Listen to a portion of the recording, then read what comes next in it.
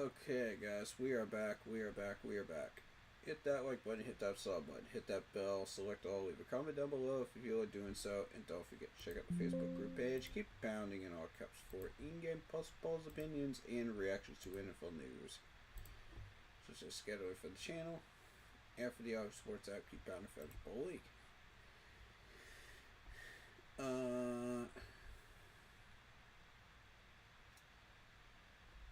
Let's get back into this article.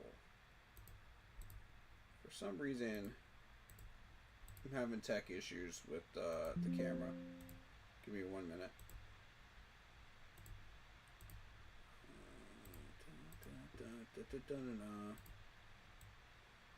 There we go.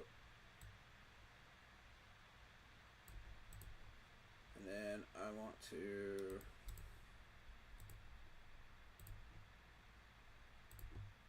share.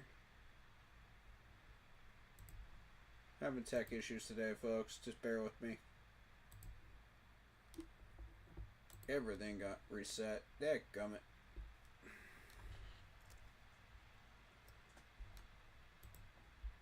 That frustrates me.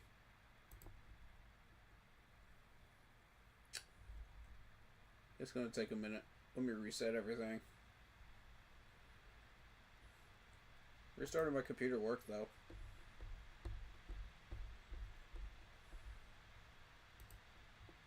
There we go. That's the one. It might be that website though. It might have so many bugs on it that it crashed everything. That's happened before, by the way.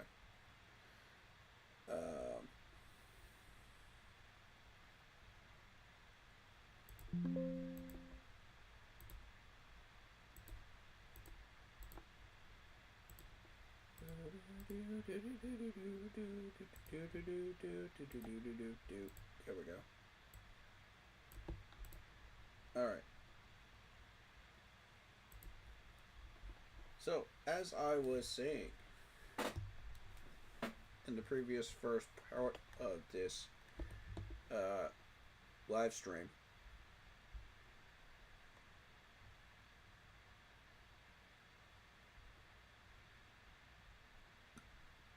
when Panthers and Giants fans are asked which one is the worst GM, some will say Dave Gettleman here in Carolina. Some will say Marty. I'm going to go Team Marty on this one because he put us in cap hell. But, you know, that's just me. That's my take. And for what it's worth, I think it's worth a lot, considering what we know. Okay?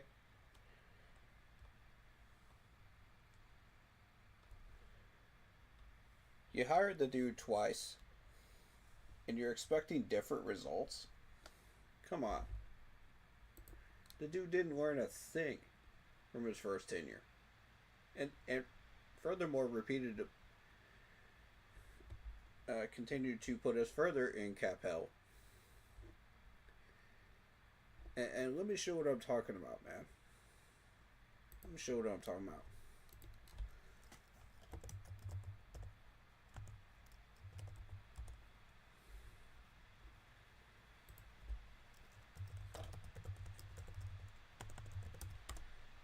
If you guys are familiar with Taylor Moton, okay, look at this contract. Now, when this was first introduced, okay, you're thinking 4 million, 7 million, cool. You know, after resettling, right? After changing it up. Look how much this continues to go up.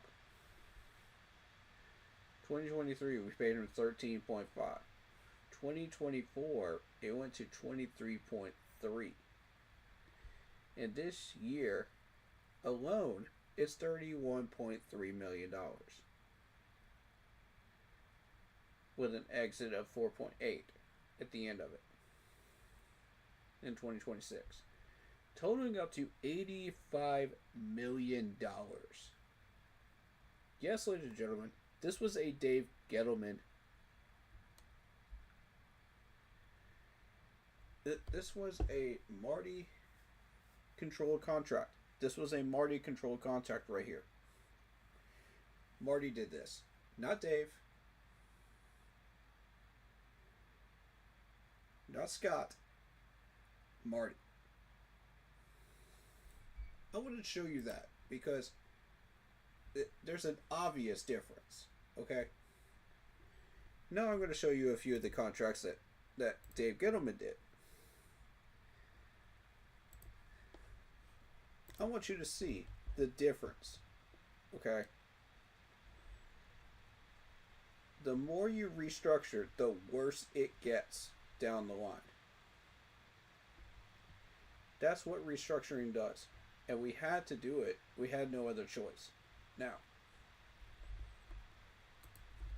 let's take a look at name a player from the Gettleman era. Name a player from the Gettleman era. Any player. Any player will do.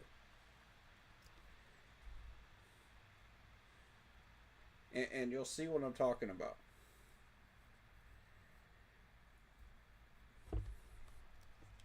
Let's say Trey Turner, maybe. Trey Turner. Okay, Trey Turner was Gettleman era, right? Yeah?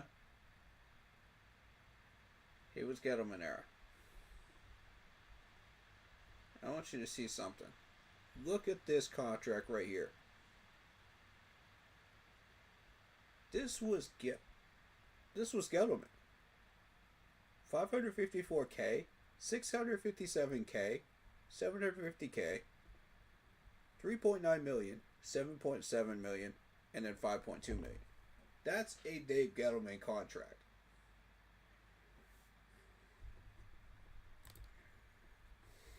Mr. James Sator, I'm educating you, sir. I'm educating you. That's what Dave Gettleman's contracts look like. Do not tell me that screwed over our roster. It did not. Do not. How do you not know this? Okay? How do you not know this? You're an article writer for SB Nation, and you did not do your homework, sir.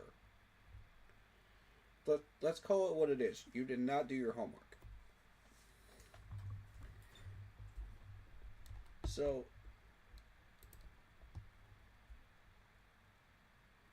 this is what these contracts would have looked like had Dave Gettleman taken over as GM today. That's just one. That's one of 53. Of course, you had a few that were higher at different positions. But granted, this is what we're dealing with. This man is trying to say that Dave Gettleman screwed over our roster because of how he handled contracts. Nice try. Care to try again, Mr. James Sator? I mean, we're 0 for 2 here. We're batting 0 for 2 in this article. Oh, it gets worse. So, cap-wise, Marty was the worst GM. By far. It's not even close.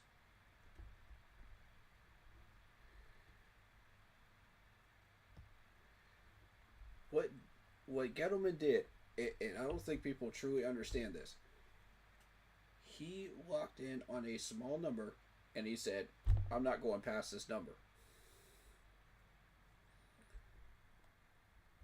If you want more than this number, you're going to have to find another team. Period. You know what that did? That got us out of cap hell. That got us out of Marty's cap hell. You're welcome, by the way. Dave Gettleman says you're welcome. And he did the same thing with the Giants. Go check the records. Look how astronomically high those contracts were in New York before he came back. Hmm? Look how astronomically high. All right, so that's why a lot of people are saying Marty is the worst GM, and that's a solid argument. That's a very solid argument for Marty. Some say Dave Gettleman because of how he handled the players, and if that's the way you want to go, okay, fair enough, because he did not treat the players with proper respect. He was a businessman. I'll give you that one. Okay, that's a freebie. Let's continue. This whole article is just a circus. Okay, I don't know where this gentleman got his information from, but it's no. So it managed to create a myriad of problems that are still felt to this day. Incorrect.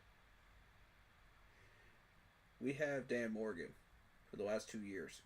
This man has solved those problems within a year. Any problems that were still remaining. Oh for 3. Let's go.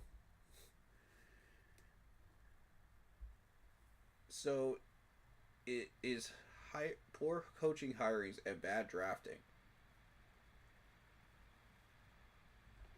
Can we just take a second and address that real quick? Poor coaching hirings and bad drafting? Okay, some people would argue bad drafting. I'll run with that. I'll run with that because there's a small part of the fan base that would agree the drafting was bad. And most of those players never retain their spots on the roster. Okay, I'll grant you that one. But poor coaching hirings? Poor coaching hirings?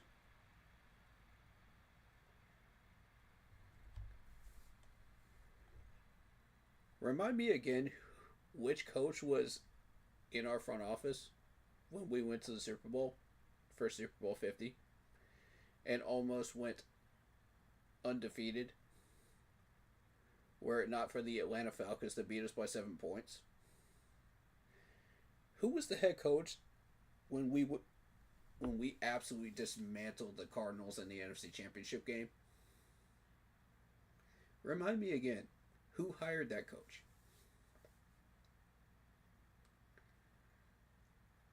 Because I seem to recall that it was one Dave Gettleman that hired him. Technically, Jerry Richardson did. If you want to get technical about it. But, no. Dave Gettleman hired Ron. So, tell me again how we hired bad coaching in Carolina. Want to try again? Because he was fired in 2016. All the coaching that we had after 2016 was hired by a different GM. Ron Rivera did fine up until 2018. I had zero problems with him up until 2018. That's when it fell apart. But you know why our roster started falling apart? Guess who was fired in 16? Dave Gettleman. Who built a Super Bowl roster. So, yeah. You're batting a hard 0 for 4 here, buddy. With this article. This is horrible. This is by far the worst article I've ever seen about Gettleman.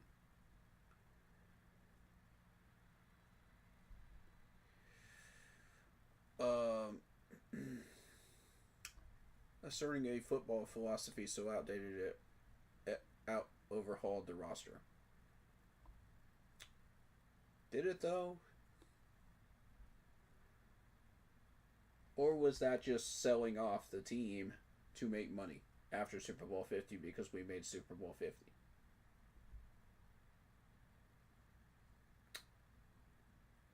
Was it though?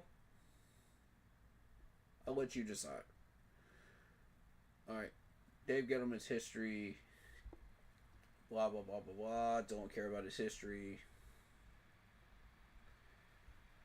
There was an era where the Giants have phenomenal success. Okay, he gave credit to the Giants' success. Cool.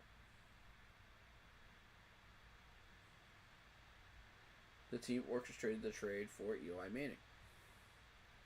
Yeah, that's right. That move happened under Gettleman.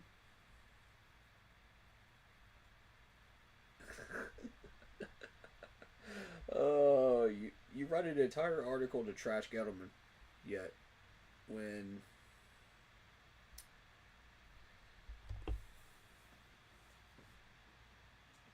you see this in here, it just undermines the entire article that you just wrote. It undermines the entire article. That alone. Because they won 2 Super Bowls. Oh, let me remind you who that was that they beat in 2 different Super Bowls. The New England Patriots in their prime. In their prime. Yes, ladies and gentlemen, Dave Gettleman was GM for both. What happened after he was fired? That's what they're still doing with today.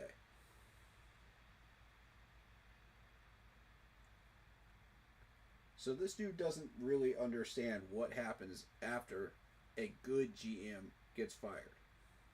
I'm not saying great GM, I'm saying good GM.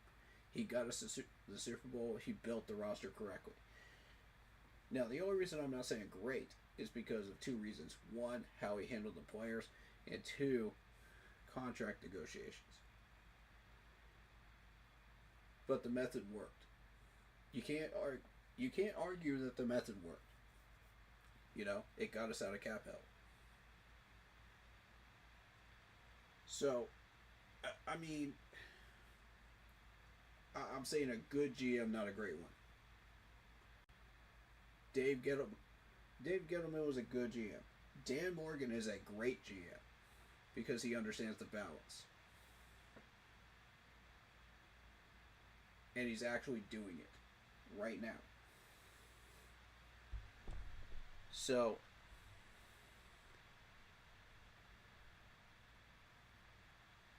the fact that you even mentioned the fact that the Giants did all of this in your article just completely undermines the entire article because he's writing this article to trash Dave Gettleman. Let's make no mistake about it. That's exactly what he's doing. Let's get rid of all the smoke. Let's get rid of all the mirrors. This is exactly what he's doing. Tell me it isn't. With everything I've just read to you, and we're not even a third of the way through this article yet.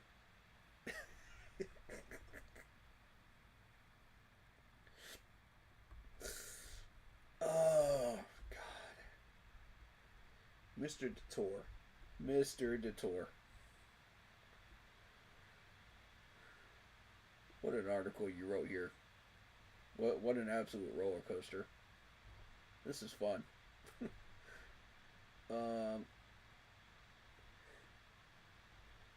So he found Odyssey as the perfect complement to Michael Strahan and won 2 Super Bowls, acknowledging the successes that happened under Dave Gettleman.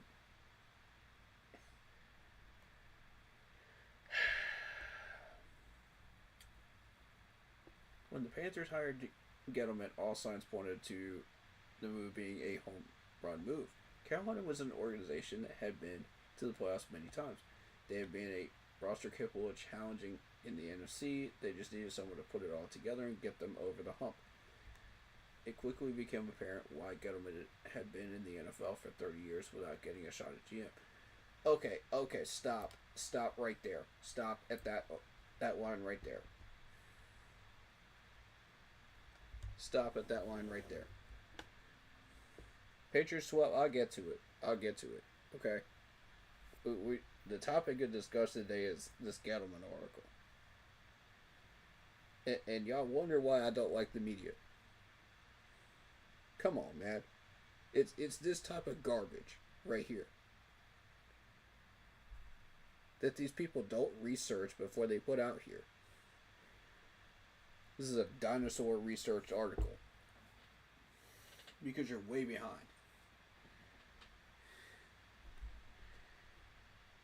Okay.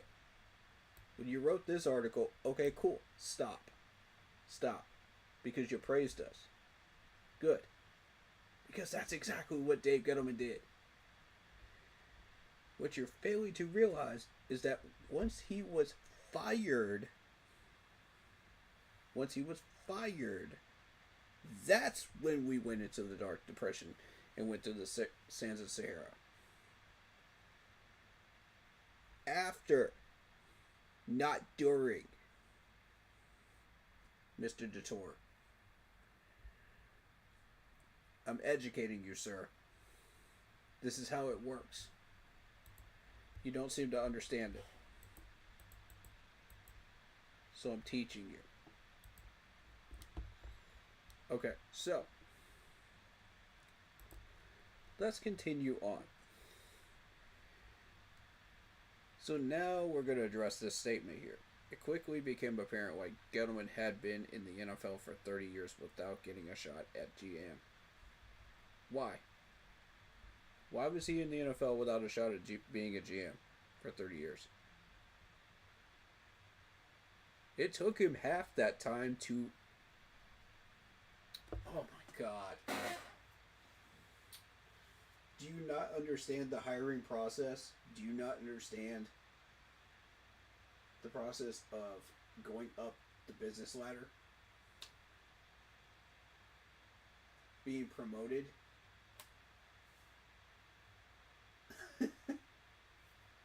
Like, this is incredible. Half of that 30 years he had to take to get promoted, up to that spot. Okay? He wasn't just given that spot. That's not how it works. He earned it. So, can we at least admit that? Can we?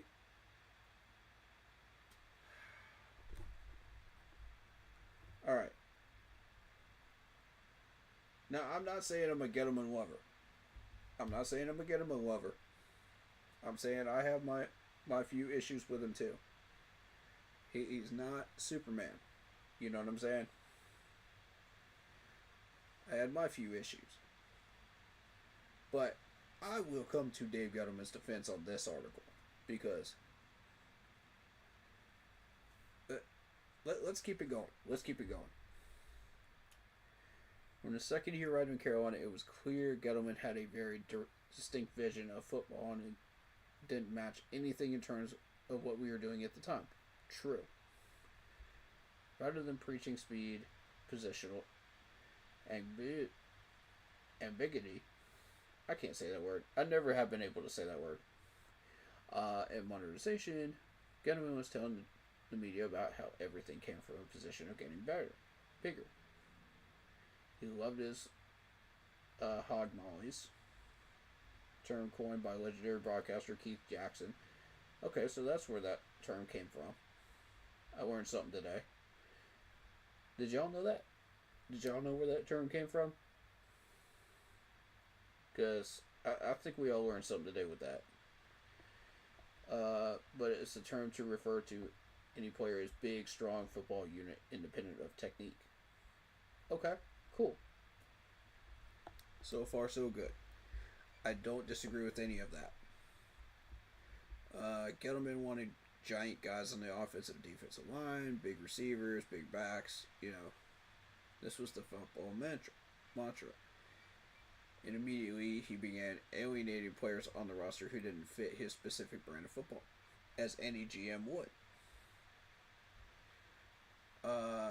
All Pro Jordan Gross, some stunningly retired at 32 within a year of Gettleman being hired. And there's some speculation that they just did not get on the same page because of how Gettleman was treating the players, and that's fair. That would explain a lot there. It wasn't long after the new GM alienated wide receiver Steve Smith before cutting him and decided not to extend the contract of running back DeAndre Williams. Yeah, now that pissed me off. When you pissed off Steve Smith and you made him leave, you convinced him to leave. You didn't make him leave. He convinced him to leave of his own accord because he was so pissed off at you, Dave Gettleman. That pissed me off. That rubbed me the wrong way. And let's be real, when we were moving on from DeAndre Williams, we were getting ready to draft Christian McCaffrey. We were trying to upgrade. You know what I'm saying? So let's put all of that on the table here. Well, maybe not Christian McCaffrey, but we were looking to upgrade at the time because DeAndre Williams wasn't exactly cutting the mustard.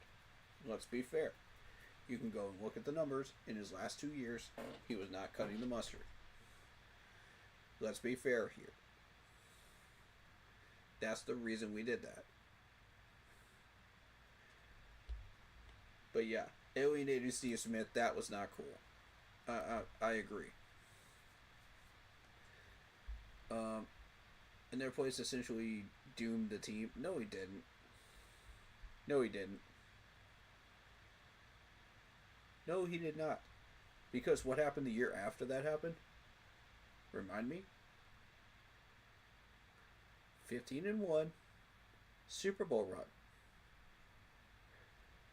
So, doom the team? Question mark? Massive question mark? No. Try again. Batting 0 for 5. My boy, batting 0 for 5.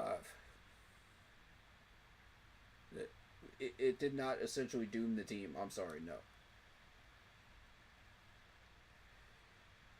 Did people take it the wrong way? Absolutely. But did it doom the team? No. Not those moves by themselves. No. Sorry, you're going to have to try a little harder if you want to convince me of that. Alright, Gettleman refused to get more offensive line help. Now, that was a pet peeve of mine. I will admit. Because I felt like left tackle was an Achilles heel for that offensive line. And it ended up being an Achilles heel. It cost us a ring. That was part of the reason it cost us a ring.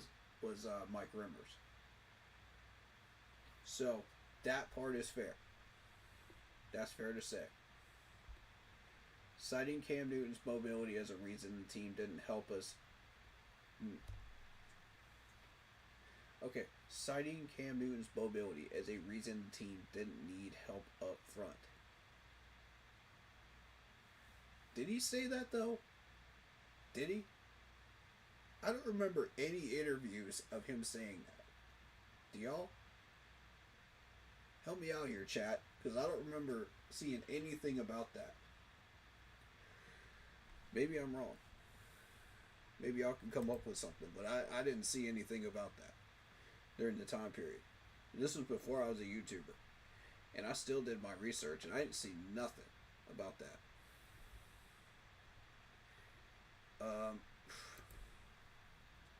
But okay. You want to talk about Cam's mobility?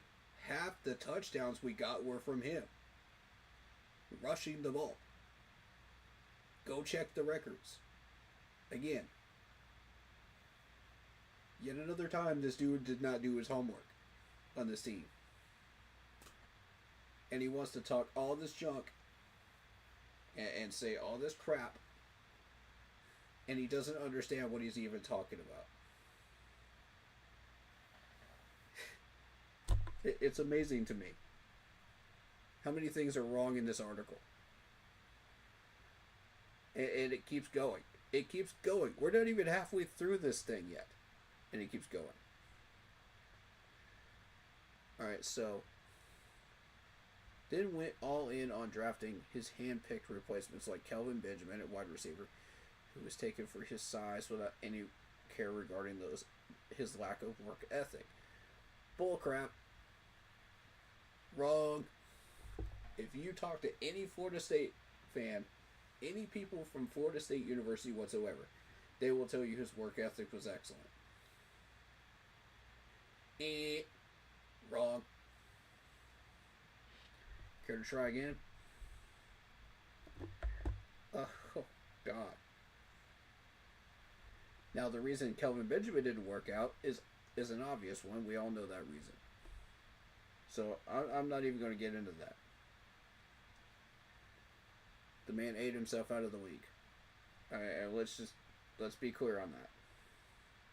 It wasn't work ethic at all. But that's what you're trying to insinuate, is work ethic. Seriously? I'll tell you, the person that didn't have work ethic was old boy that we got from the Jets, man. Oh my God. The man that called our mascot, what's that bear doing? Yeah. That player. That's the one that didn't have work ethic. And you want to tell me that Kelvin Benjamin didn't have work ethic? Come on, man. Come on, man. Come on, man. If he didn't have work ethic, then why did he try out as a tight end later on? Why did he keep trying to get on a team? That's work ethic. Stop it. Alright. This was very much the same thing he replicated years later in New York. Gettleman made a similar football decisions regarding returning to the Giants in 2018. It only needed to trade it and traded Odell Beckham Jr. Nah. Y'all, really? Everybody knows the story of why OBJ left the Giants. Come on, man. We really doing this? We really doing this right now? Y'all really getting into OBJ? My God, man. He allowed the majority of the offensive line to walk. Now that's true. And spent the team's free agency money on offensive tackle Nate Solder.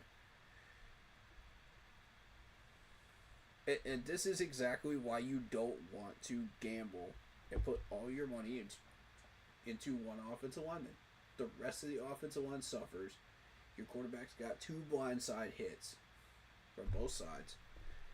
You know. Not to mention you got defensive tackles pushing across the middle. And these guys are only getting bigger at the time period that we're talking about here. So yes, that was a very stupid decision. I do give this dude credit for that one. He is correct about that. Who the new GM loved largely because of his massive frame, despite the fact that Solder had slowed down as a veteran. Oof. Ouch. Did he though? Did he? Why would he invest that much money into an offensive tackle if this dude is slowed down as a veteran? That doesn't make any sense.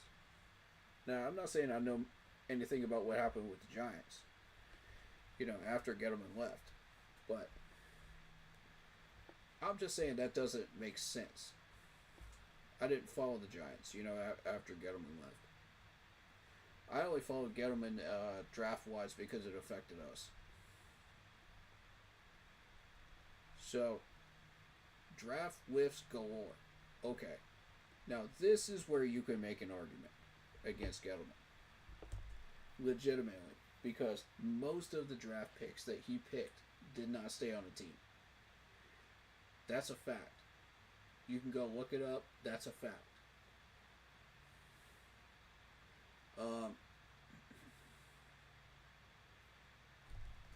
This dude's about to roast him royally here, though. That's the problem with this article. Gettleman didn't just make bad personnel decisions with existing players. Did he, though? Did he, though?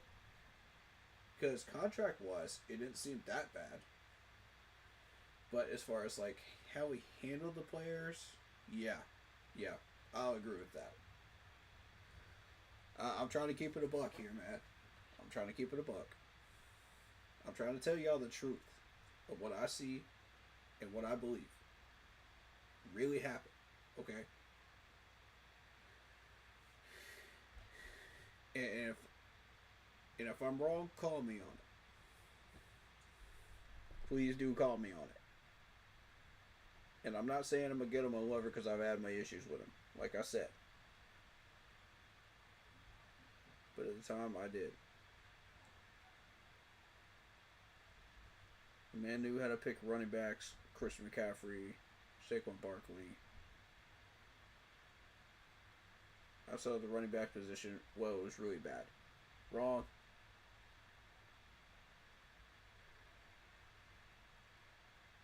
He picked some corners that were very successful. And he didn't mistreat Luke Kuechly. He didn't mistreat Greg Olsen. Okay, so again, how is he making bad personal decisions with existing players again? You know, some of the existing players? You should edit that to some existing players. Good sir. Some existing players.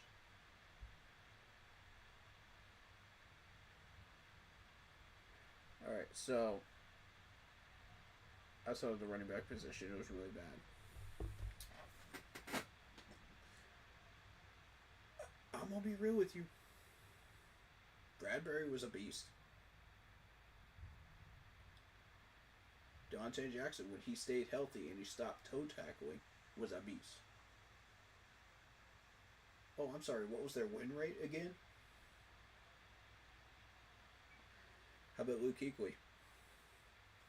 How about Thomas Davis? How about half of that defense during 2015? What was their win rate? But outside of the running back position, it was bad drafting? No. It was average drafting to below average drafting. But it wasn't really bad. Really bad. Quote, really bad. No. I can't jump on board with that, sorry.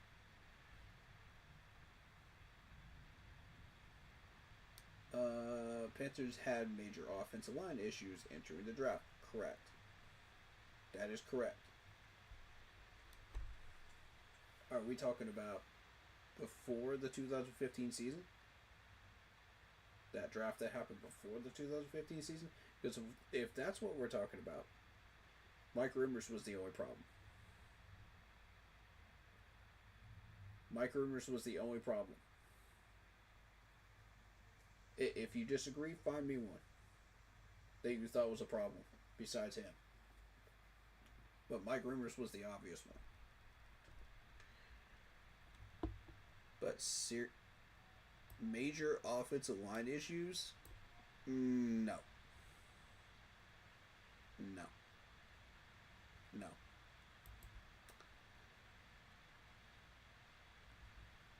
Drafting at number 28, the Panthers had their pick of solid players at the position like Joel, Morgan, Moses. Said they took Kelvin Benjamin. Okay, yeah. Now we're getting more specific because he's talking about the 2016 draft, right? After the Super Bowl, right? Um, Now you can start to make an argument for this. Because if we were talking about the 14 draft, that's one thing. If you're talking about the 2016 draft, okay, cool. I can jump on board with this. Because most of those picks were terrible.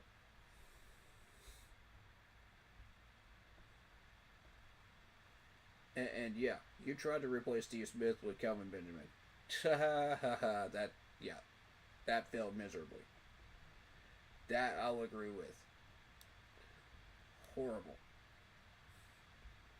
Horrible decision. But you want to say that he doesn't have work ethic? Nah. Nah. Go talk to some Florida State people. Go talk to some Florida State people, man. Because when he entered that draft, there's no way he had bad work ethic. I'm sorry, no. All the sports analysts will tell you that. Dude, even Mel Kiper, who is the least respectable draft person, will tell you that. Come on. And he's been wrong multiple times. He even will vouch for that. Come on. But to try to replace him with Steve Smith was a very dumb decision. I'll agree with that. Next year, the Panthers still need offensive lineup. Okay, yeah. Guess why we needed offensive line help is because you overhauled the entire offensive line after the Super Bowl. Because that's what happens after a Super Bowl. Teams that lose the Super Bowl sell half their players and they make money. They've got to cover their losses because they didn't win. That's how it works, sir. That's how that works. Alright, so did we still need offensive line help? Yes, absolutely we did. And once again, they were solid players. True. Laken Tomlinson, Donovan Smith. Okay. Should we start looking into the players that he just mentioned? Because none of those people were on my board during the time period. None of them. Guys who could help. Are we sure about that? Carolina took an outside linebacker in Shaq Thompson. Oh, but wait. Who was a good player, to be fair? Good player, yes. But a total misjudgment of what the team needed. Fair. That's a fair statement. This just kept happening. Gettleman ignored the line again in 2016. Taking Vernon Butler, who was a complete bust. I wouldn't say Vernon Butler was a complete bust.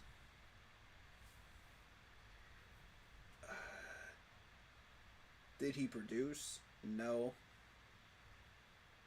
But was he a complete bust? No. I put him on the same lines as oh man, Starla Tulue. You know, he was on the talent level of Starla Tulue on his way out. So, to be fair, that's average, but we needed a lot better. You know, so complete bust. That's a reach.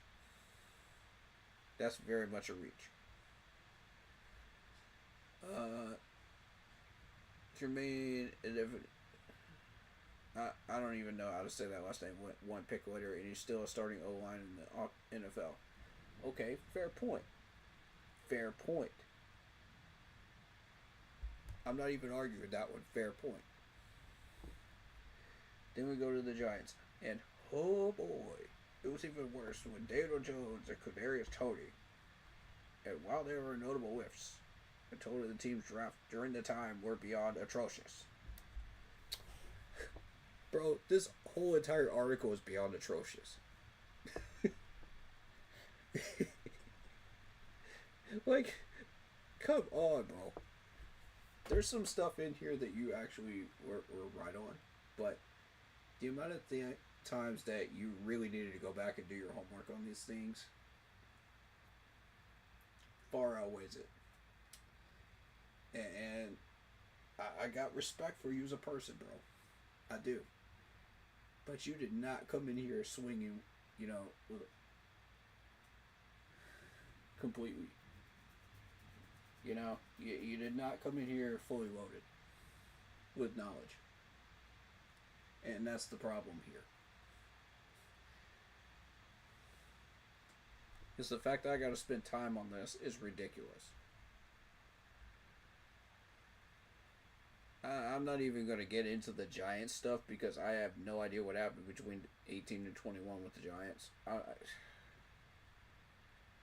Giants made a total of 32 draft picks, and 26 of those players are no longer with the Giants, with 9 of them being so bad that they're no longer in the NFL or any team.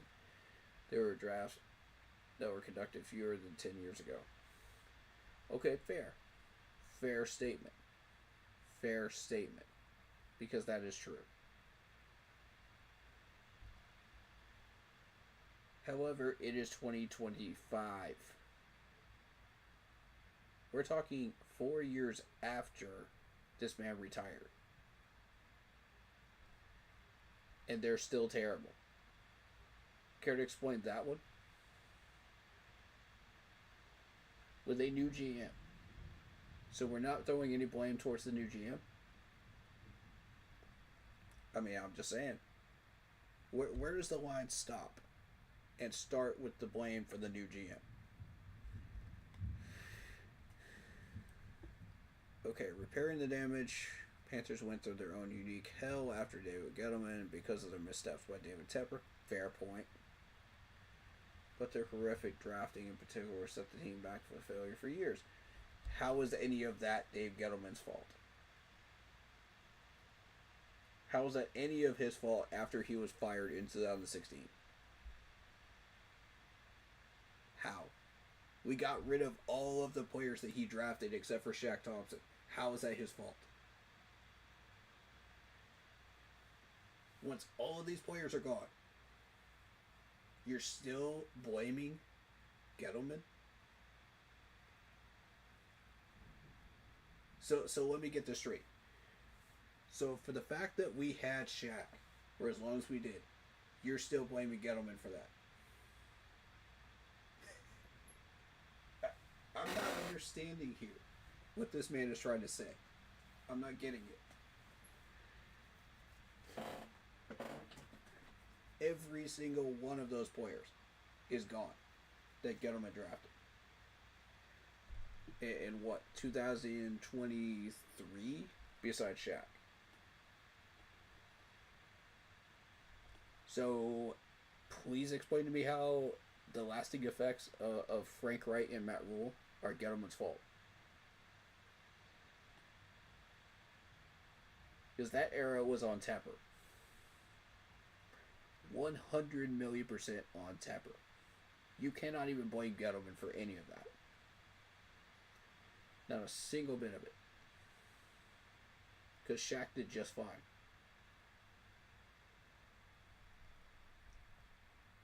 Am I wrong, folks? Come on. Like, I'm trying to keep it a buck here. This dude is just like... I don't know where he's getting this idea from. Like, is this what this dude is trying to insinuate? Because if he's trying to insinuate other things, then, okay, let's talk about him. But this is the read I'm getting out of it. Are you guys getting the same read out of this? Like, let me know if you are. Because I'm just getting that negative, toxic energy out of this article right here. And I don't like it. Okay. It is impossible to know what Carolina could have been. I'll tell you what we could have been. We could have won the Super Bowl in 2016 had you not fired him. But I see why you did. I understand why you did. Okay? To be fair, that's not what Jerry Richardson envisioned for this franchise. And to be fair, the players were mistreated horribly. So I get it. Okay, plus the draft picks. Plus Steve Smith. Yes, I get it. Okay? I'm not going to throw stones at that. But I'll tell you what we could have been had we kept going with that strategy. We could have had a Lombardi. Tell me I'm wrong. Tell me I'm wrong. We were a few steps away. A few measly steps away. We could see the finish line right in front of our faces. We could see the ribbon. We could see the trophy.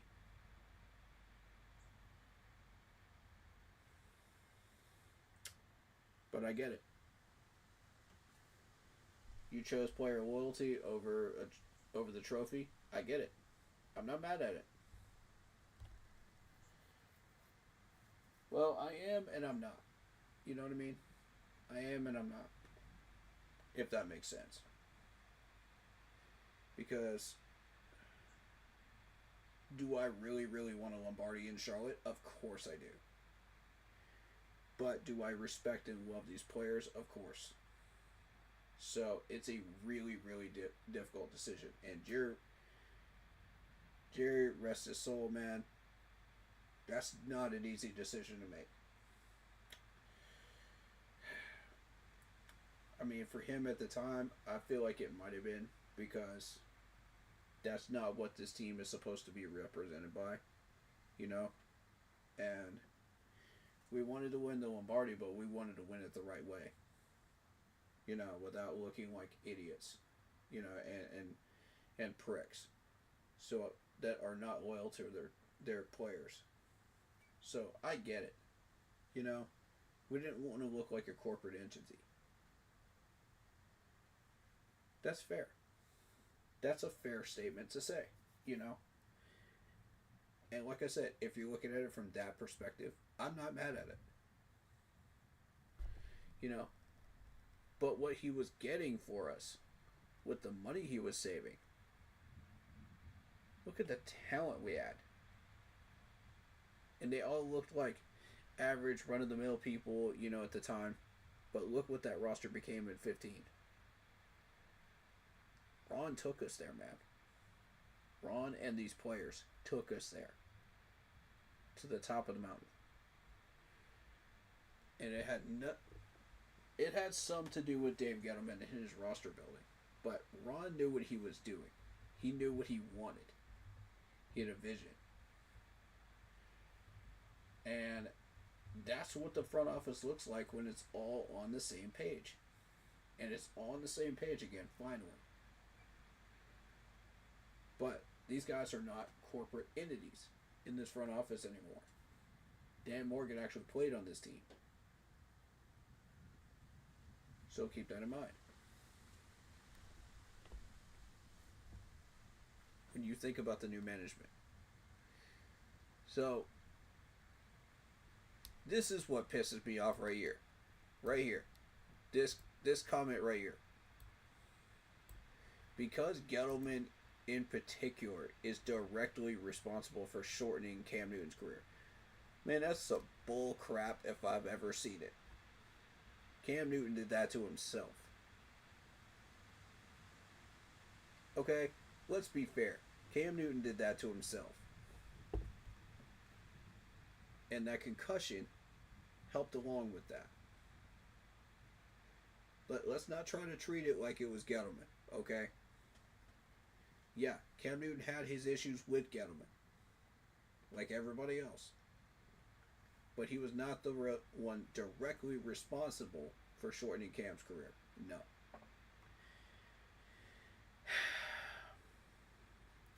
That's a very tunnel vision point of view. I respect it, but I completely disagree. And it's just plain wrong because Cam Newton actually had some interviews explaining that. So again, like, This dude is batting like 0 for 10 at this point with this article. I'll be fair, 2 for 10. 2 for 10.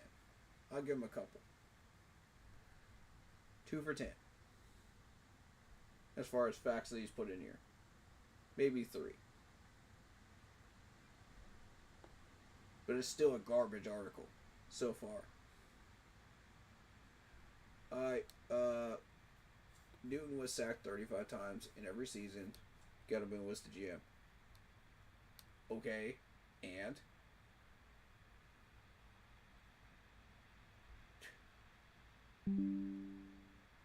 At no point was any effort made to protect him.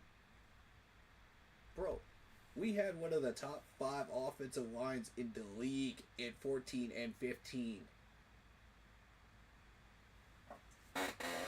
Minus Mike Remmers. Top 5. Go check the records. Tell me I'm wrong.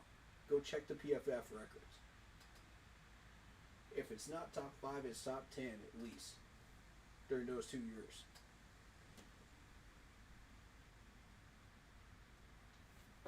No, that's not correct. Not every season, sorry.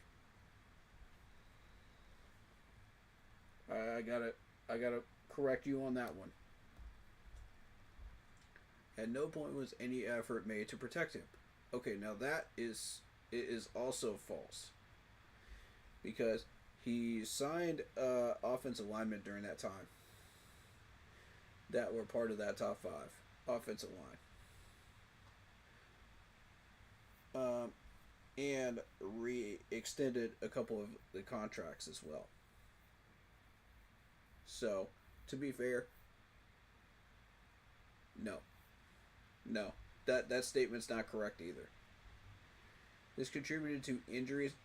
How does that contribute to? Okay. Oh my god. The only injuries he got were because Mike Rivers didn't protect his freaking blind side. That's why he got murdered back there. And I kept telling him repeatedly during 2015, what are you going to do about Mike Rivers? You know what I was told? What offensive line problems? It was in the mailbag section on the Panthers website. Go check it for yourself. I wish I had screenshotted that so I could show you. And you know what? That was week 3 of 2015. So I said, okay, fine. Let's sweep it under the rug. Let's see what happens. Maybe it won't become a problem. At that point, I was convinced, okay, we had a good enough depth chart. We should be all right. You know what I mean? Just throw the next guy in, you know, when Mike Remmers gets in trouble. Fine by me. You know. But it cost... That was part of what cost us the Super Bowl. And anybody that disagrees with that, go check the record of how many times Cam Newton was rushed during that game from that side of the field. Specifically.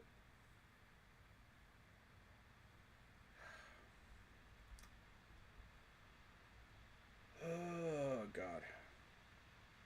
Which changed Cam Newton's playstyle and made him worried to run. Okay. No. He was not worried to run. He still ran because he had no other choice. Because you force him to run out of the pocket. That's how football works.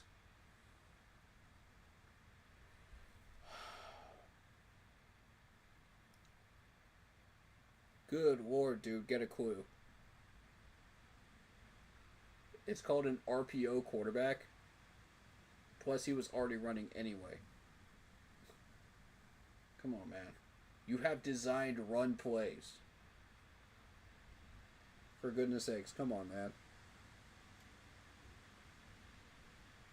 Which was a core part of his game.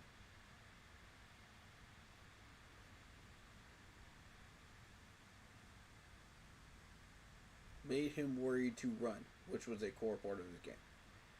The man wasn't worried to run. Like, stop that. Dude, Cam Newton will even tell you that's ridiculous. That's some grade A hogwash right there. Come on, man. Go ask Cam if he was worried about those runs, please. Go ask him. He wasn't worried about running. He was worried about getting killed. That's what he was worried about. Tell me I'm wrong. And at this point, we're worried about seeing him flourish in the NFL.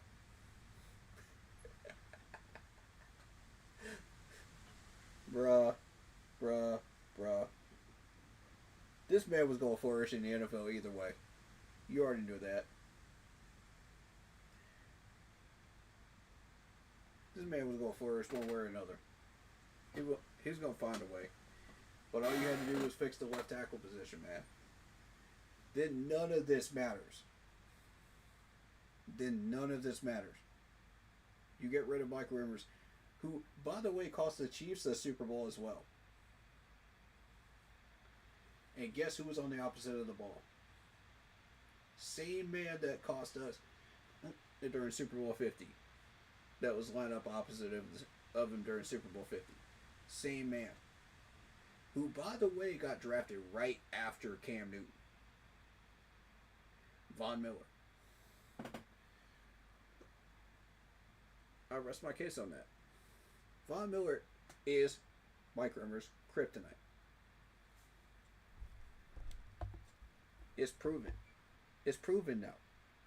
And the second that the Chiefs signed Mike Rivers, I said, there goes your Super Bowl. There goes your Lombardi. Who's winning it this time? It's going to be somebody in the NFC. It's either going to be the Bengals or somebody in the NFC. Because you just screwed up royally. The second you put him as starting left tackle. Because we all knew who he was in Carolina. Let's be real.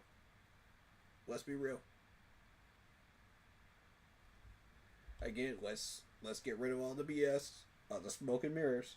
We knew who Mike Rivers was. Come on, man. You gonna try to tell me you weren't expecting that result the second you saw that hit your newsfeed?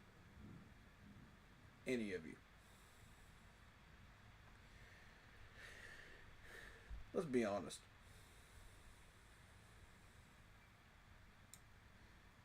And so that leads me to another point. The shoulder injury of Cam Newton, which they did absolutely nothing about until the following year when Golden Boy Tom Brady gets hit or even scratched on his little perfect jersey. Oh, now we're gonna have a helmet to helmet rule. Ridiculous. Absolutely ridiculous. I'm still salty about that one. Alright, meanwhile, the Giants are still recovering from Gettleman's impact 4 years after he left the team. Okay, 4 years. Up to 2021? Through 25? No. We had a new GM in New York. At some point, you got to pass the baton of blame to somebody else. At some point, man. Where do you draw that line? Because so far, I'm not seeing it in this article. I would love to say that at some point you did, but I'm not seeing it. The organization tried to make Daniel Jones work, which failed. And now they're moving forward with a new quarterback for the first time since he left in Jackson Dart. We'll see how this panned out.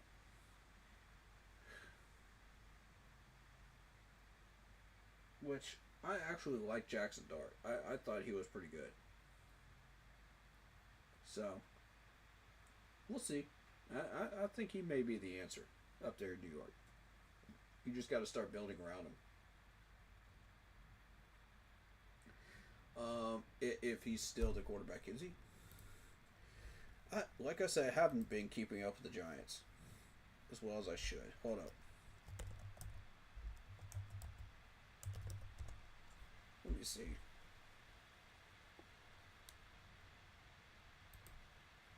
Who do y'all have on depth chart?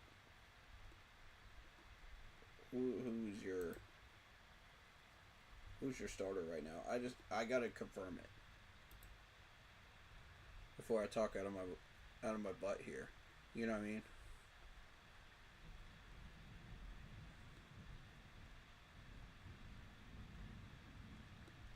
Yeah, Jackson Dart.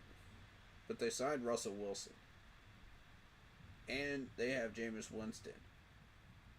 So, Tommy was never in the conversation. I don't think Tommy ever was. Let's be real. He was before they signed Russell Wilson. And then this whole team is going to be Russell Wilson's show. There's Joshua Ezedu, which I graded very highly from North Carolina.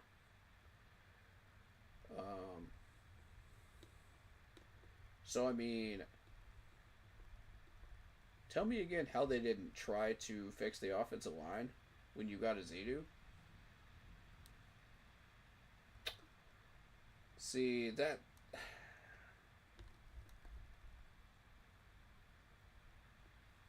In the last 2 to 3 years, they've been slowly fixing that line.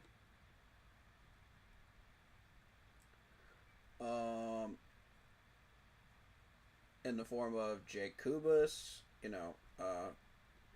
Greg Van Rotten's still on that roster. He was part of our Super Bowl crew.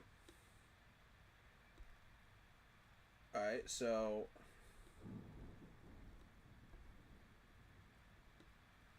let's deep dive this, man. Because I think Gettleman deserves a little bit of respect here, man. Joshua Ezedu was actually a good pick. I like that. He was a good pickup.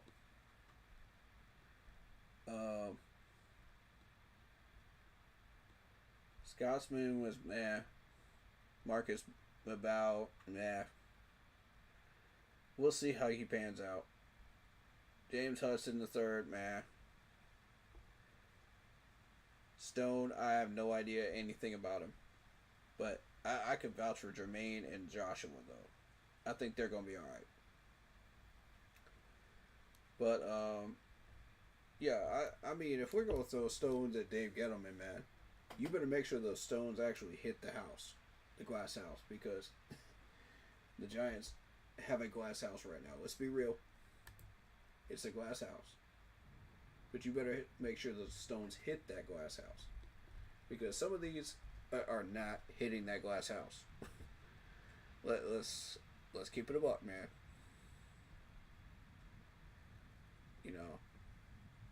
Yeah, y'all got Graham Gano. And Dexter Lawrence. My boy Dexter. But, I mean, you're gonna try to tell me that they haven't tried to fix that offensive line in the past 2 to 3 years? Come on, bro. Like, you reaching, bro. You're reaching hard. I literally just looked at him. It only takes 5 minutes to research these guys. Come on, man. More importantly, the lack of talent on the roster turned the Giants into one of the worst teams in the NFL. Okay, but who continued that lack of success of people on the team? Who continued that? No? No? Not Dave Gettleman? Then who? Oh, it couldn't be the new GM, could it? No, the new GM in New York did nothing wrong, right? Absolutely nothing wrong. Is that your golden boy? Because at this point, all I see right here is you just trashing Gettleman for literally everything. You gave him some credit, in some places where it was due. but for the most part, you just continuously trashed him.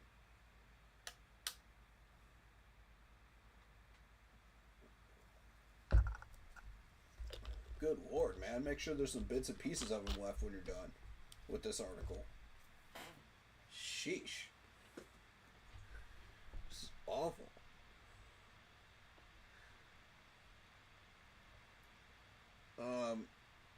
By not being able to even leave the team with starting caliber players, Gettleman cost the team any chance of being effective in the near future. Okay, but that's the new GM's problem. That's the new GM's problem. He's had 3 years to fix that. What has he done? Jack nothing. So who do you blame? The new GM. Thank you. Giants have had to trade for players, slowly rebuild to the draft, and hope picks pan out. Yeah, but your new GM sucks. How is he any better than Gettleman was? How is he any better? No mention of this gentleman whatsoever in this entire article. None. None. No mention of Matt Rule or Frank Wright era after Gettleman left. No mention of Wilkes, who turned the team around when he took over as interim. You know, somewhat turned it around in some people's eyes. In my opinion, I think he did the best he could with what he had on that route, on that schedule for, and the team he had, with the people healthy that he had. I'm not knocking it at all. Everybody wanted him. Well, most people did. Some people were arguing about his past history, but you know that's another thing. But again, did Gettleman hire Steve Wilkes? No. Ron Rivera did. So don't add that to the tally of coaching hires that went wrong. You can't add Frank Wright and Matt Rule to the tally of head coaches that went wrong. You can't do that. That's not fair. It's not correct. He was fired in 2016.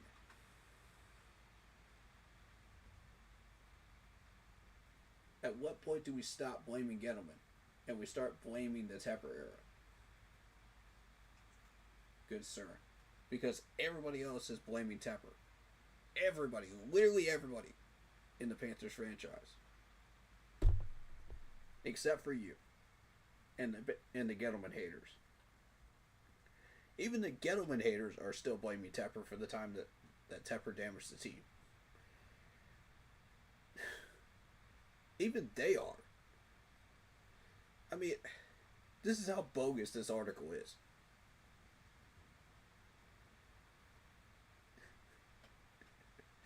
Oh my god.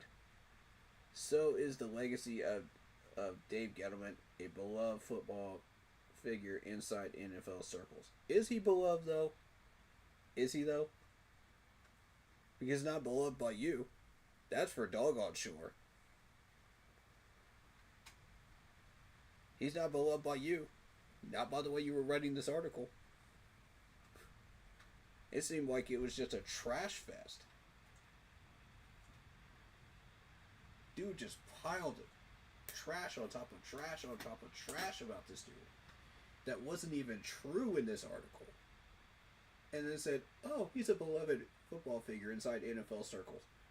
Man, the level of BS right here.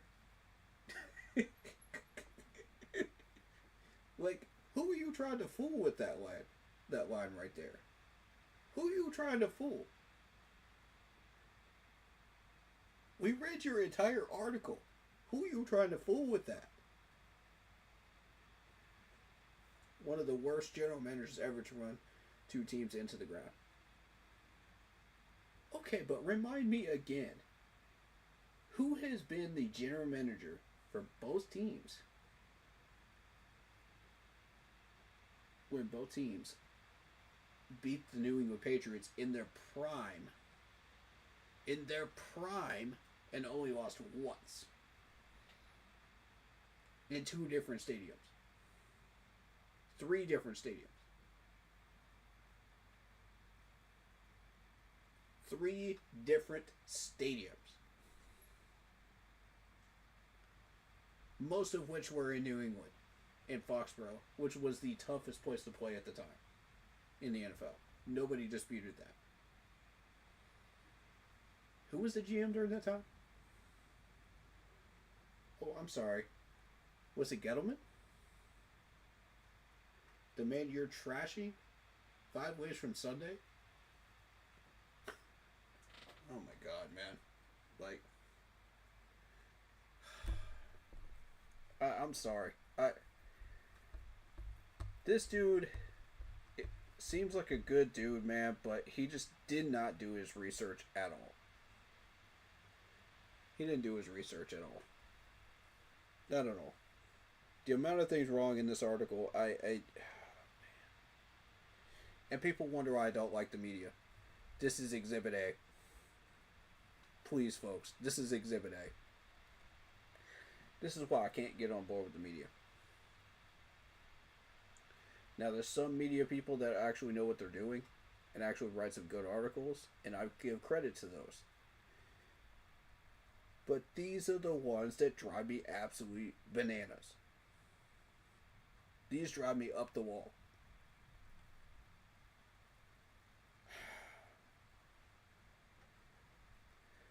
I can't. I can't right now. I can't.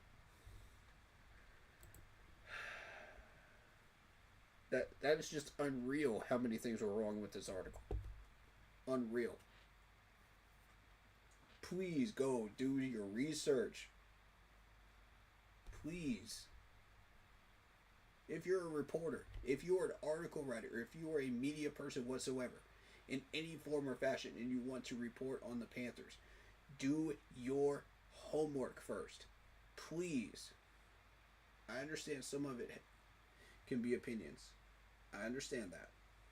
You know, if you're writing an opinion piece, okay, cool. But put some actual facts in there. Don't lie to us, bro. Don't lie to us when we know what the truth is in Carolina. We know what the truth is. Giants fans, you guys should get on board with this too. Get on the train here, because this is ridiculous.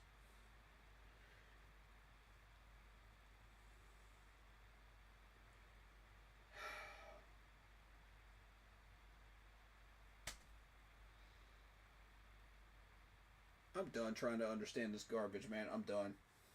I'm done. I'm done.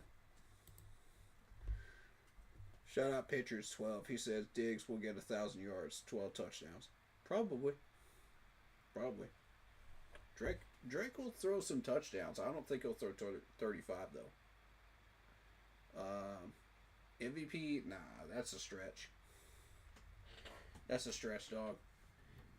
Don't forget, you still got Baker Mayfield and Sam Darnold out there, who were once quarterbacks of ours, who we mismanaged when Dave Gettleman was not the GM. Fancy that idea. Fancy that idea, Mr. DeBall. I mean, I'm just saying. DeTore. Mr. James DeTore. Shout out James DeTore for writing one of the most bogus articles I've ever seen. It was entertaining and hilarious, but so very wrong in so many ways. You give us some entertainment, buddy. Alright, can I just look at this new profile real quick? I gotta do this. I hate to do this, but God. When you write such a bogus article, I've got to. He attended the wrong college by accident.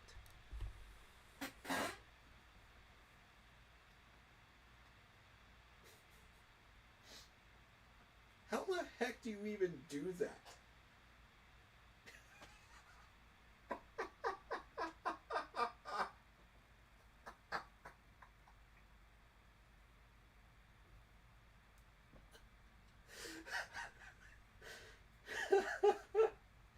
How does that even happen? That's insane. How? Uh, how do you... Okay. How do you not know which college you're supposed to be attending? The name is on the front door.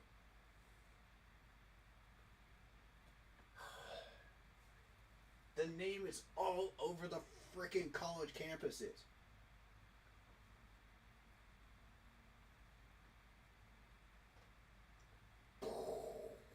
Help me understand this one, chat. Oh my god. That's hilarious.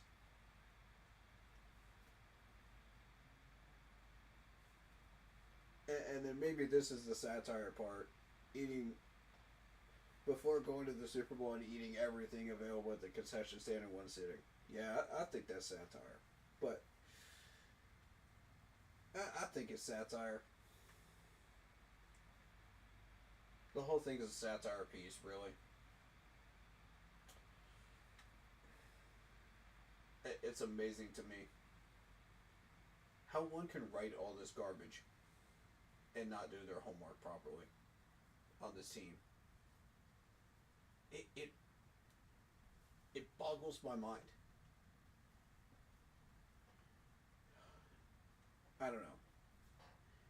I'll let y'all do what you want to do with this.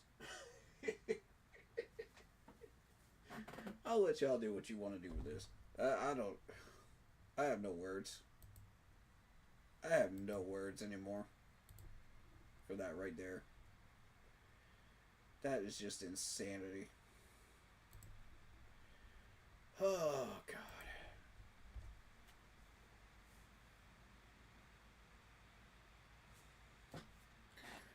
I don't like throwing people under the bus. I really don't. But if you write stupid garbage like that, you deserve it.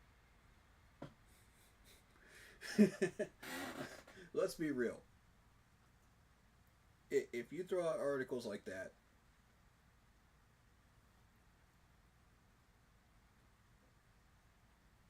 I'm not afraid to call you out. I'm not afraid.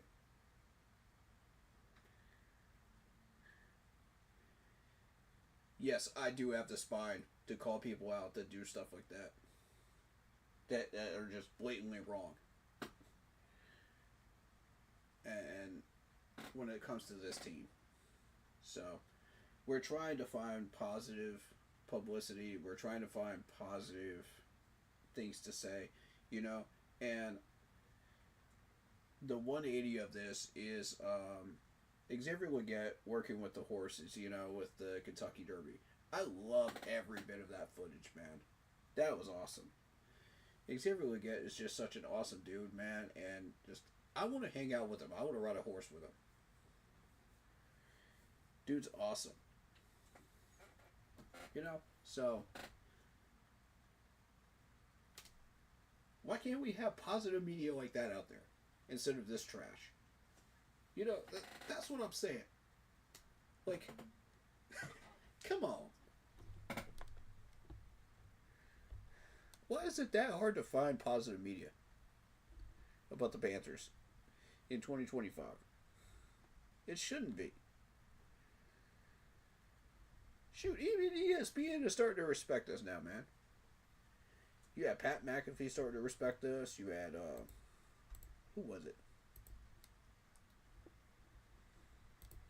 Shoot. I had the video up.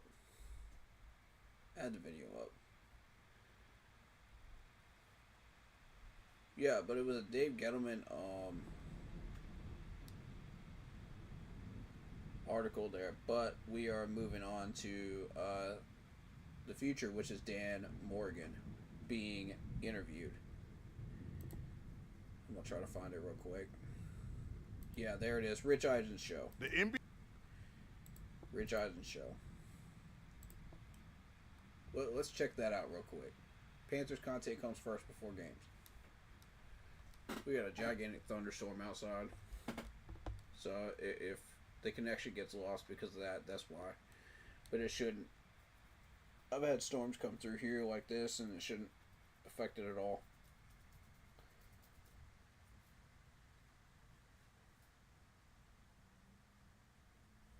But let's just cover this real quick.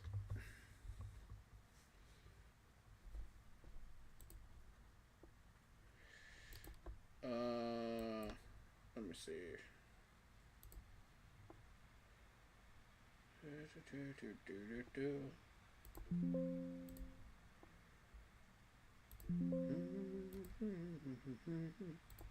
We got some games coming up.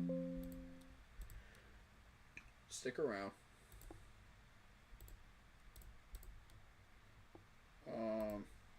I may have to mute up though during that time period, but we'll see.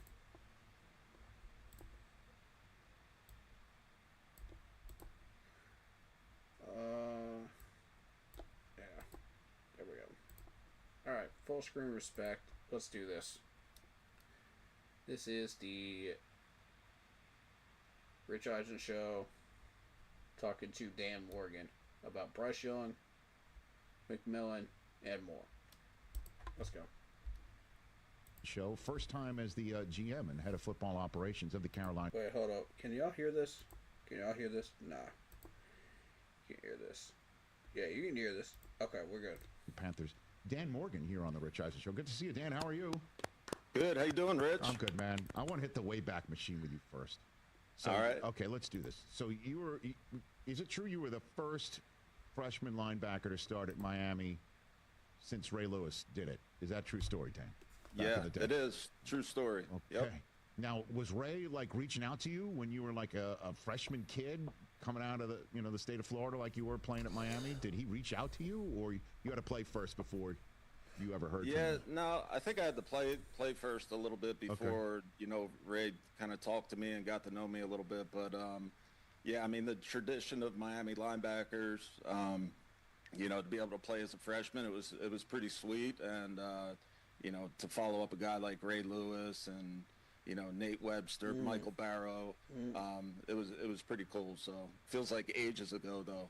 I know, I'm sure, but I just dig this sort of stuff, man, because you played for Butch Davis, you won the Sugar Bowl, right, back in the day, and I'm just looking, guys, the quarterback, Ken Dorsey, the pass catchers, Andre Johnson, Santana Moss, Reggie Wayne, Jeremy Shockey, with Clinton Portis in the backfield, right?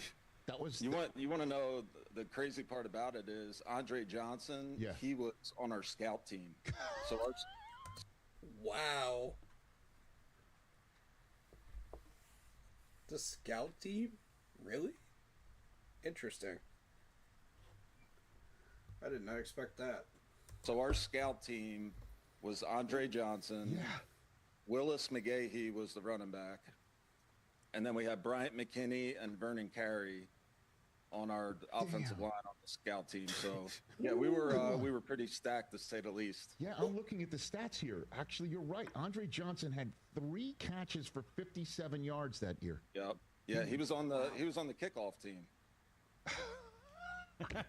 Crazy as that is. I know. By the way, I'm carrying the water for Irv. I know Michael Irvin would say talk about Miami first, so I want to talk about you back in the day.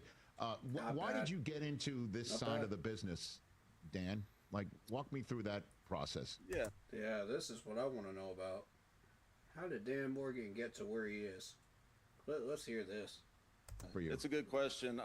So when I got done playing, I took a couple years off, and I got a call from Trent Kirshner, who's the player personnel director out with the Seahawks, and he said, "Hey, I always thought that you'd be a good scout when I was with you in Carolina. You were a player, and he's like, would you have any interest in coming out and doing an internship out there? And I was like, I really haven't thought about it.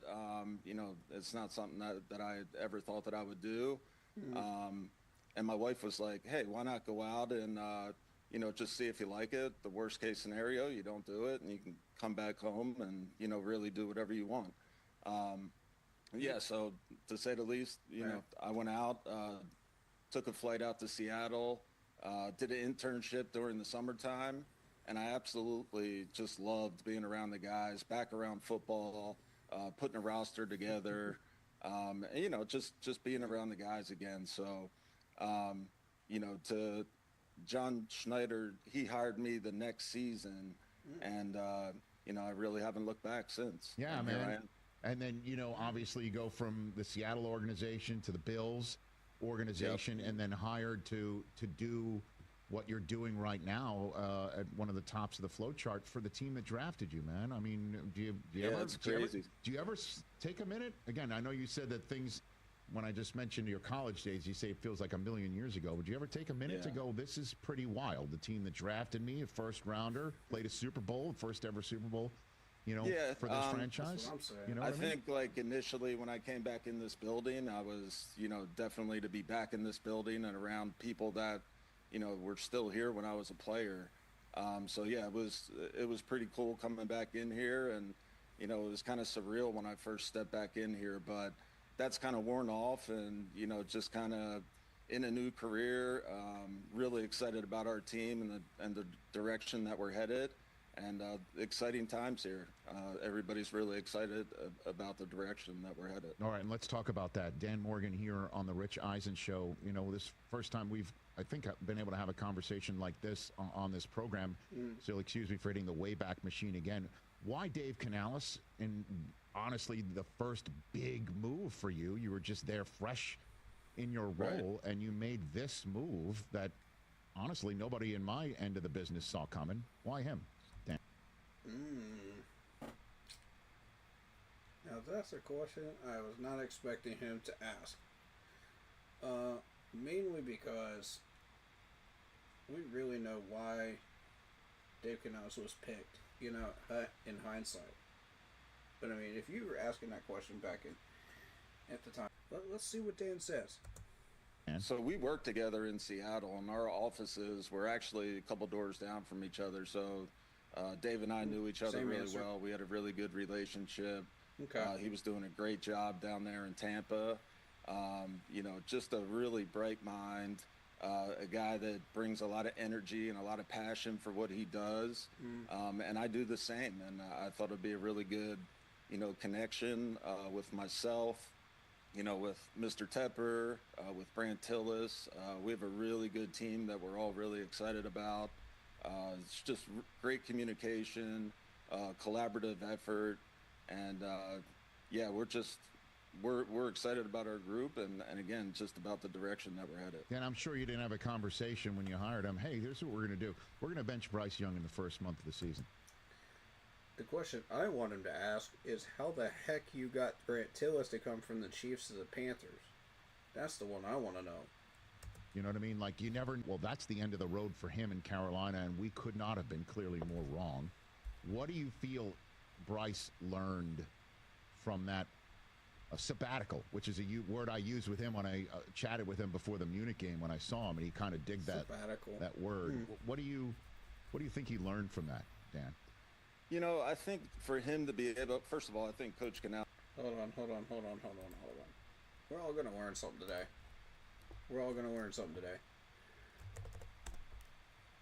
Who here knows what that word means, sabbatical?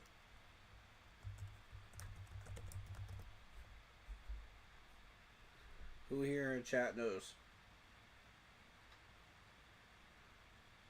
Nobody? Alright, well, we're going to learn. A rest or a break from work. So it's based on the Greek. An extended period of time intentionally spent or something that's not your routine job. Okay, there you go. So there's There's our word for the day. Sabbatical. Alright, let's continue. Alice did a great job of just like...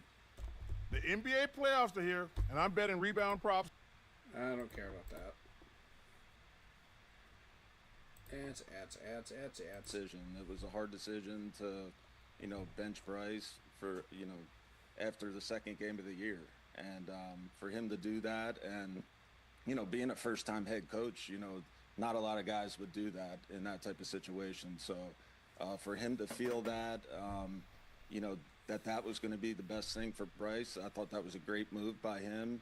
And, it's what was best for the organization. And, Bryce, he took it running. And he was out there. It gave him a chance to sit back, watch Andy Dalton out there in the huddle, run the huddle, and just take a step back and just, take a deep breath, relax a little bit, and just kind of gather his thoughts. Because we knew he was going to come back at some point, and we knew he was going to play good. So Bryce is a competitor. He's one of the hardest workers that I've ever. You knew he was going to come back and play good. There's some Panther fans that would disagree with that.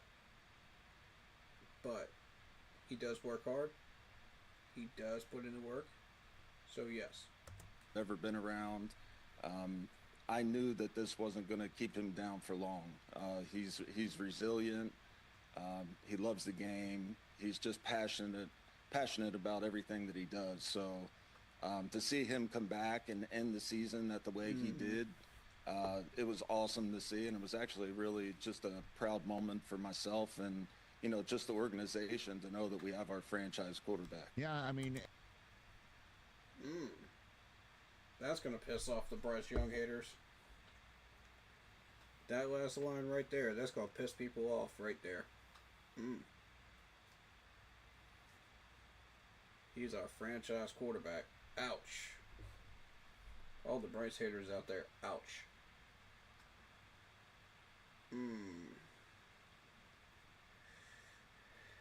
This would be why people would keep doing streams on Bryce Young. Right here. That line right there. All the haters of Bryce Young, they're going to come out of the closet on that one. I'm telling you right now. They're going to come out of the woodwork. You should not have said that, Dan.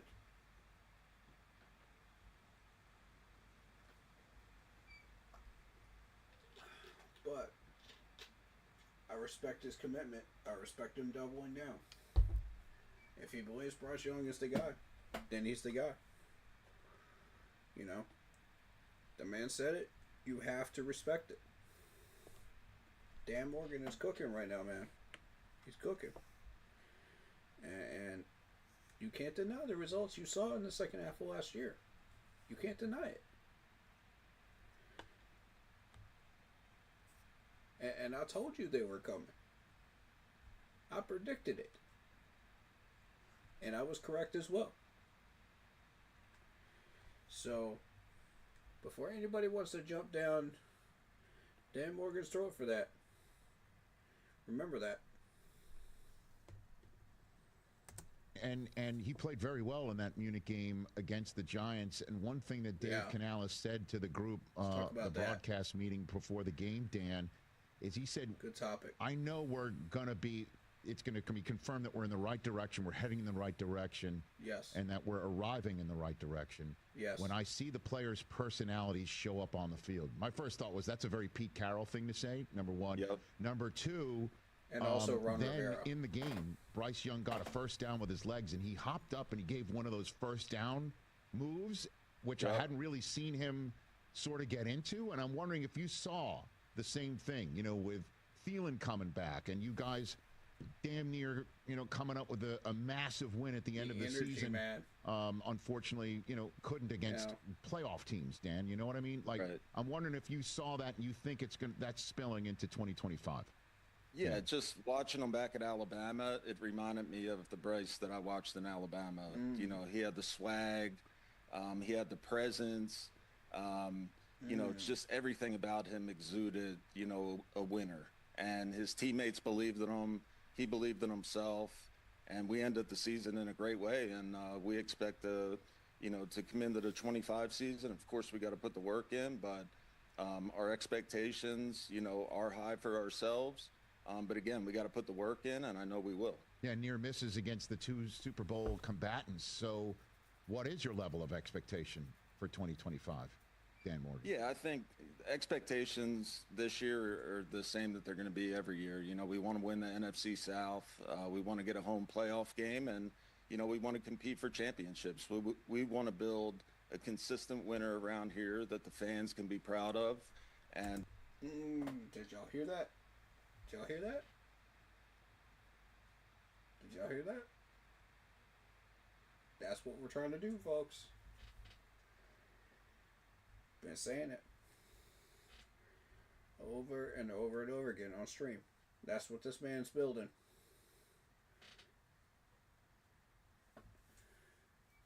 Jump on the train. I'm telling you. Well, it's still what? Because once it starts cooking, bro. Once we start winning games.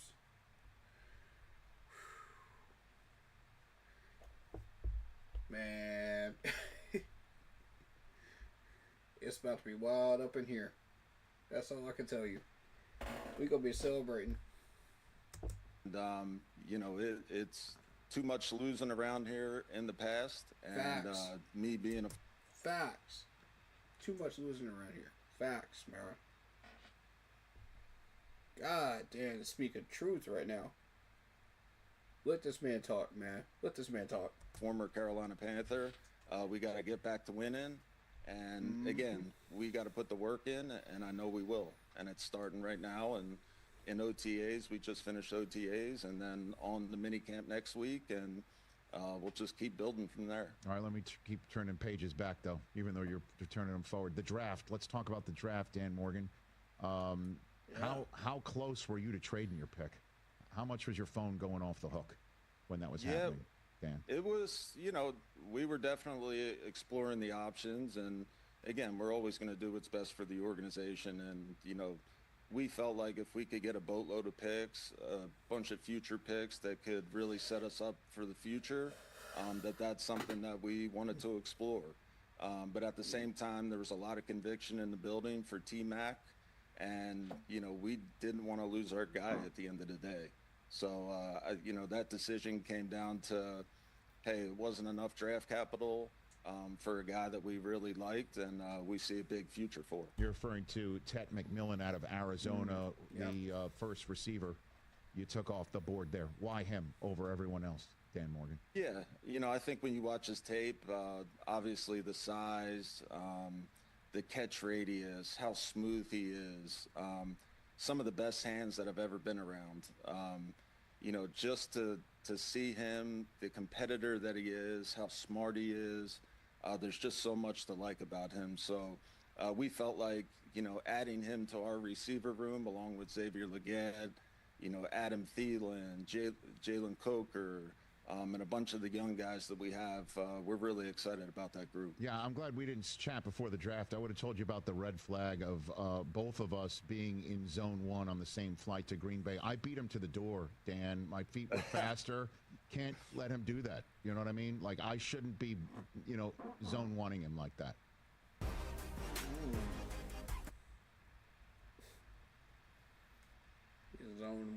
Zone one-ing him, huh? Okay. I'll let him know. Yeah, it doesn't look good for him. Jimmy Horn Jr. is another kid that I spoke to before the draft. Did you chat with Prime about him, Dan Morgan? You know what? Some of our scouts did. I didn't personally. Right.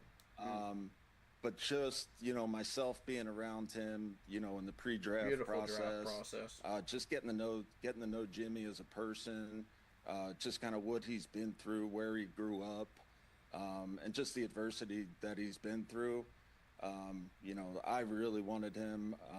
We wanted him as an organization just to add another player with speed and dynamic traits. And again, he's a great kid as well. All right. Before I let you go, Dan, just a couple of memory lane moments as well. First things first. How would you have stopped the tush push back in the day? You're standing back there in the middle of the Carolina I mean, I was What do you not got for me? expecting that question. I think it's, we had Chris Jenkins. He was our biggest defensive lineman, so right. he would have had to, he would have had to be a beast. But I mean, it's hard to stop. It's one of those things that they perfected, and it's definitely hard to stop. Okay. And where do you stand on that issue? About that? Yeah, I think obviously I think you guys know where our vote was, Right. but I really don't want to get into why we voted against it. It was just something that we felt was best for us and our organization. Okay, so then let's move on to my last question. Your favorite Steve Smith story? Let's go, Dan. Let's roll. Oh man, Come on now. I work with the man. I've been around him for a very long time, and I gotta get one right. from you. Dan, All right, I'll give you a funny one. Okay. So, Steve. Obviously, Yes. he's a prankster. Okay. So we're in the locker room one day, and he dumps a bucket of ice over the bathroom stall onto Brandon Short, the former Penn State linebacker. Brandon did not like that, and he busted out of the stall, and I thought he was absolutely going to kill Steve.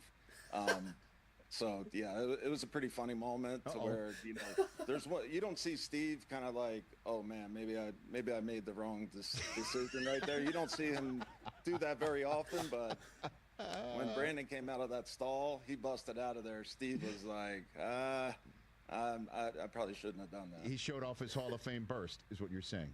He definitely did. Hey man, listen, I just remember that Super Bowl. That That's was our great. first for NFL Network. That was the first. We were 11 weeks old in Houston. You guys versus New England, and I just remember the second and fourth quarters of those games were just off the charts. Not great, obviously, for a defender.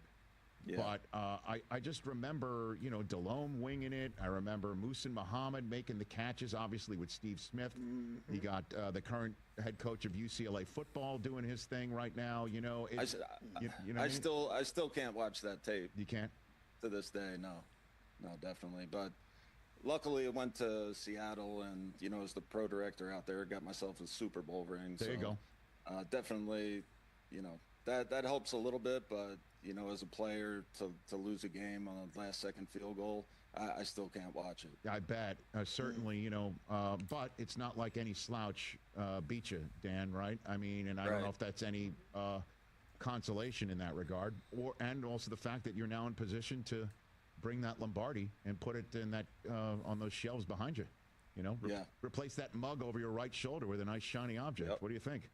Yeah, and that's the goal. That's the goal, and that's what we're all working towards. And we feel like we got the right head coach, the right quarterback, and just the right team in place. And we're going to keep building this thing, and be aggressive in building it too. So, I think bright times ahead here in Carolina. Dan Morgan, thank you for the time. Great to catch up with you. Let's do this again before the season.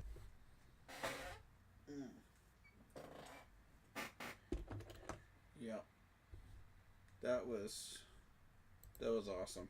Now, Steve Smith is unapologetically Steve Smith. You know what I mean? I thought that was funny. As a story, that was a good one. But, yeah, that's that video. If you want to check it out yourself, it's Pat Eisen. Rich Eisen, I'm sorry. Rich Eisen Show.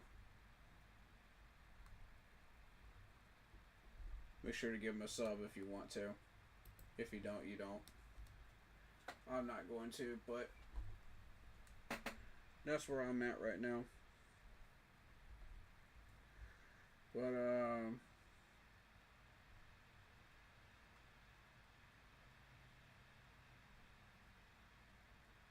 Blueprint shorts. I mean, we did the entire blueprint, so.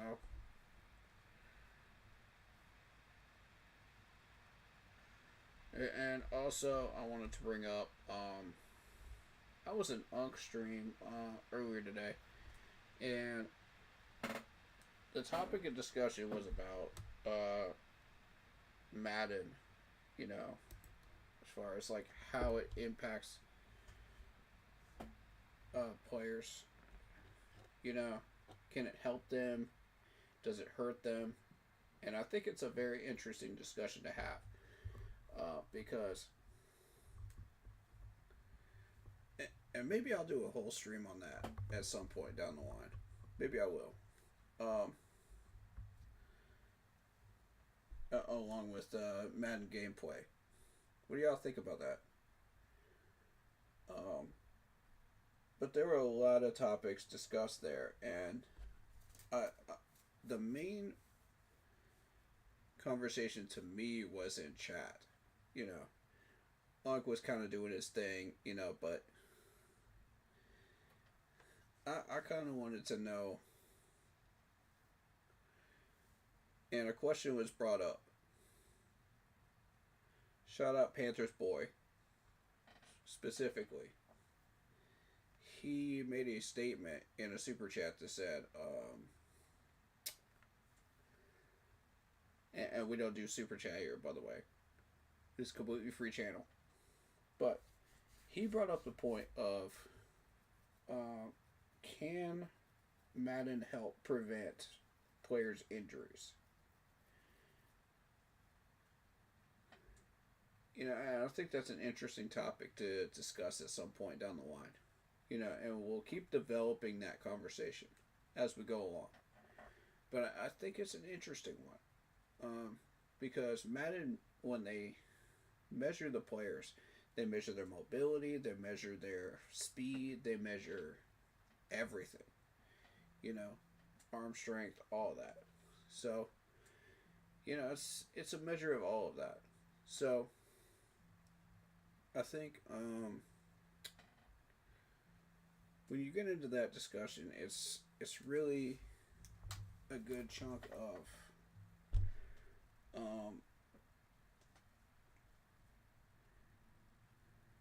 how that mobility can change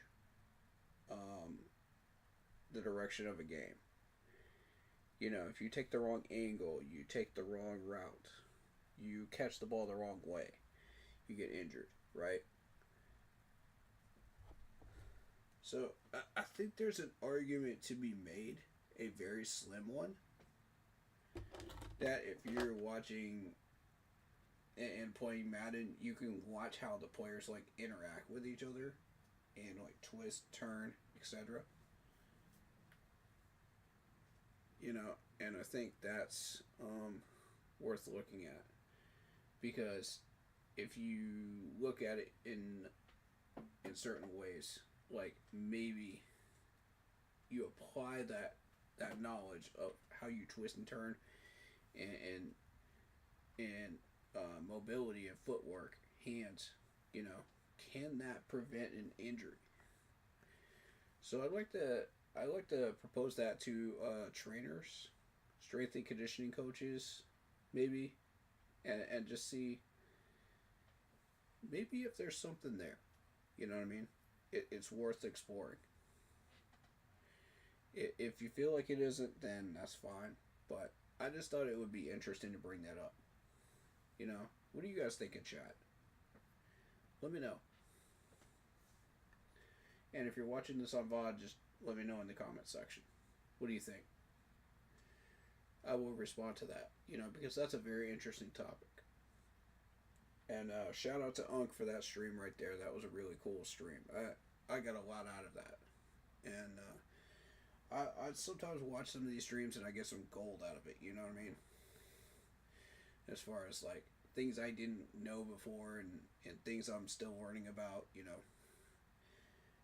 And another thing that I didn't know is that they've got simulations for plumbing and electrical people.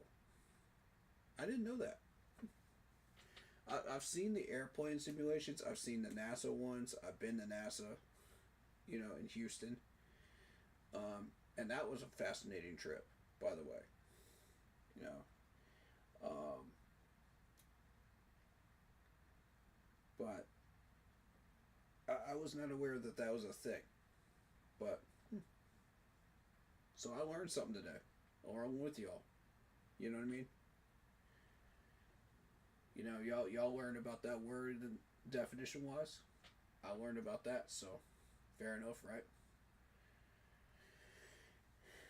Alright, well, Um,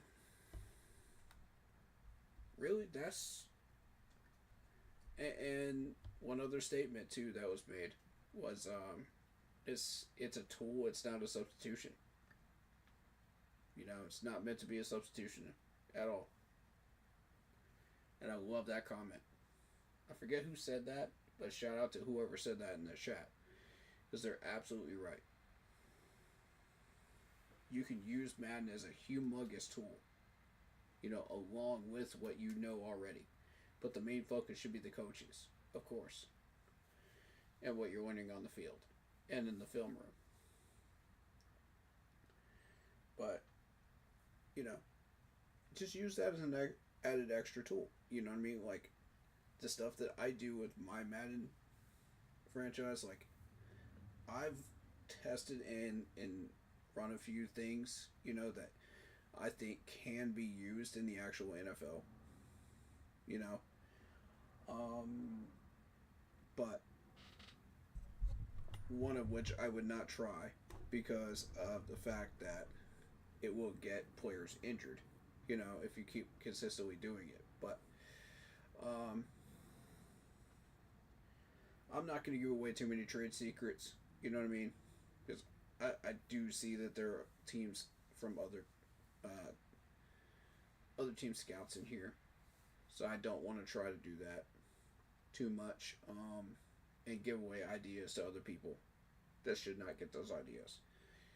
But yeah, you guys have seen my Madden streams. You guys know how I operate. So, you guys get what I'm talking about, right? If you see my streams on those. So, and if management is watching, you guys know exactly what specifically I'm talking about, if you're paying attention. And I'm not going to say it out loud. But, you know, I dropped hints. So, I do specific things with my offense. Let's put it that way. If that's your clue. That's your clue. Alright, so, and specific things with the draft. That's all I'll say. But once I do some Madden streams, you'll see exactly what I'm doing. So, I'm not going to try to hide it at that point. You know, it'll just be Madden, you know. As of right now, I'm trying to get the Madden 2015 simulator working on my emulation. And so far, it hasn't been successful, so... But once I'm able to get that up and running, I would love to show you guys, like, what I do at full max capacity with the 2015 team, you know, being what it is. Because that roster was fantastic. And it's perfect for experimental stuff for me. It's a treasure trove of opportunities for me to just test out whatever I want. I love that Madden game. Just every part of it was great. And I'm not saying that I don't like the new ones. You know, I do like the new ones too. But 15 was it, man. Mainly because of our roster and what I could do with it. You know, the opportunities were there. You know, I don't want to have to restructure and destroy the entire roster just to rebuild it, you know, in 17, 18. You know, it's ridiculous. You know, especially during Matt Rule and then Frank Wright's time. You know, I don't want to have to destroy the entire roster and just rebuild from scratch. That's ridiculous. I mean, I've thought about doing that, you know, just as an experimental, just to see if I could do it. And I probably can. Successfully. It would take 2 years of franchise mode to do it. You know, 2 in-game years franchise mode to do it. But I could do it. We'll call them cycles. 2 cycles. I could do it. But it would be tricky.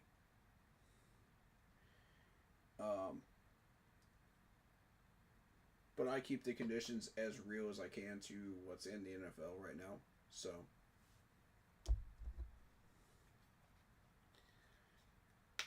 Everything you see is what you see. You know what I mean?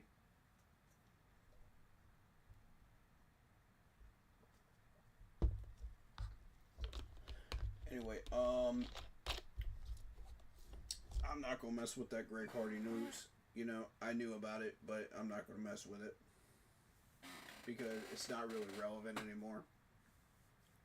You know, we're trying to bring in positive news and positive stuff like that. So, and it was not Jalen Ramsey I was talking about that had the issues off the field. It was oh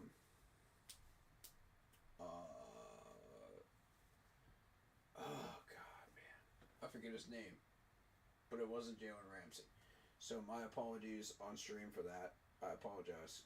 I got that one wrong. But I'm still saying yellow light on that trade because of the value, contract wise, pick wise, compensation wise. Yes, fourth rounder is accurate. I like that, but contract wise, that's the part I don't like. Because you're going to have to pay that at least half of that up front. You know what I'm saying? Plus incentives. And that's just not it. So. Anything else you guys want me to cover? Panthers wise. Before we get into video games. Or around the league. Because we covered Aaron Rodgers. Aaron Rodgers got that 1-year contract for 19.5.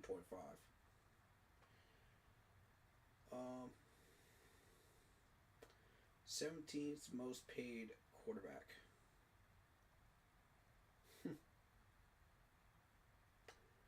I mean, all I'm gonna say about that is you knew the Steelers were not gonna run it back with Mason Rudolph.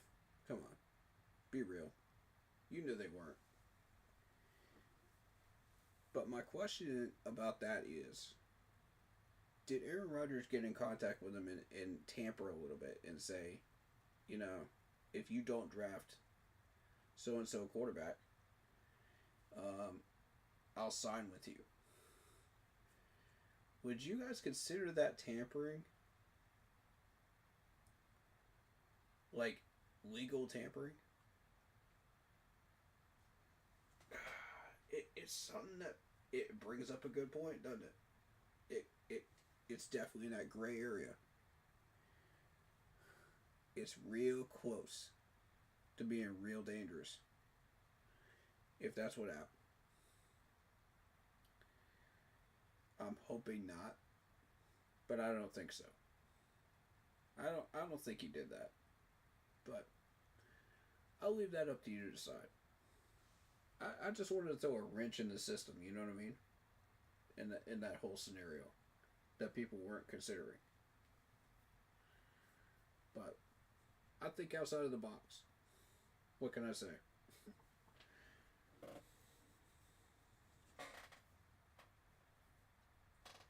Honestly, I'd rather just get Asante Samuel Jr. Just call it a day. At third corner spot. That's what I would prefer to do. But what do y'all think? Let me know.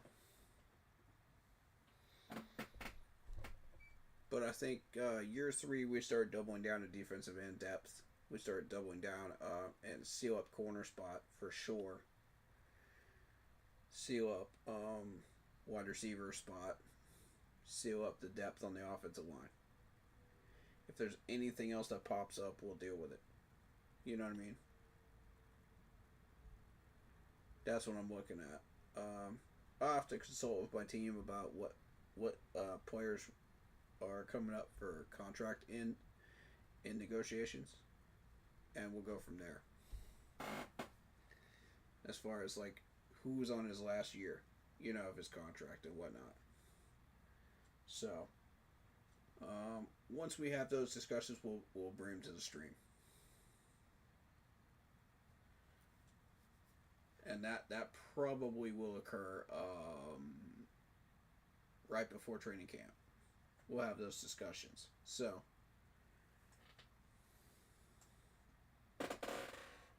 expecting that info about that time. Yeah, on that though. Anything else Panthers wise? You guys got anything? I don't really want to review that the Pat McAfee video. I'm not feeling it. I saw it, and I'm not feeling it. There's no reason to do a review of it. So,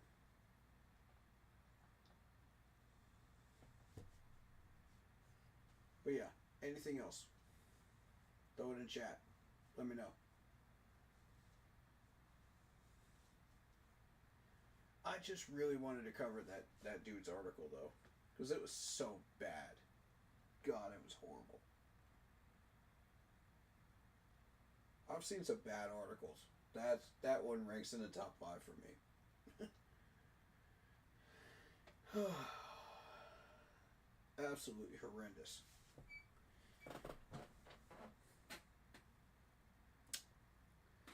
I mean, I don't like roasting people, but I gotta set the record straight.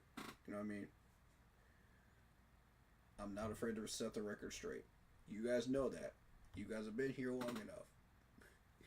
You guys know how I roll. And if you're new here, that's how I roll. So if you think you can handle it, stick around. If you don't like that, there's tons of other Panthers channels out there that would welcome you into their family. You know what I mean? That are not like that, but good people. Blitz is one of those, man. Blitz is awesome. Go sub to Blitz, man. If you're not subbed to Blitz Ball Champ right now, and you're in this Keep Pounding family, you are doing yourself a disservice. Because this man is a genius when it comes to evaluating players and just understanding what this team is. He's almost on my level of what I do. Pretty much on the same level. And that's why we work so well together, because we know what each other is thinking on certain things, and it just works, and I love the collaboration, man. So yeah, go give this man a sub if you haven't already. We haven't heard from William Blue Carroll on a podcast in a while, so I'll ask Blitz about him and just see if he's all right. He's probably just doing life right now, you know what I mean? Doing what he does. Too busy for the YouTube, you know what I mean? I get it. But, love that dude, man. He's a good dude. You've seen him during the regular season. Reactions, I'm sure. But he's a good dude, man. Yeah, go hit up that channel, though. Go sub that one, too. If you haven't already. Shellytron is back. I love Shellytron. I love what this dude does. Go sub to him too. Go sub to Unk if you haven't already. Unk is doing his own thing. Yeah, it's a little rough around the edges. If you can't handle that, then I get it. But, he's a good dude, man. Some of those conversations get a little rough. But, hey, and he doesn't do the clean language thing like we do here, family learning language wise. He keeps the $150 on that, but he says what he wants to say, man. He's real about it though. He's always real about it, and that's what I like about him. Like he will always tell you what he thinks. And that's what's up, man. Whether he's right or wrong, he will always tell you what he thinks. And I gotta respect that, I got mad respect for that right there. Unk, I mess with you, man. And same with Big Cat, man. Big Cat always tells you what he thinks too. He's straight up and he's real with you. So, they're good people, man. It's good people. Yeah, they might have some differences going on, but, we don't get involved in all that. We keep to our own lane. But, they're good people though. You know, and I still stay in touch with some of these people, man. You know, that I met along the way. You know, C3 podcast, love C3, man. C3, go definitely give C3 a sub, man. I love C3. I met those dudes, man. They're just awesome people in general. Hey, you could sub to multiple YouTube channels too, you know, and watch multiple streams if you haven't already. You don't just have to stick to mine. But, you know, we love the loyalty around here too. You know what I mean? So if you stick around here, that's awesome. And make us your number one. You know, I'd be honored to be your number one. I feel privileged and honored if you choose our stream to be your first one. So, you know, I feel I don't deserve it, but, you know, at times. But I would definitely be honored and privileged. And if we're not your number one, I totally get it. It's totally cool. Hey, you got your favorite streamers. I got my favorite streamers. It's cool for different reasons, you know. There's a level of respect no matter what you do. You know what I mean? Throughout the whole YouTube community, and you know, it's just awesome. It's love, you know. So, no matter where you're coming from, no matter where you're going, you know, on YouTube, it's nothing but love in the Panthers family. That's who we are. And don't let all these debates and arguments that you see on people's channels, you know, deceive you on that. It's always love. We just got a lot of work to do on showing that love a little bit better. You know what I mean? In some cases. But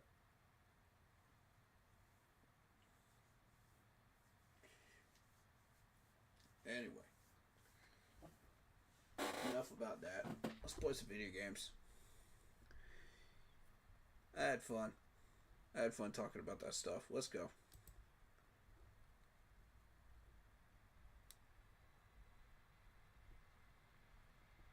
Let's go get Jeremy.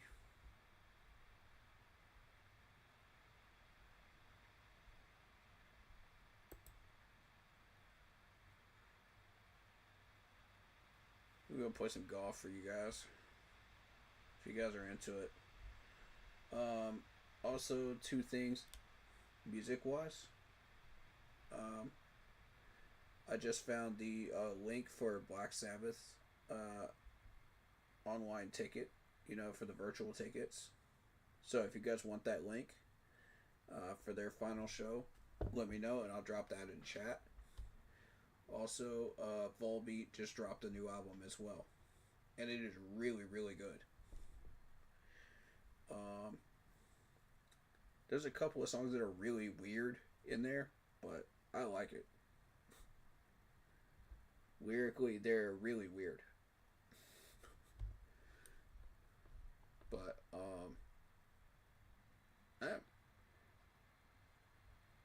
the guitar riffs resemble a lot of Tony Iommi's stuff with Sabbath, and I love that. So, yeah, a lot of love there, man. A lot of love.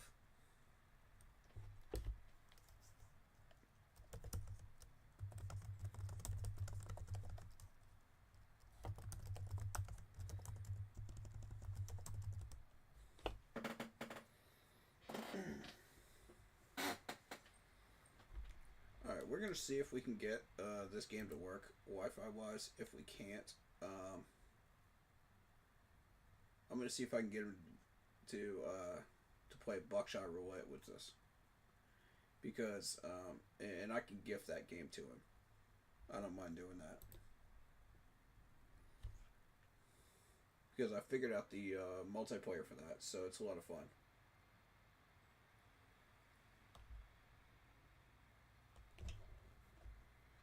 But, yeah, we're...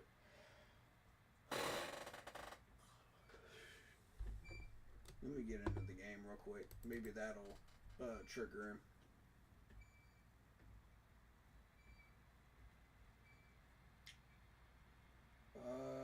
As far as baseball is concerned, my Braves lost again. Let me see how they're doing right now. As a matter of fact, my fantasy teams are not doing well. It's my first run through though, in like so many years, so it's not unusual.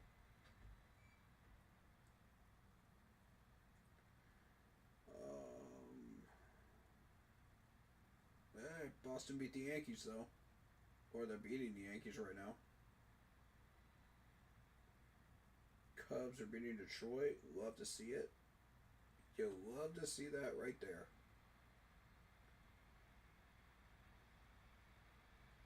Unless you're a Detroit fan, then that could be an issue.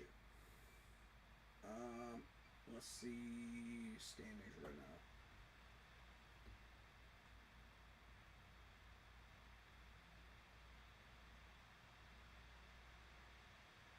I'll also check the app and see if there's any NFL news too. Just for the heck of it. Standings.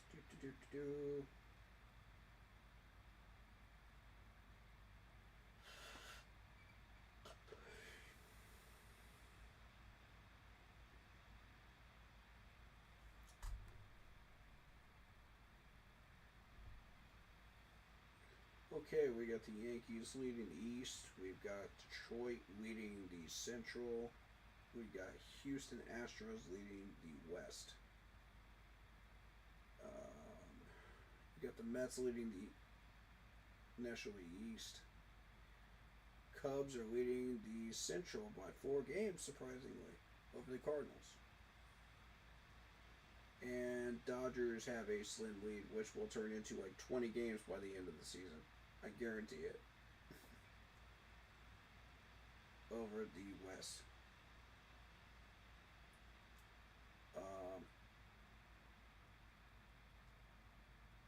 But yeah.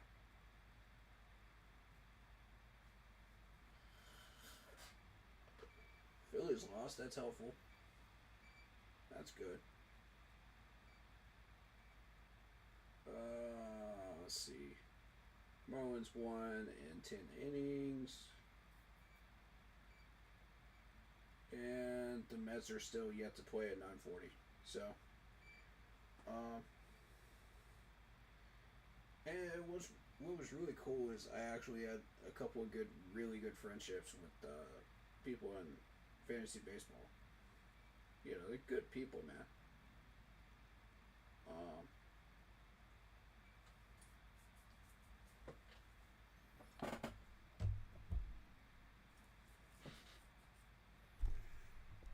I really enjoyed it. You know, my time with Major League Baseball site, Fantasy Baseball. So if you were a part of that, you know, like 7, 8 years ago, you probably saw my name in there. If not, then probably not. But yeah.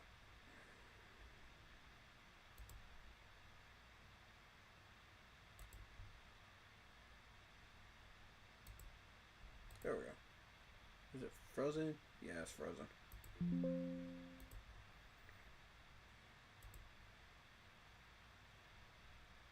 This game likes to troll.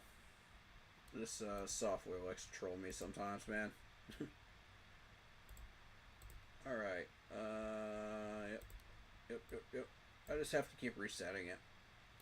Which is a pain in the rear end, but, you know, it's normal. Let's do screen capture.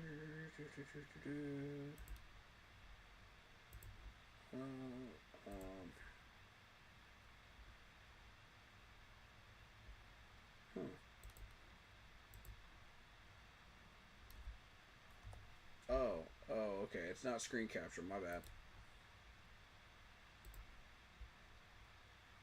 It's game capture. Because every time I do game capture, it works. For some weird reason.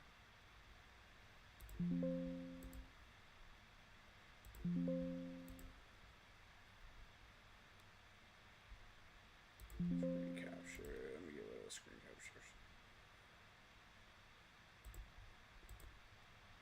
There we go. That should work. Hey, there we go.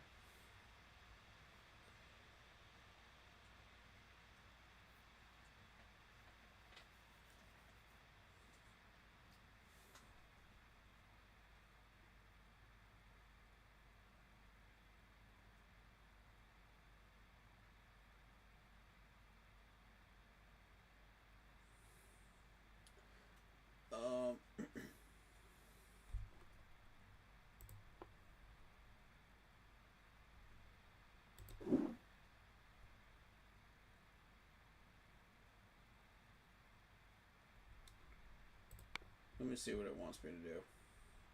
Hey, and all of those stars I just earned yesterday are gone. Great. Let's see. But yeah.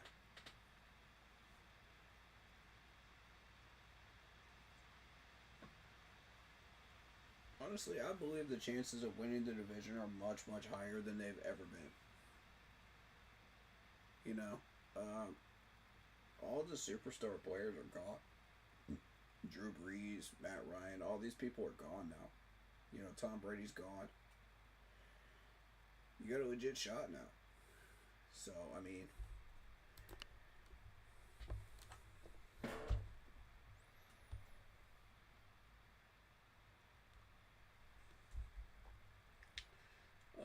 cause the whole we can play it free.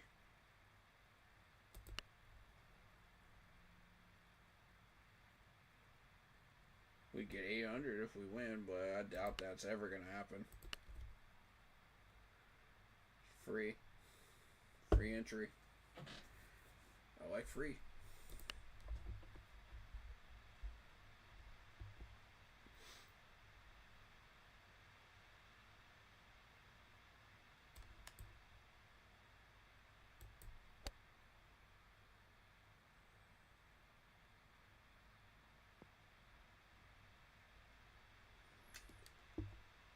It's not bad. I wish I'd hit that straighter.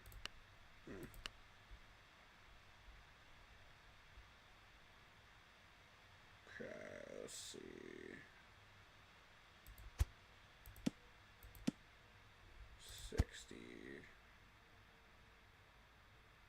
Where's the flag at?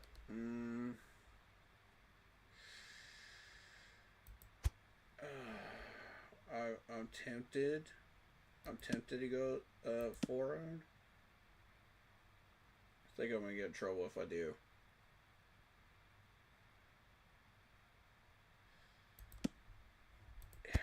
I gotta go 5.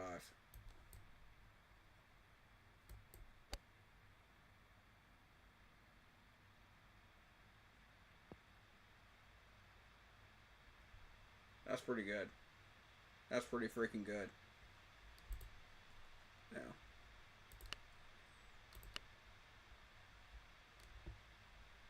It just said compete in the quest as a whole. It didn't say win it. But I'm gonna try. Obviously. I overhit that. Womp womp.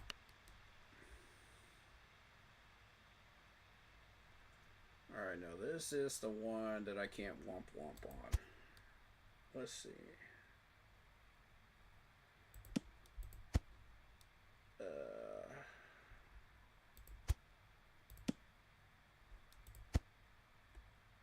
Oh, that's tough, man. That's tough. What's the green look like? What's an uphill slope?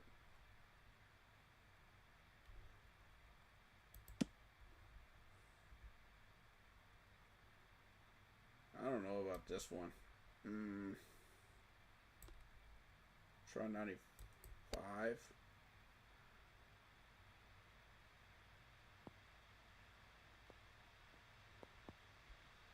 Yeah.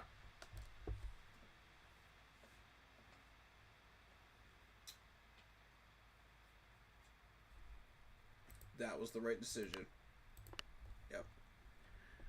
Okay. 132.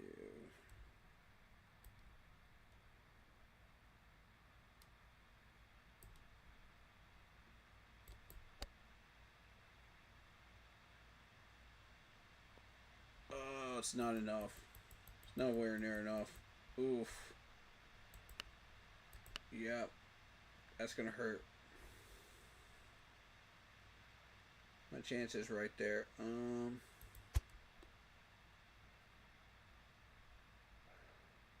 It's somewhere in between a lob wedge and a sand.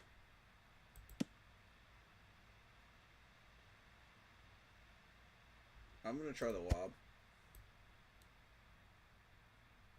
I'm going to go about 98%.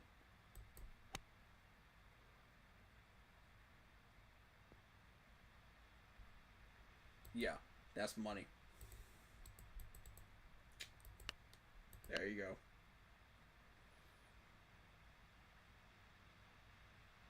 68, considering this is uphill green. 170.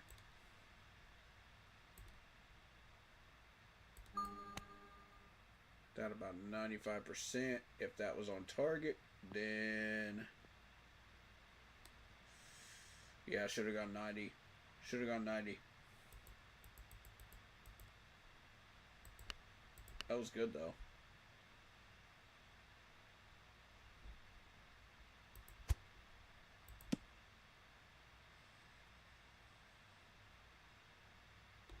It's definitely a full 190.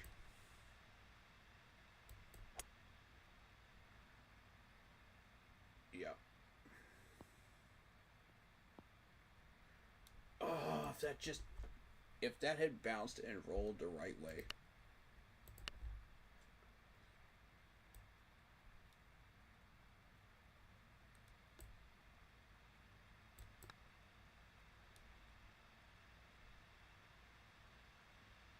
That has a chance. Ooh. That's still not bad. That's still not a bad landing spot for that. Yeah, 309's not bad.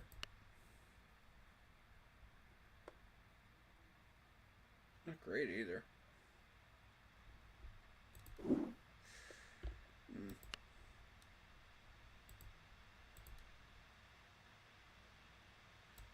I'll take it. Okay. They give me credit for that? Yeah, it did. Okay. There was a goal in achievements. Ooh.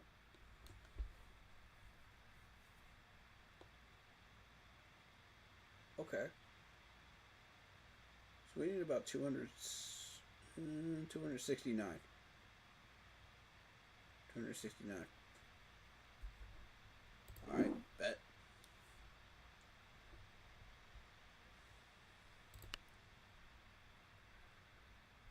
Alright, what else do you want me to do?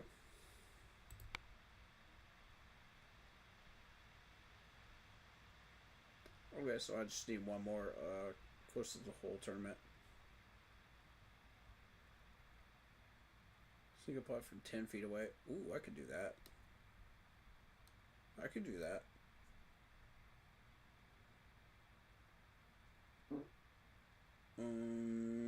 Gold sponsor or better box in a coin game.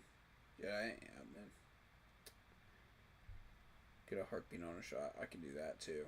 Alright, so that's 20 stars. 2 birdies or better. I can do that too. 25. And 30. 30 stars. Okay. Let's do one more. Before my buddy gets in here.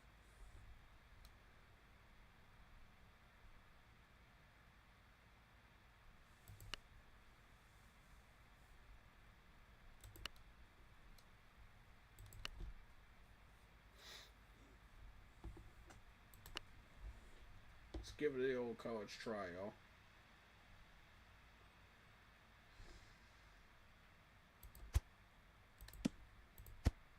$60,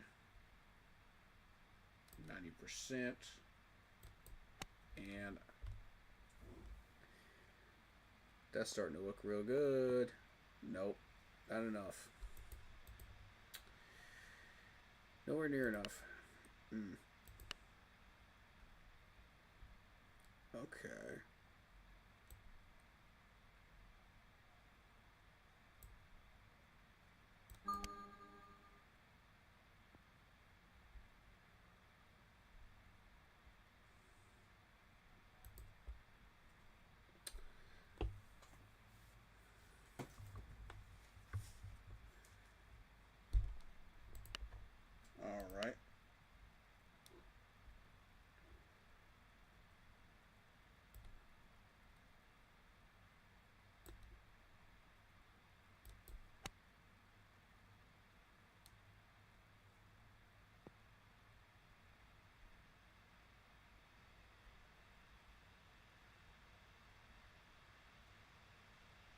That's pretty good.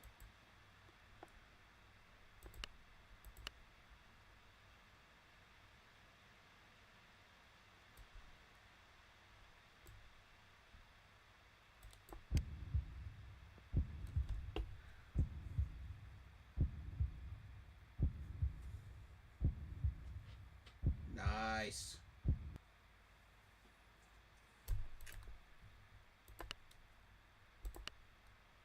All right. That's one of my goals. Okay, 150. 90%. Boom.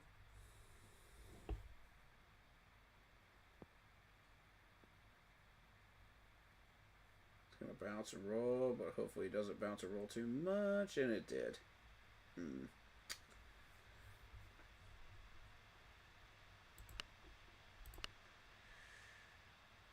Okay, 186.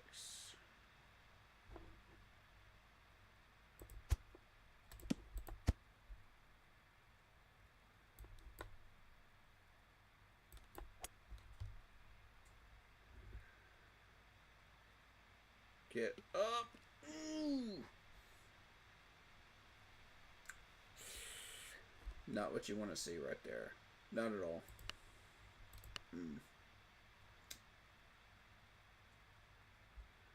I thought it would get over, but it didn't. Okay, 95. That's going left.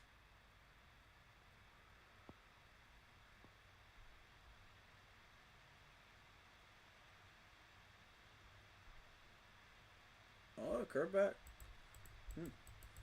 Okay.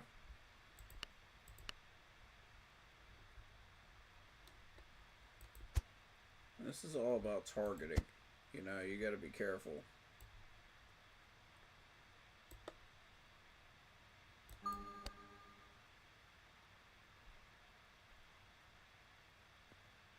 Yeah, nowhere near it. I don't know how to handle those uphill greens like that. I can't figure out like the right club distance for that. I have depth issues with my eyesight in video games, at least. I don't know about in real life. Maybe? I don't know.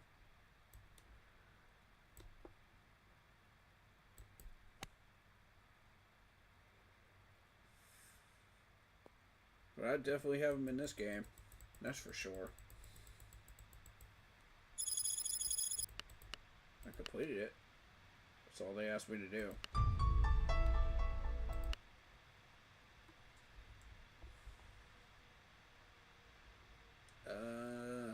784 out of 800.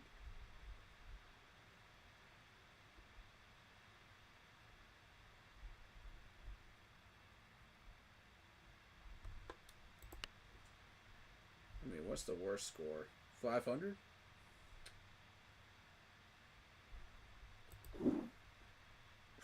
I'll take what I can get.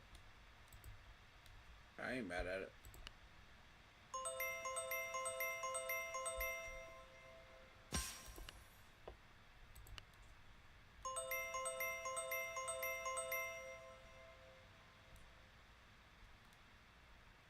Okay, 2 birdies or better.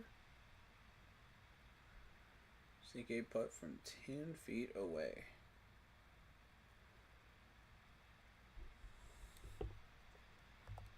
Alright, let me shoot my buddy a message.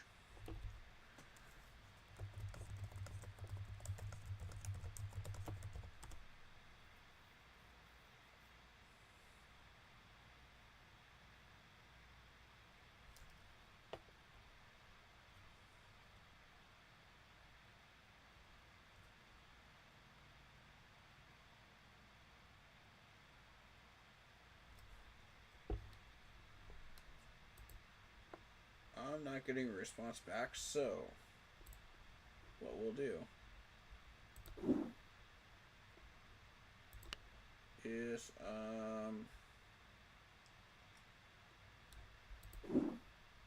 wait. What do I need for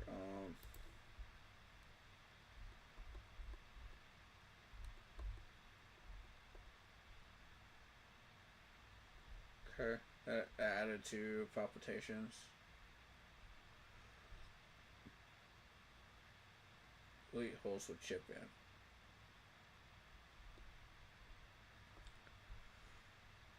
I was wondering, we need 5 more to win that one.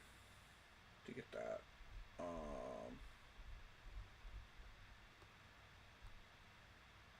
Brackets, no country club included. Okay. No country club tournaments. Okay, so no country club tournaments.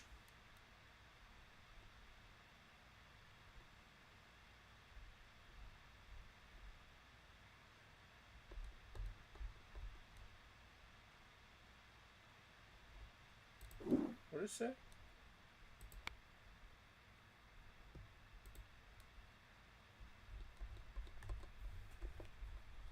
No way, are you about to give me 100 credits for that?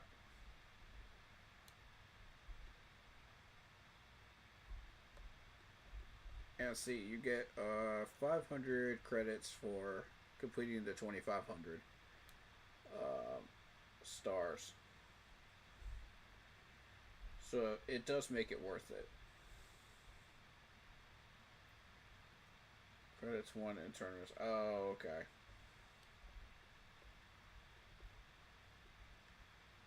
That's just if you compete in them. Okay, brackets 1. So I need to win 7 more in order to get to 100. Man.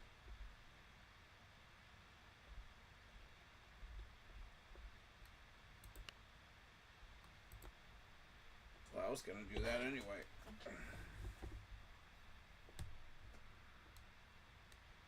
Ready to go, brackets.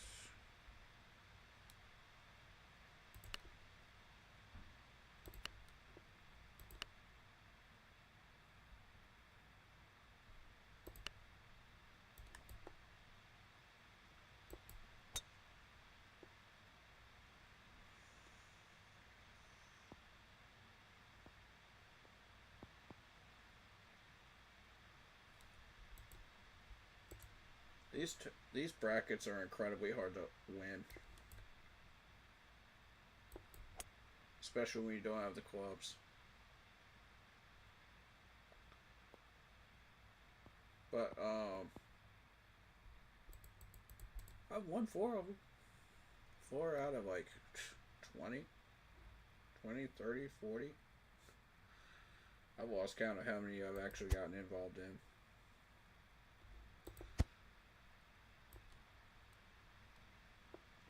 Huh?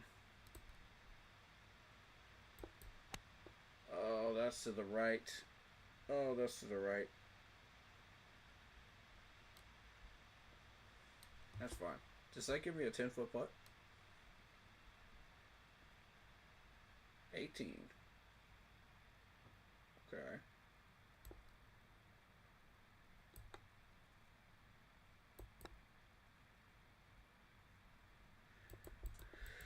I can never figure out how much mustard to put on these putts.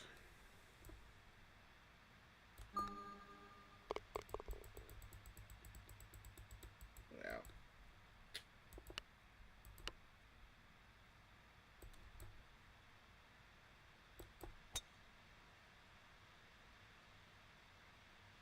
Put it a goal. It's probably the buggy one. That's in the garden spot.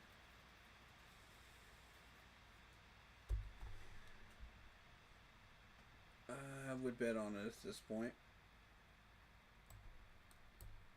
We're going full.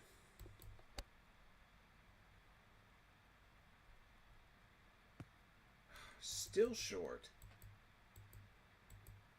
I went 160 and it's still short.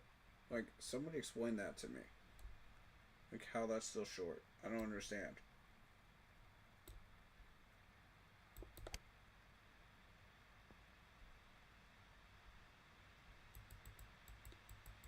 Very nice shot.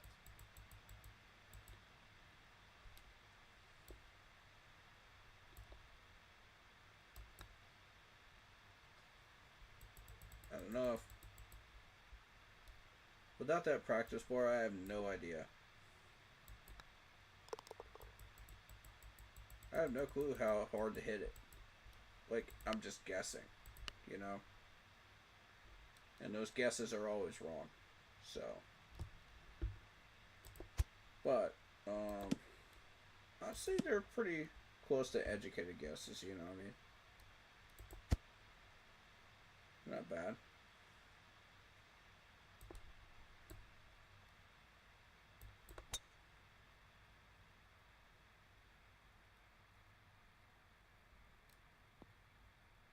Just gonna play cleanly.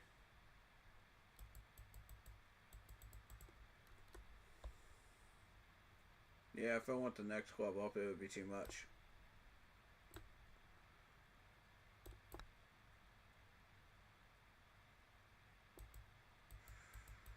I either overhit it or I underhit it by a mile. There is no in between with me.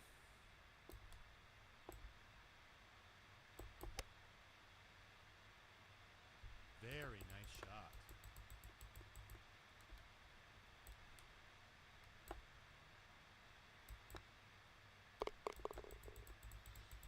And it always ends up being a bogey on brackets. I'm doing the best I can, though.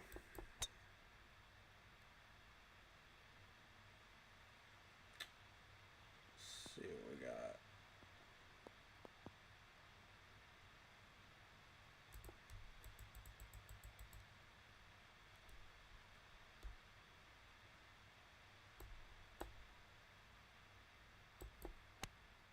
Now, see, if they give me St. Andrews, I might actually have a shot at winning one of these. Because at worst, I've been at plus 12. At best, it was plus 3 on St. Andrews. And my buddy Jeremy can vouch for that. Because we were just playing it last night.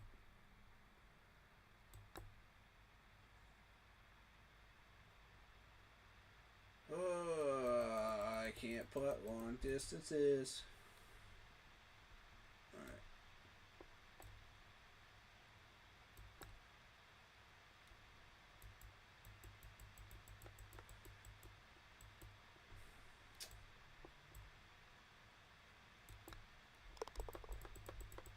I just gotta learn how to adjust to that. I don't know what specifically I'm doing wrong with that, but yeah.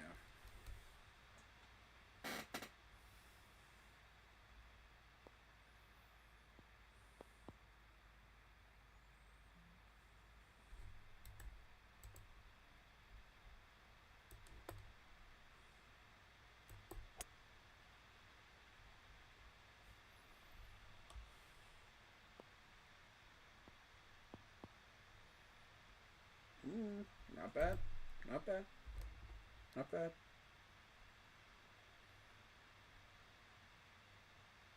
I don't feel like that's going to be enough. I feel like I need a punch. You know what I mean? A punch, maybe a flop shot. Let me see what a flop shot does.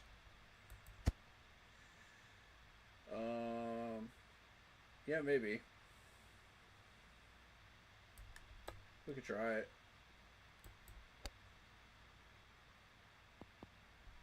No.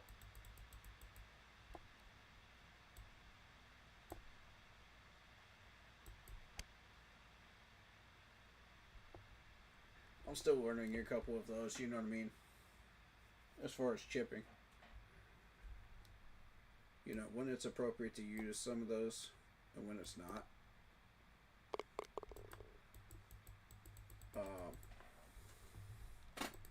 And it really just depends on the rough. You know, if you've got like thick rough, then sometimes it's better to use a punch shot. That's in the garden spot. That's wild. That actually bounced back.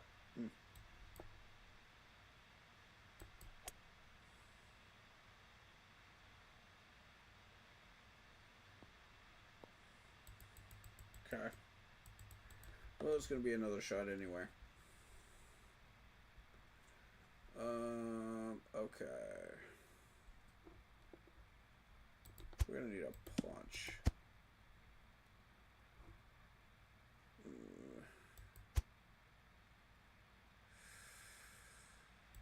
Yeah, we're gonna need a punch here. And I'm thinking the sand wedge.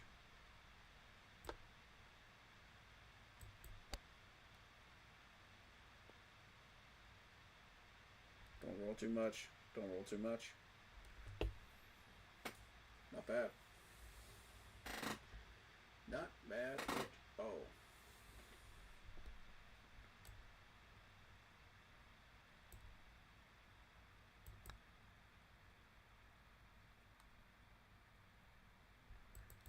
Go set up.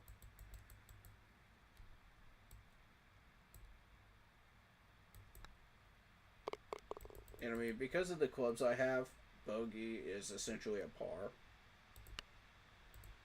Because I don't have upgraded clubs. You know what I mean?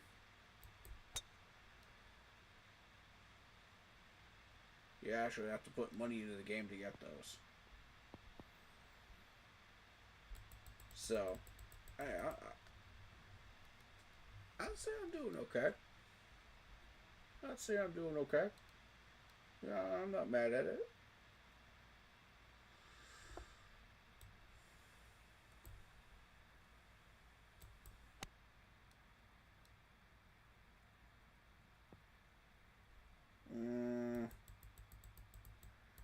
Pushed it a little too high.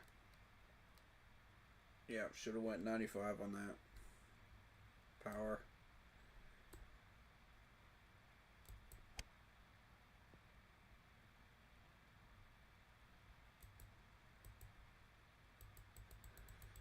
Not bad. I gotta sink this. Par. Alright. The first par for the bracket. Very nice. 73.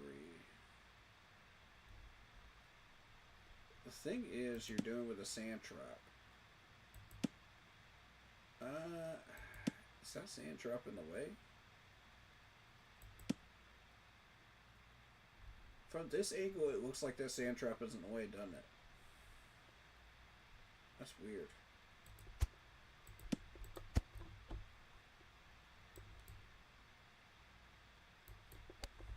I've seen some weird stuff in this game, so.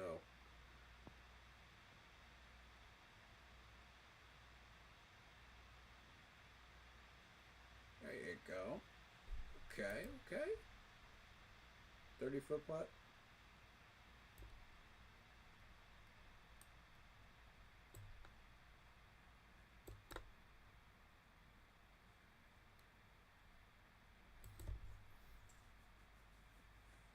Not bad.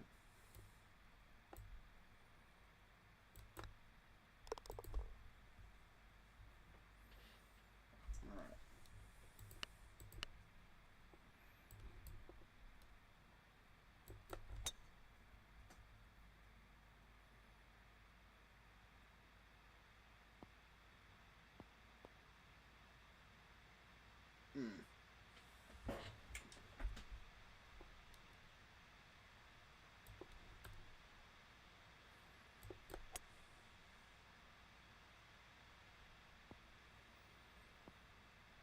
It's not gonna make it.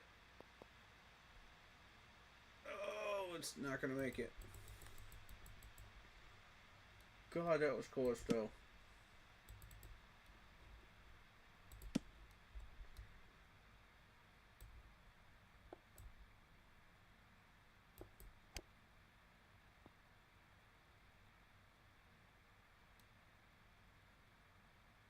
Ooh. On the dance floor.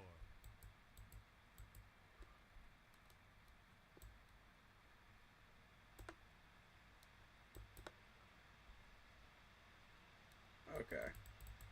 No, that was not good. That was not good. No. That's not good either. I don't know how to. I don't know how to read that. Does anybody know how to read those putts? That could teach me. Like I'm down to learn from anybody that wants to teach me that. Because those kinds of putts are actually killing my score in this game. And the fact that I'm totally open to taking lessons from people, you know, shows you how humble I am. You know, I'm not egotistical. I'm not out here saying, oh yeah, I'm a beast at this, I'm a beast at that. No.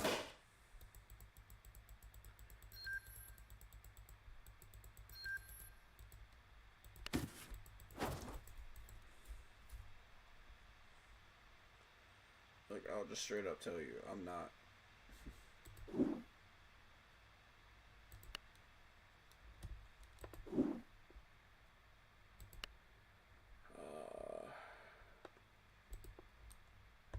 Jump into another one.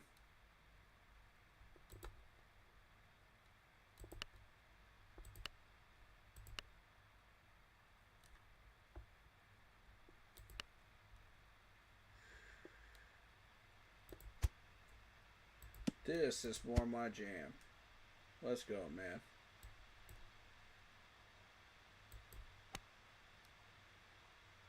Oh, that's going right.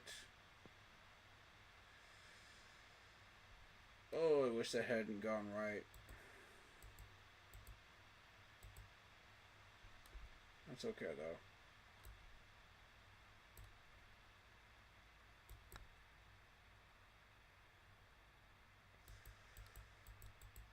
Okay, typical par putt.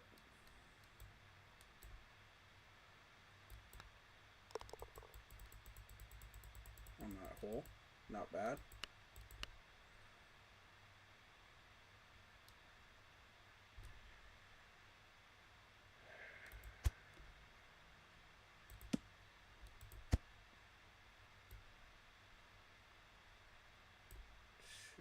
Two.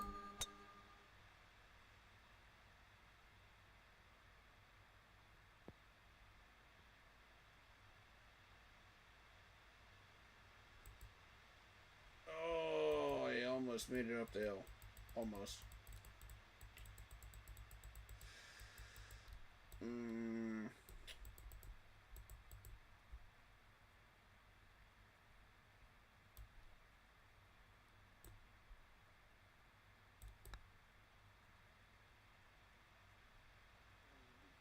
Okay, got me up the hill. Up, never in. That's what matters.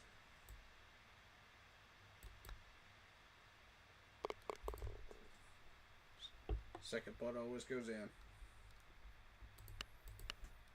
See, I set myself up with the second putt really well. But if I can start making those first putts, man, you imagine what that could do to my score, though? That's what I'm trying to tell y'all, man. That's what I want.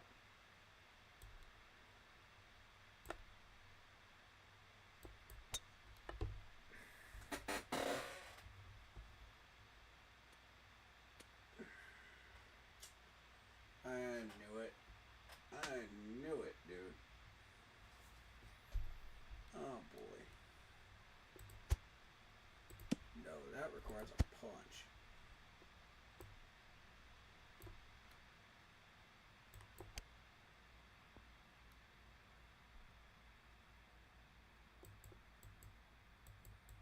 On the dance floor. If you don't punch it out of that, you're not getting out of it.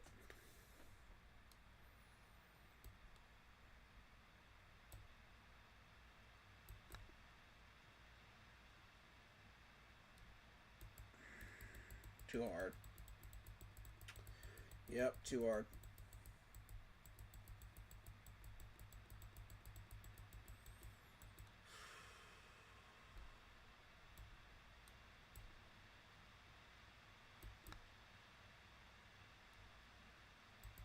And not enough. This is me putting right here. All day, every day. I cannot putt worth a crap. Someone needs to teach me, man. I feel like Adam Sandler out here. God. Dang it, man.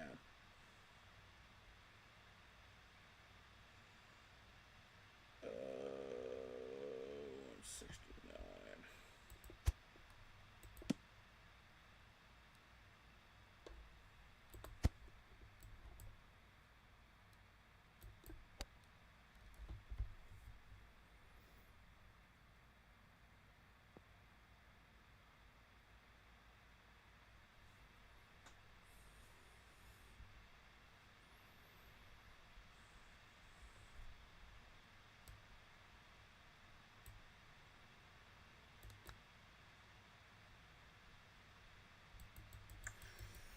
I can't judge that, dude.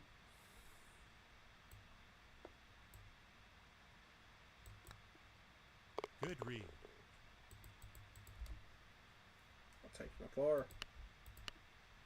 This is St. Andrews hole. Of course I'm going to get par on that. Alright, 153. Yeah.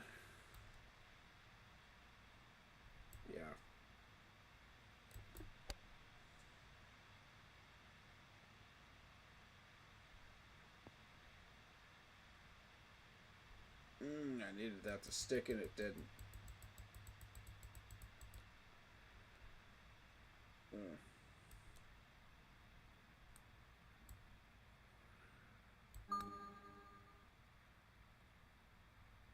Come on, be nice, be nice, be nice, be nice. Yeah, nice setup. I'll take it.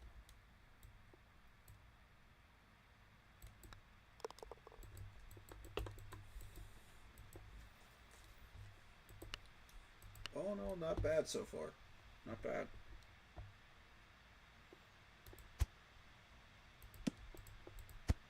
This looks flat to me.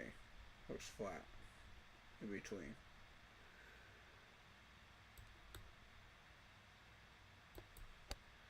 Although I've been wrong before. Oh, I was so close. Oh, I was so close.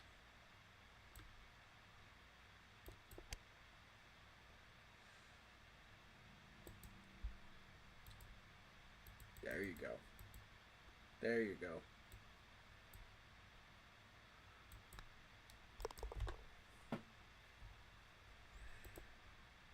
Ooh, look at that par streak. We're going on that par streak.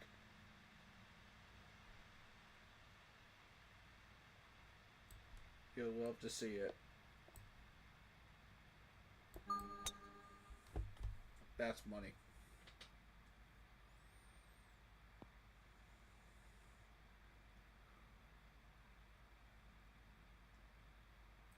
Look where these balls are hitting and bouncing, though. Like, that's what I'm talking about. Like, that's accuracy right there.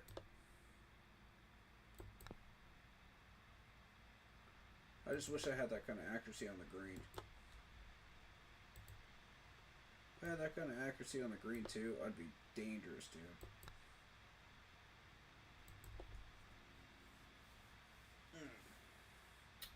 Nope.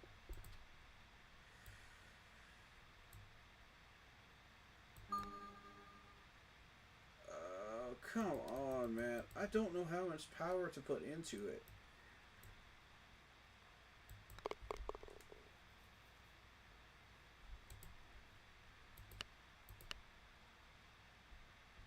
I'm misjudging that by a mile every time.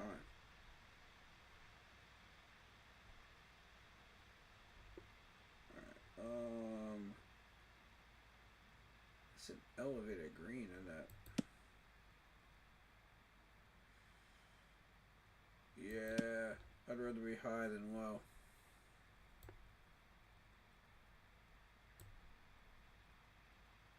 Let's go 180.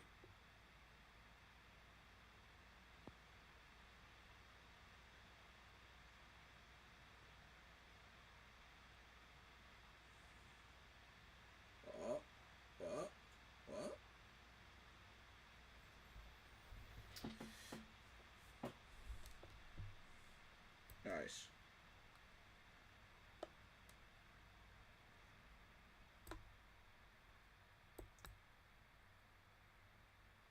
Oh, I almost had it right. I almost had it. Almost had it.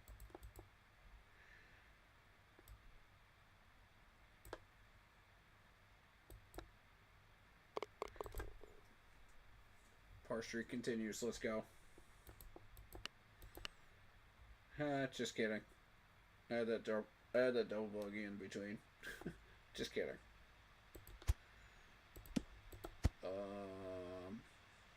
That's going downhill.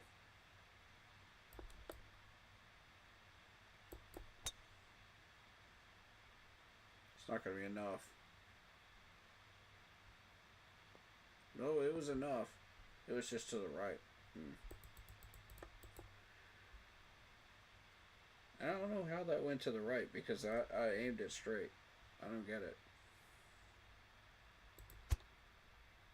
Yeah, we're going to punch this.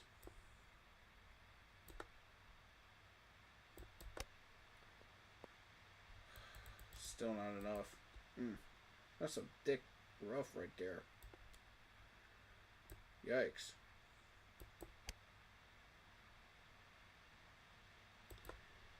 On the dance floor. Okay, that's fine.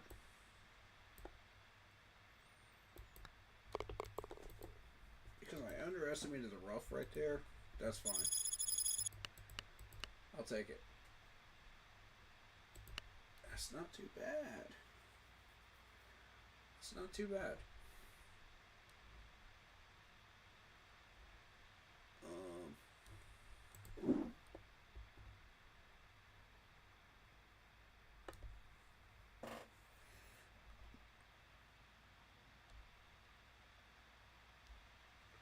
Okay, still no word from my buddy, so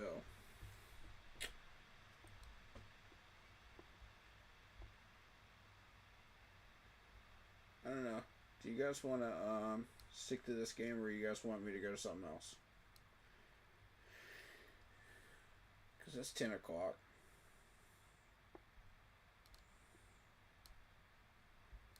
Let me try messaging him again.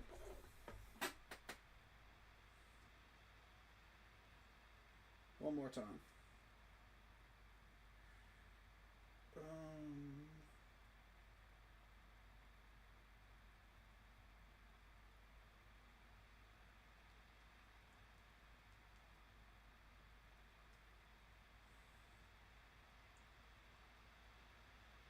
He was active an hour ago.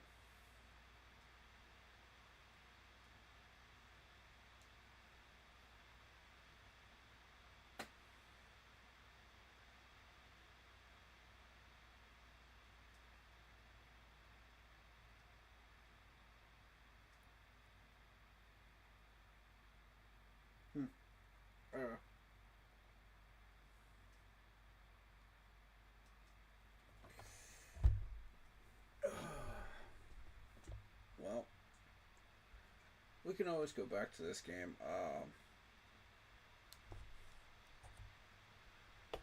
Once I finally get word from him. But if you guys are digging this, man, we'll keep playing. If you guys are feeling it. I don't want to play something else. I want to play something else. Hold up. Let me see what I got. I want to treat you guys. I want to treat you guys. Just something cool.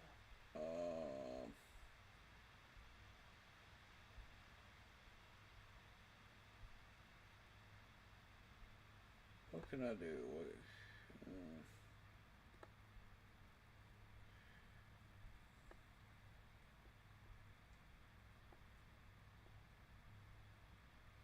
I want to do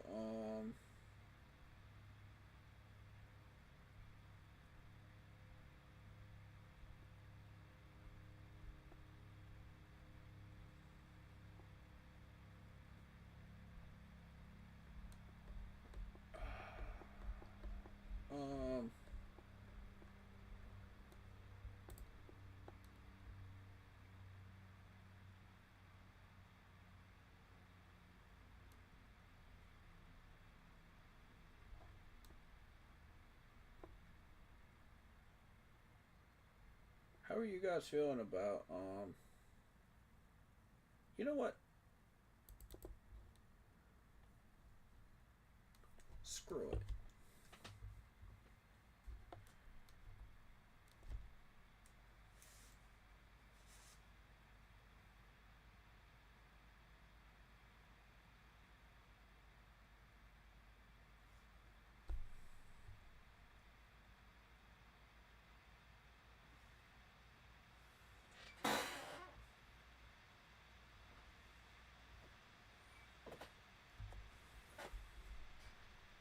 You guys might like this one. You guys might like this.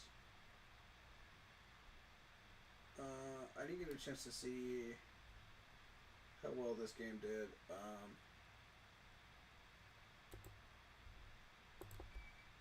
When you guys watched it last time.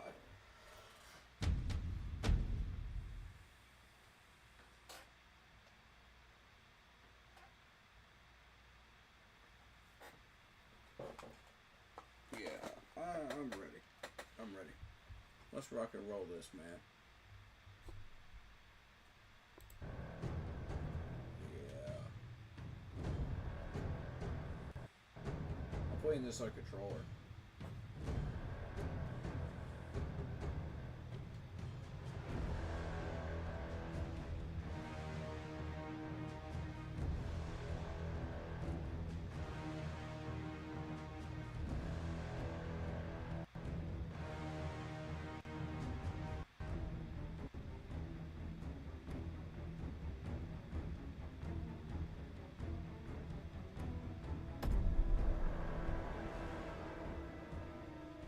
I think I turned the music off for this. Hold up. Audio. Music volume. Boop. And,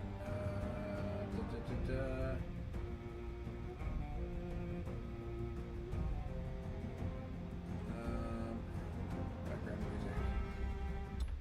There we go. You guys got a good taste of what this is, though. So.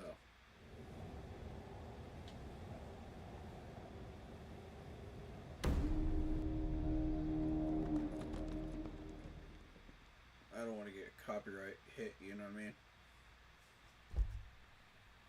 As much as I love the Game of Thrones theme song, I just don't want to get copyright hit, you know what I mean?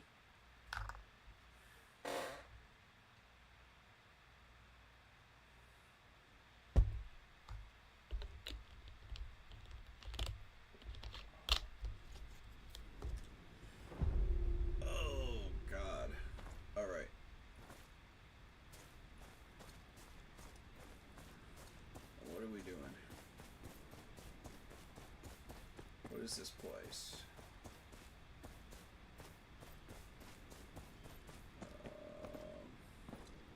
Why is it telling me there's something here? That's as high up as I can jump, for some reason. I really don't like that.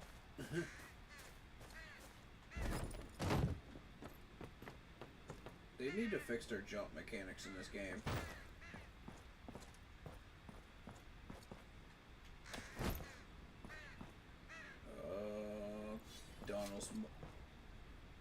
Donald's men are dead. Oh yeah, that's right, it's RB. Anything else missing? He was tortured, no message on him either. Ooh. Yep. That's Ramsay's nose, people.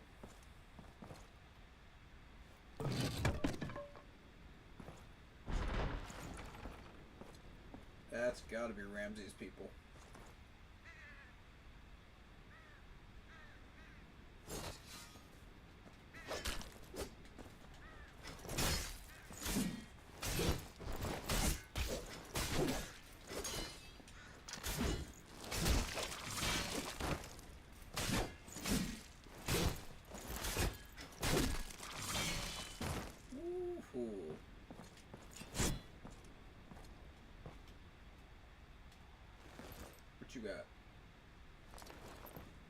signals.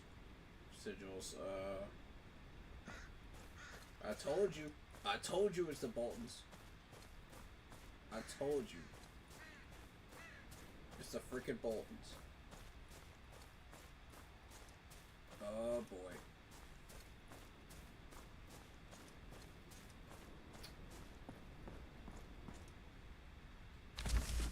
If y'all know anything about Ramsey, we are screwed.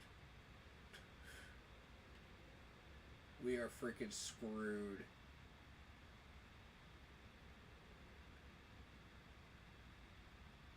Are these fast travel points? I'm trying to figure out. No.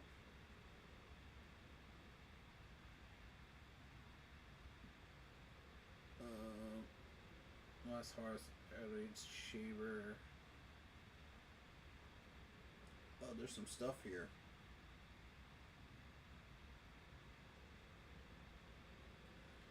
Man. I missed a bunch of stuff.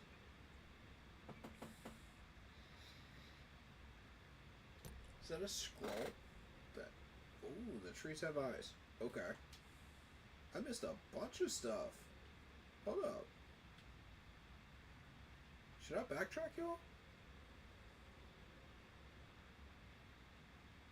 Yeah, that's Winterfell. Should I backtrack? Or should I just do Winterfell? I'm feeling Winterfell at this point. I can always go back and backtrack later. Yeah. I'll just go find this stuff in here.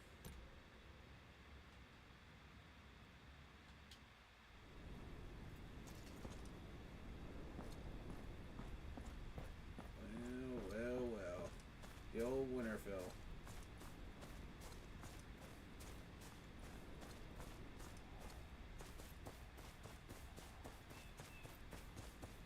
Actually here, y'all.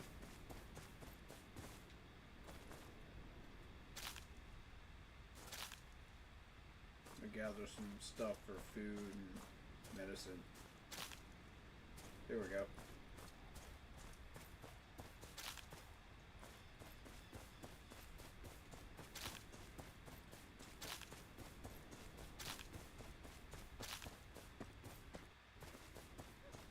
Even if I don't use it, it's still good to sell, you know?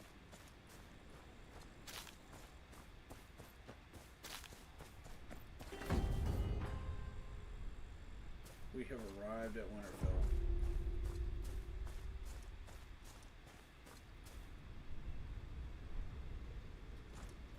Oh my god, please tell me one of these two guards is the one from season 6.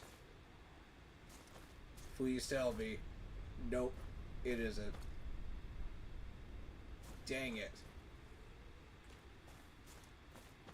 I wanted to see one of those two guards so bad, that was funny. That was a great interaction when they were stopping Arya from getting in.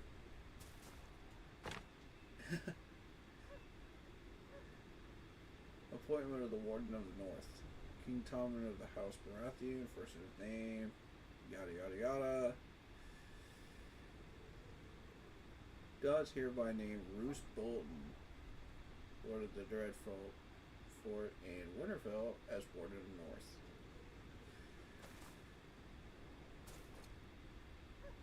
Yep. So now we know what timeline it is in the Game of Thrones war.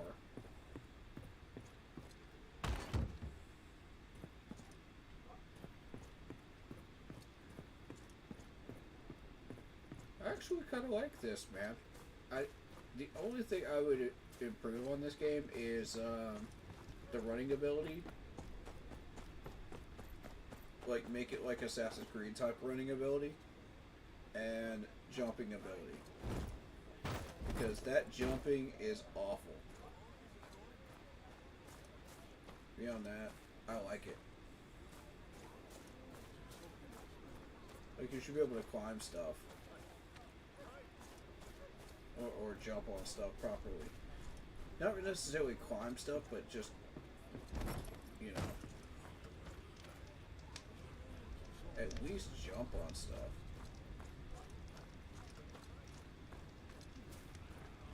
Holy cow, this is Winterfell, y'all. We're actually in Winterfell. That's wild, man.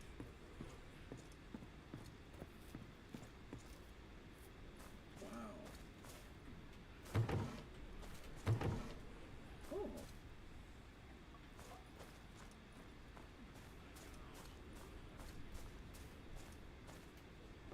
Of course, you already know I'm a happy person, so.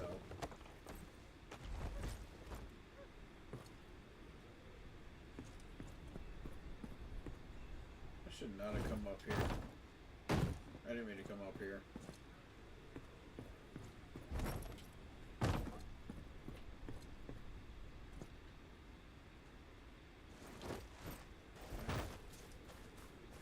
Okay.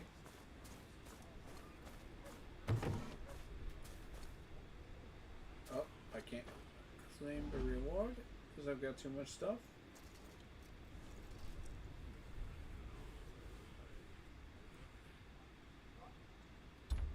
This is a shop.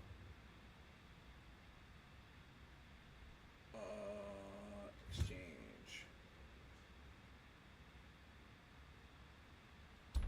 Artifact pieces. Currency. Okay. Or regional currency. Tributes.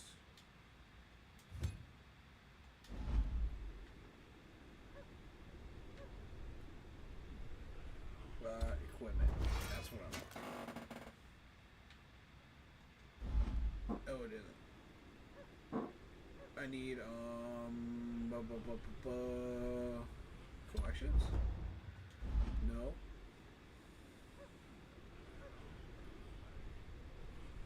Where's my inventory? Words have been sent via email since you already have a maximum amount of items. Okay, cool.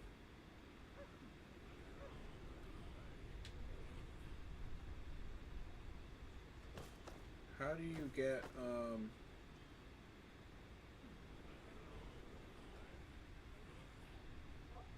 that's what I'm trying to figure out is how do you do that? There should be a thing with the bag.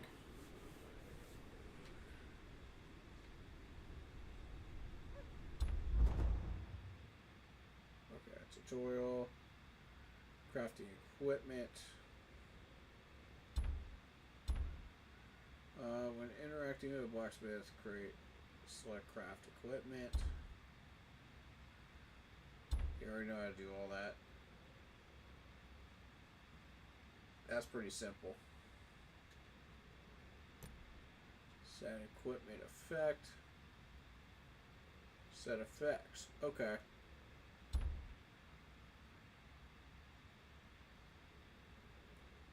Equipment with the same effect will create a powerful effect to equip 3 or 5 pieces on the same set. Okay. Forging equipment. Forging is available for equipment that is rare or higher. Forging requires equipment this item. Equipment you want to reforge. That's a maximum number of reforged attempts. 4 piece of equipment. Okay. Bonus effects. Okay. Random effects applied to your equipment. Select equipment you want to change the random effect of. Change the random equipment. Requires a certain amount of materials. Okay. Equipment effects. Cool. Alright. Set research.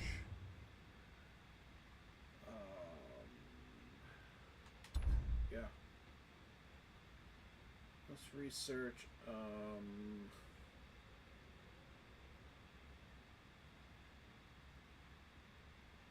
Ooh, I want that 30 max HP. Critical strike. Resistance rate. Okay. What is this? Defense. Defense. Okay. Defense is useful.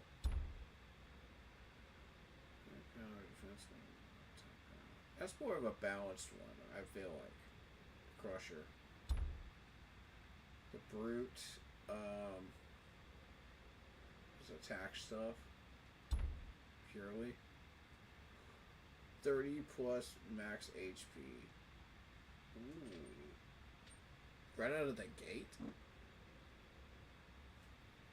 So, if you go champion...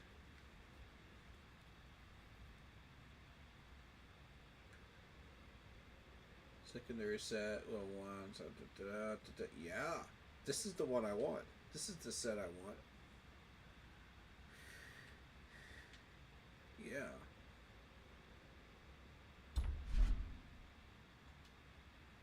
I want the champion. Yeah, give me the champion one.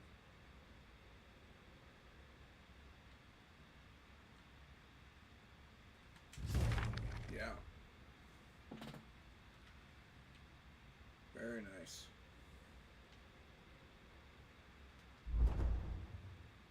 I don't have anything else. Ooh, I'm real close to getting that critical strike on that though. If I see anything else, I'll jump on it though.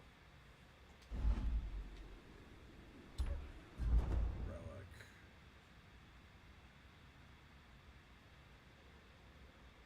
I can advance that? Ooh.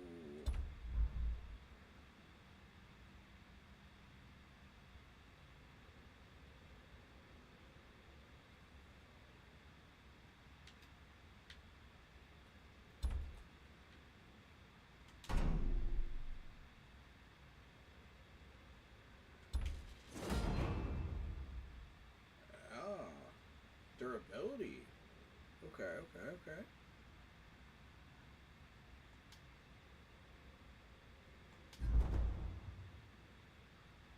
I see. This is really advanced stuff here. Okay, support. Free.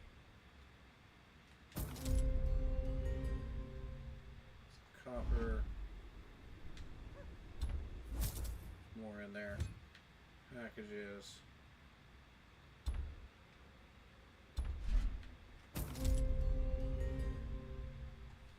This isn't necessarily pay to win. It's more so, oh hey, I found like these bundles for such and such amount of money, you know, but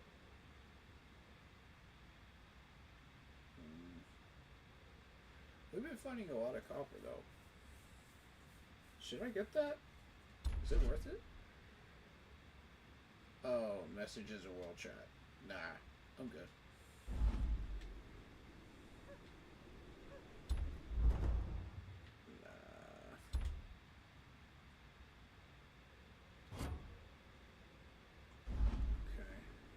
Again, how do I get to my bag to get rid of stuff?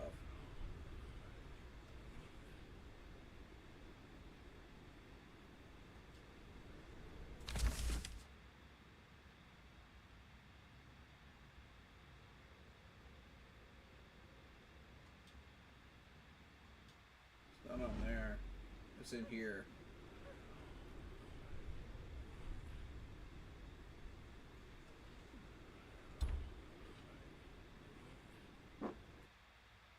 Okay, so that took me to a website. I don't want to do that.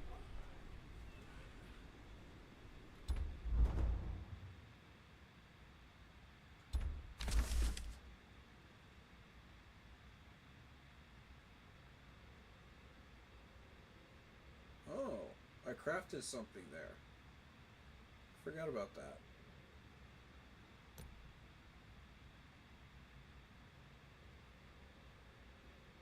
Okay, cool. I 100% forgot that I did that. RP Common.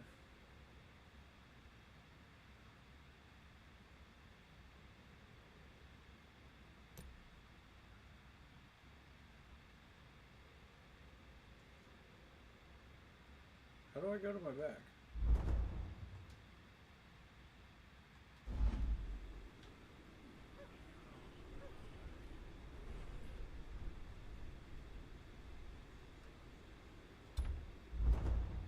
And stuff. Okay.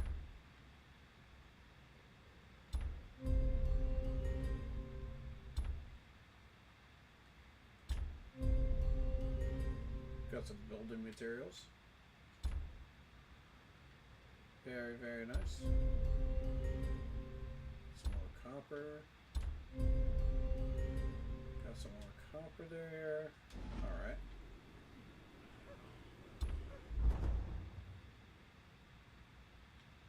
I can claim the battle pass if I want to. But I don't want it, so.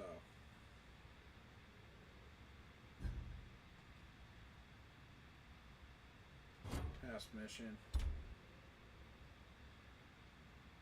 Okay, experience. Book. We got some stuff in the guidebook. Okay.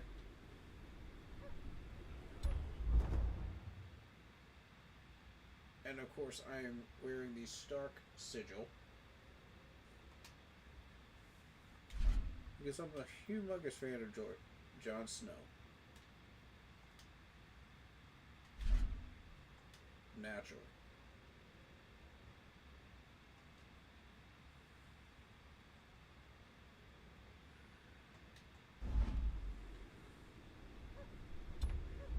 Trait tree. Don't have anything to use for that. Am I in an alliance? I don't... Oh, I'm not in one yet. Okay.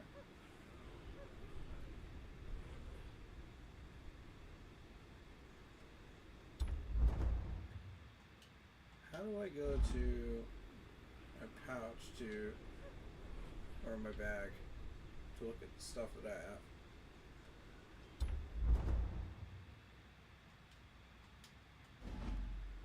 How do I do that?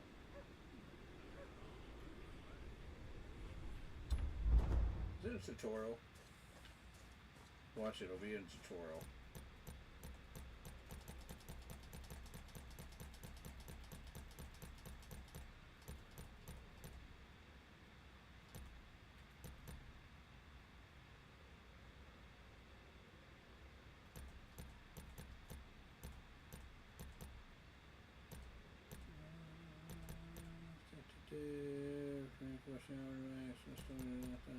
Okay, gathering.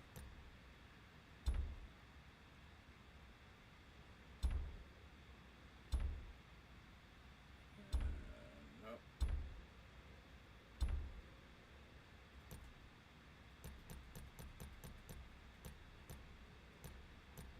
It doesn't tell me what to do.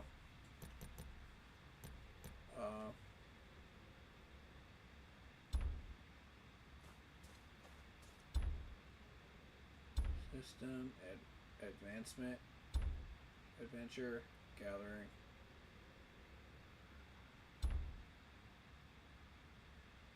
See, it doesn't tell you. I don't know. See, there's a few things that are just not clear here. You know what I mean?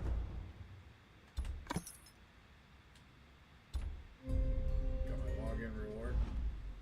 Nice. I don't know.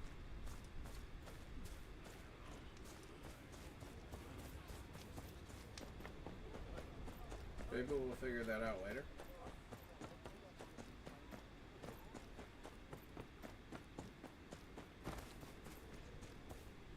Yeah, this is Winterfell.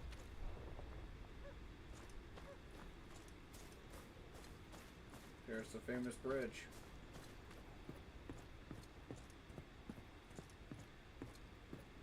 Oh man.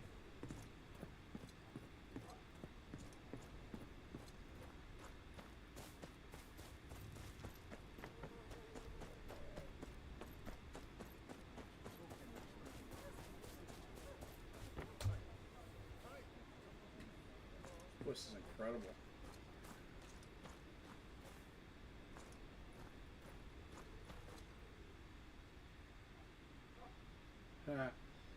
Like he's just tossing the dagger around.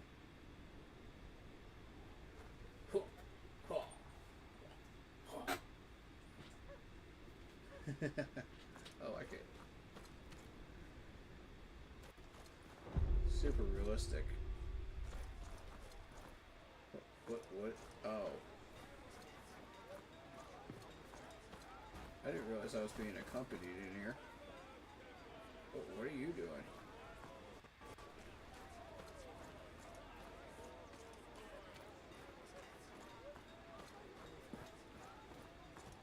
Oh, the butcher.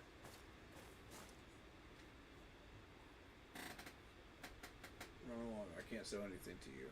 What's that?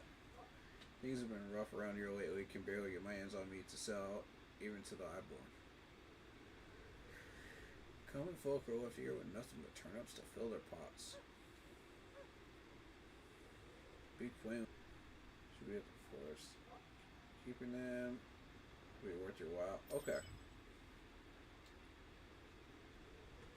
Yeah.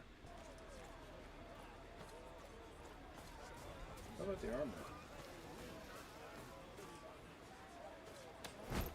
Oh. Sorry, I'm just so used to hitting Y. There we go.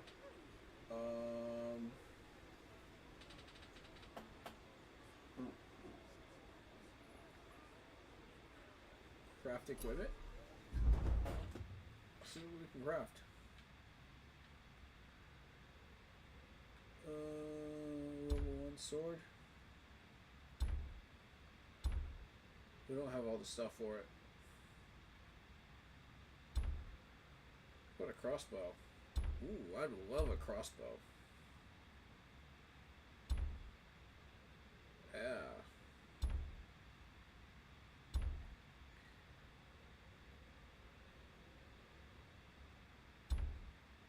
I'm surprised you can even get a crossbow in this game. I'm impressed. Starting to feel like Assassin's Creed, and I like that. Like, in a lot of ways. And I really like that. Reforge equipment? Can I do that?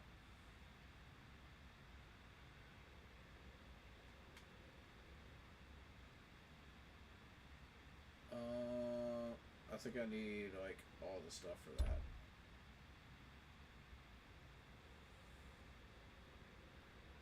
Forge one time to add. Okay.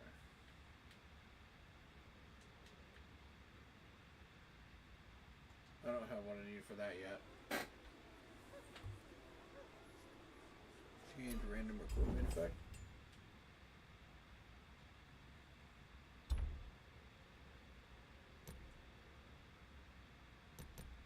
Okay.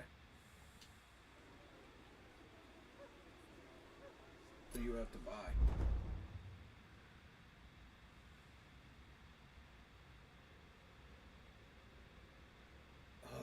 Yes. I can sell stuff now. I can sell. Yes. Alright. Alright, what's useful? Use crafting. Increase power. Use crafting.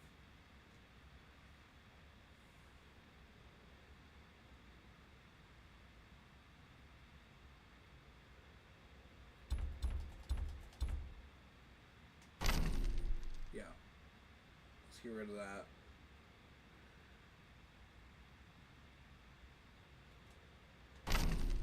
Sell that. Oh, does it give you like the coin indicator on the top? I think I saw that for a second there. Used in crafting. Crafting.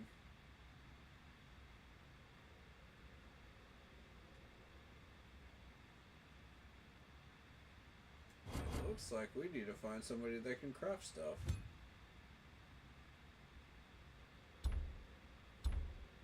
That's what we need to find. What can I buy?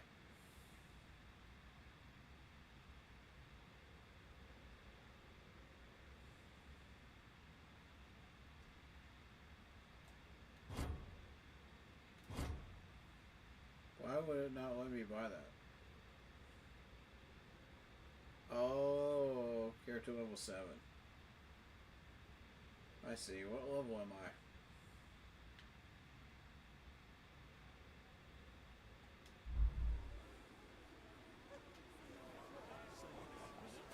Interesting. Okay, crafting. Okay, clothes. I don't necessarily need clothes right now.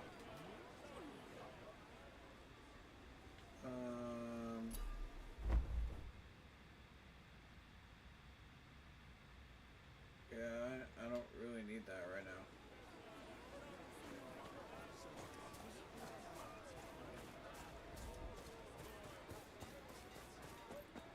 What can I do with you? Buy items? Okay, what can I buy? Ooh. You have health. And you have arrows.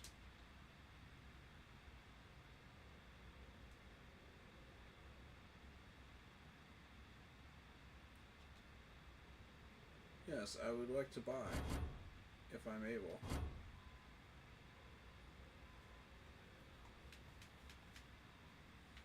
Why can I not buy?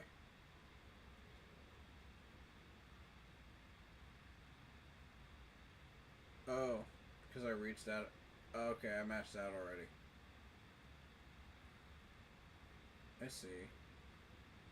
What are you? Why don't you have some interesting things? Okay. I like you. I'll be back for you. Potions and charms. Ooh, okay. Make potions. Yeah, let's do it. We got a bunch of stuff that can make potions. Right? Actually, venom ointment. Increases damage dealt to human enemies. Decrease damage. One concoction can be active at one time. Cooldown is 3 seconds. Interesting. Okay. What are you? Outer tunic. Tonic that instantly records 100 rage.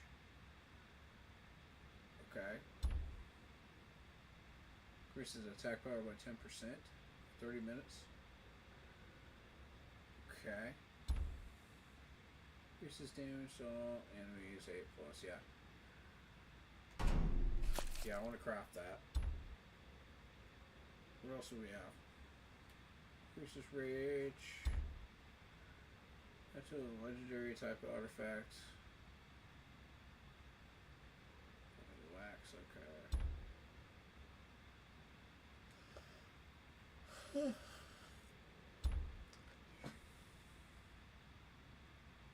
Into a history type artifact to slightly increase its enhancement. Okay. Alright. Slightly increase the enhancement. Alright. So, now I know kind of what to look for.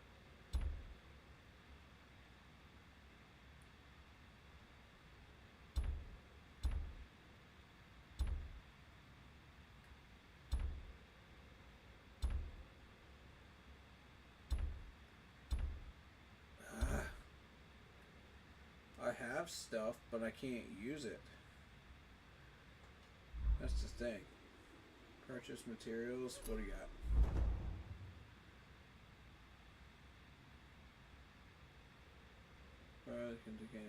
Used in crafting.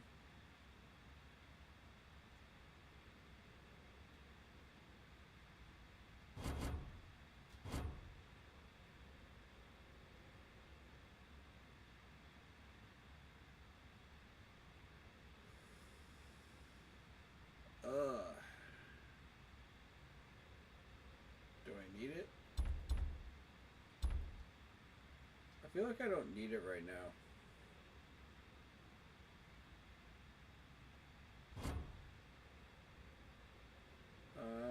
I don't have anything to sell.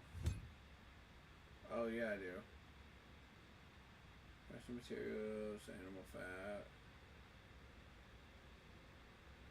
See, I got the animal oil, King's copper, and the poison kiss.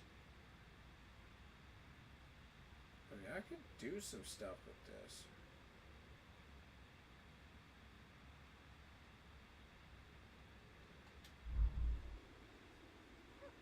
I'm just not sure which stuff to buy at the moment.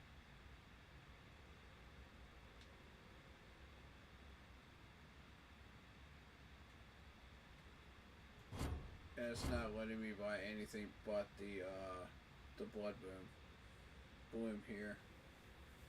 So I don't know. Used in crafting.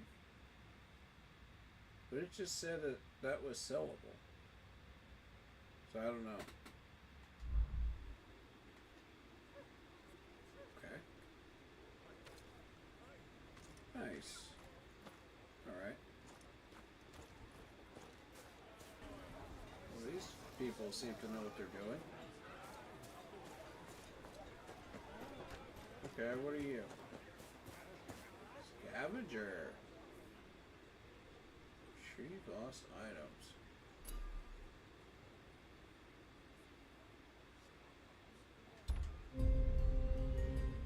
Ooh, we got some grain. Very nice, very nice.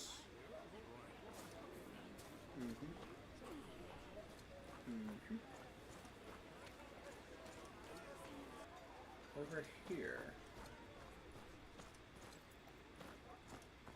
This gentleman here.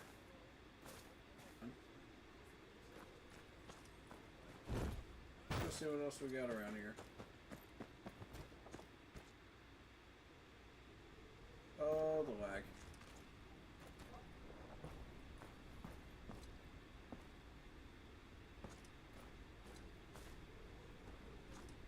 Oh, these are all the Winterfell soldiers. Training grounds. Okay. I can talk to you. Durin, Wanderer, okay. Pass by.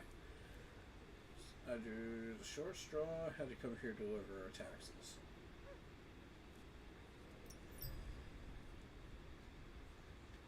Which town? Well, listen to the cart like this, not to get jumped by bandits. Ooh.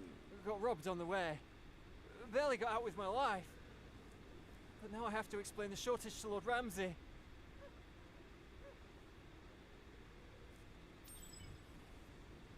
Oh.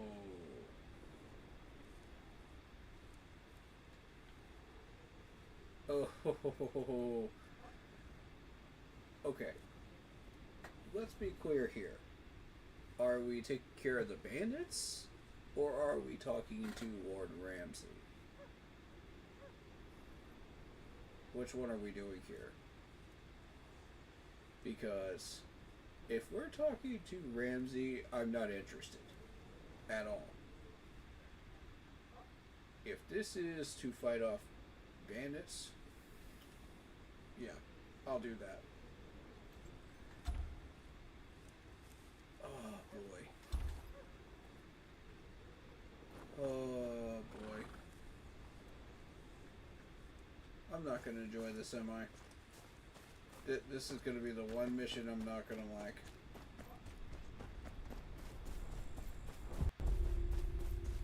Are bandits down there?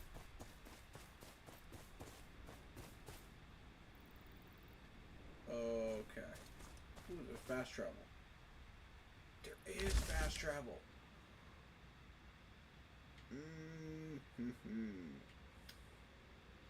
That's what I'm talking about. Alright. Nice. You know what? Let's use it. Yes. Yes. Oh, I love fast travel. That's awesome. What is that? Castle Black Scavenger. Castle White Merchant. Okay. I'm definitely not going back to there.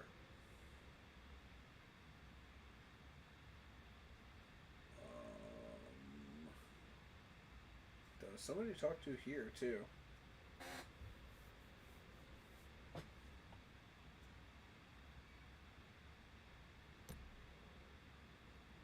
That could get interesting. Okay.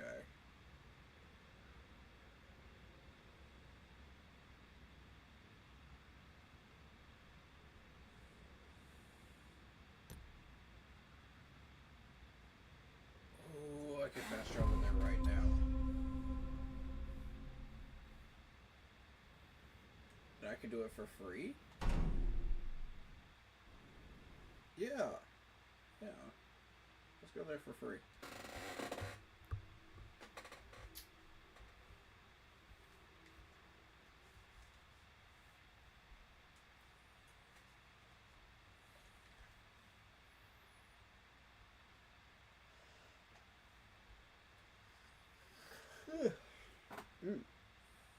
I like this game. This is good. It feels comfortable. You know what I mean? Like, it legit feels comfortable.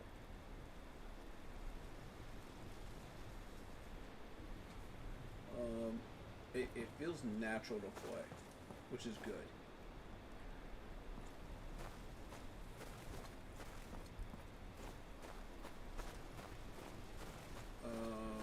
Okay. So according to the map, there's a gigantic question mark right there.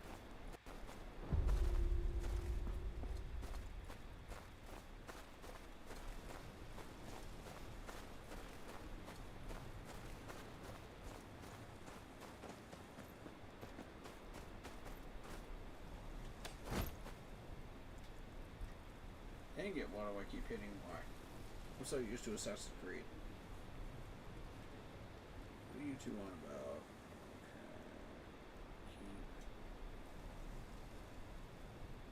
There's a wild scout. Takes this genius to get from the old gods. Wants to boil it down and feed it to your father, my lord. What's the problem? Follow him and Randall. Okay. I got y'all. Where are we going, gentlemen?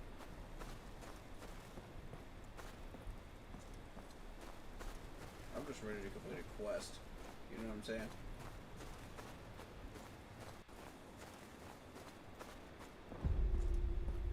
White Raven.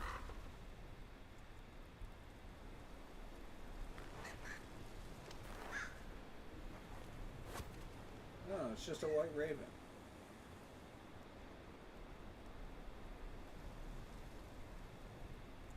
Let themselves set up to your eyes. Nah, it's a crow. Are we done here? Yeah, I know, right?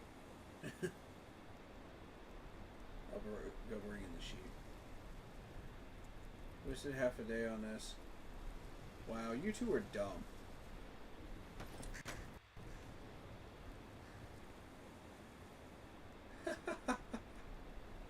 Oh, the white raven?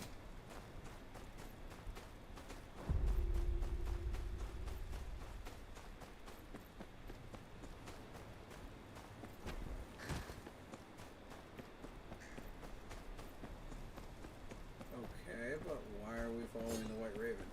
Oh.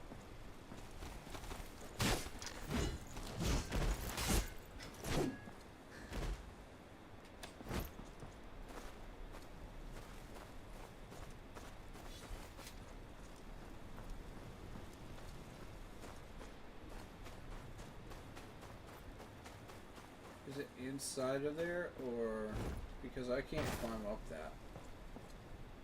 You know, this isn't Assassin's Creed, so it's got to be in the building, in the cave here. Let's see what we got in the cave.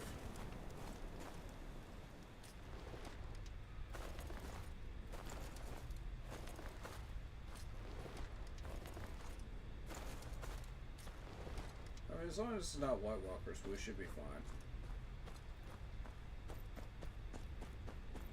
If it's White Walkers, we're screwed.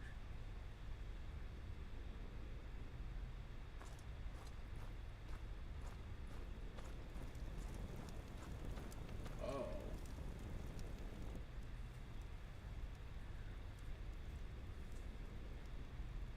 Free folk, whatever. Just want to live. Although looting and killing is not for me. Get bigger. Let's take them not part of the raids. Oh, okay. Just want to live the lives of peace. Fair enough. Just leave me be, that's all I ask. Sure. You know what? Because you asked, I will.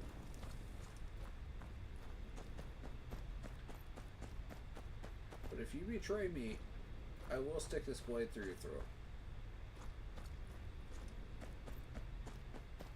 I have no problem doing that. I played Assassin's Creed enough.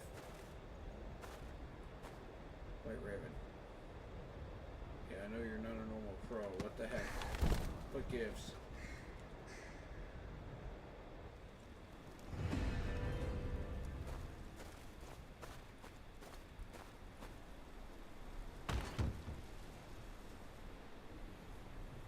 Ooh, got some boots. Alright.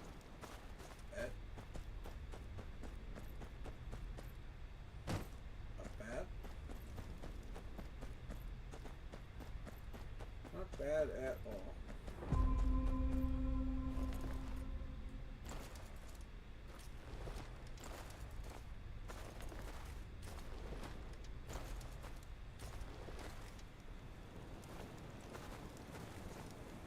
The dragon has disappeared. Wait, there was a dragon? Did I just read that right? Oh, yep. Look at the chat on the left. Dragon encounter is ended. Oh, man. So there was a dragon. Oh my god.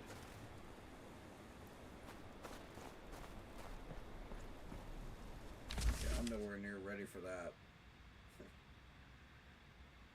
Okay.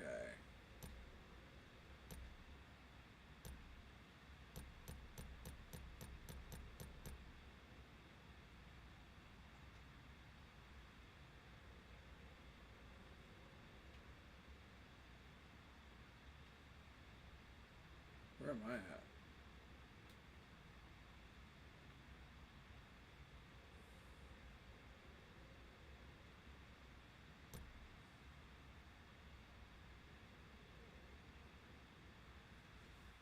Audience with Lord Bolton? What? Oh no. No, no, no, no, no, no. No, I did not sign up for this. I did not sign up for this. I signed up to deal with scouting raids. I did not sign up for a meeting with Ramsay Bolton. No, thank you. Man, no. I want nothing to do with Ramsay, man.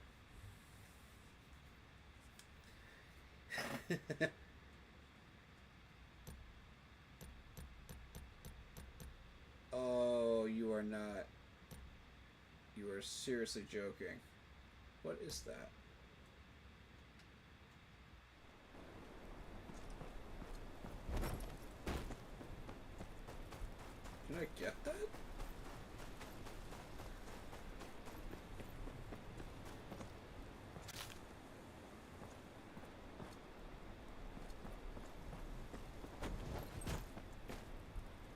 Wait.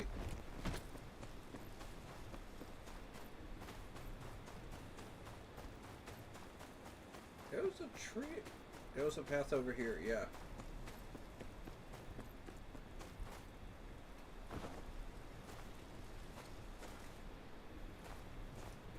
What the heck is this place?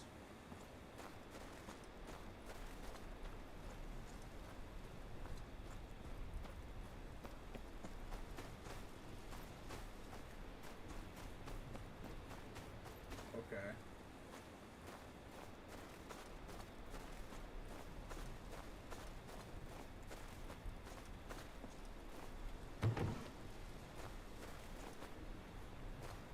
It's on the other side of this wall.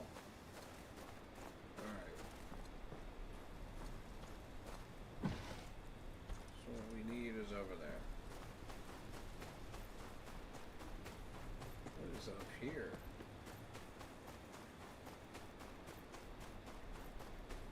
Oh, okay, it's another 2 pass. Cool. Alright, let's go down.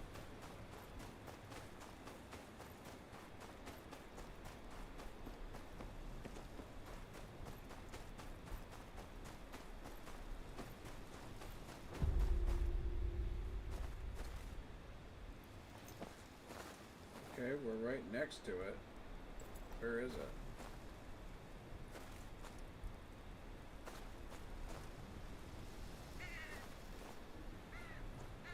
There it is.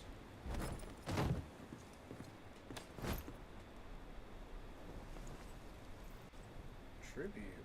Okay.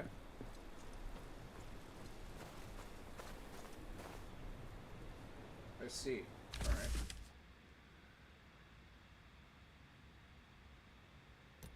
What is this? Ruins hold the traces of the first man. The fragments of murals scattered throughout each site. You gather pieces of completed mural. You ought to read up on the history of Westeros in the Read It Codex. Oh, heck yeah, let's do that.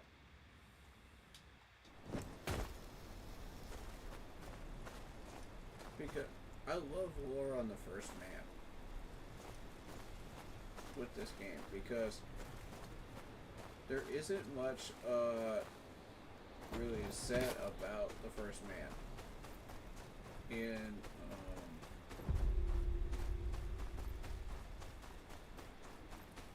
the series, so you have to kind of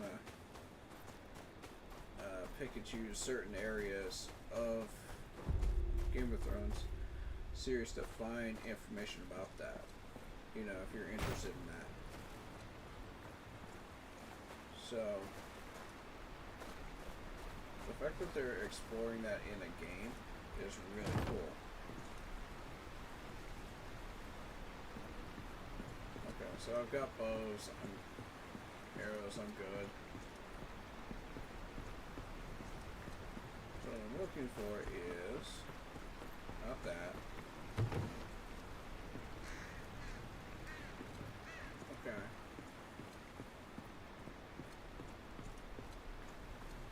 Again, how do I sell stuff to where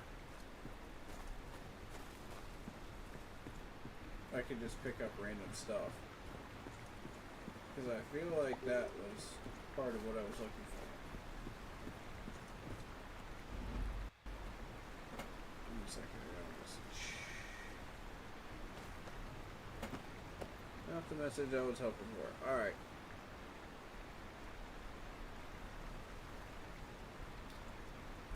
Okay.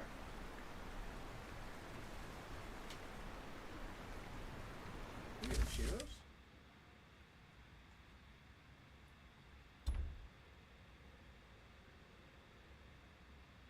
I don't want main quests right now. I want side quests and I want estate quests.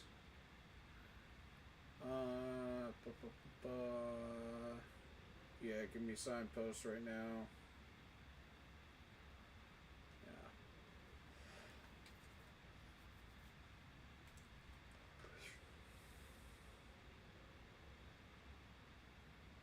Yeah.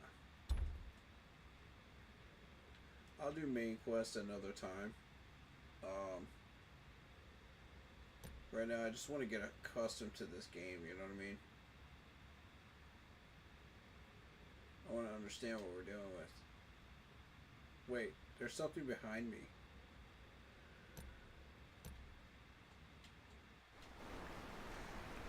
There's something directly behind me.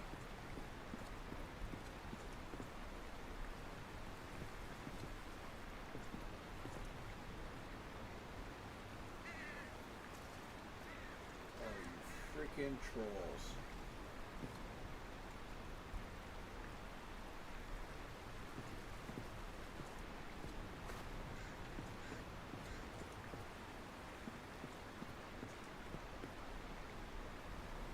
What the heck, man? Why can't I have it?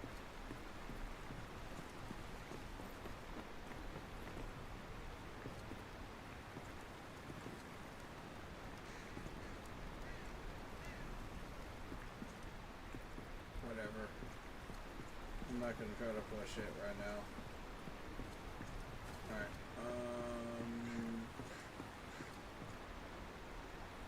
let me go back the other way. What I'm looking for is the other way.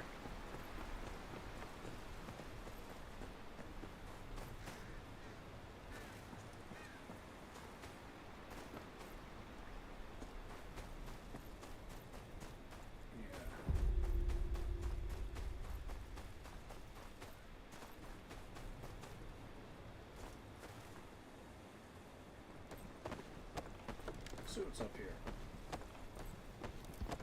I want to explore a little.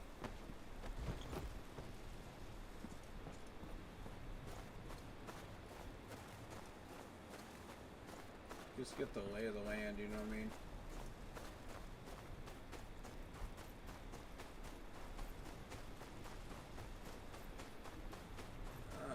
Here we go. Historical site. Okay, we're missing 2 pieces. Let's go find them.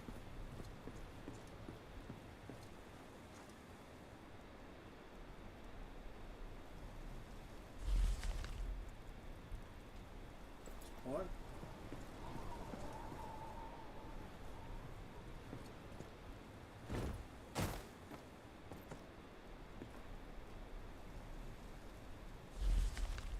There it is.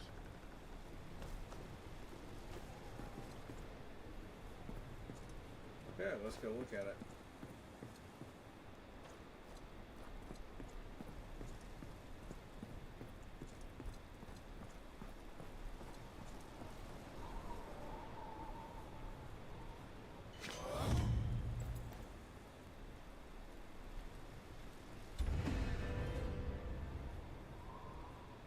Rest complete. Alright. We got our reward. Cool.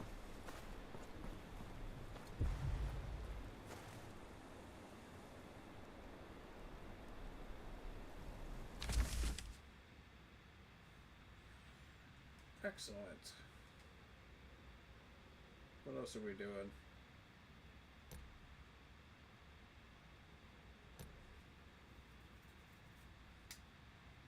It's over here. Okay. Okay.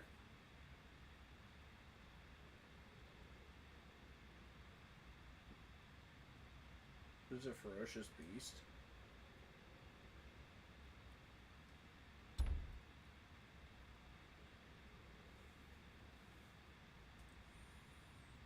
Oh.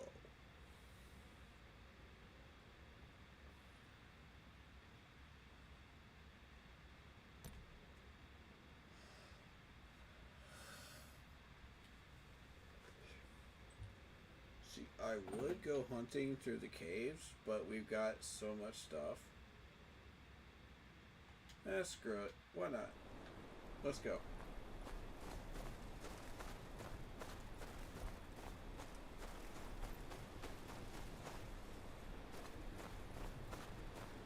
Oh, I need to go this way.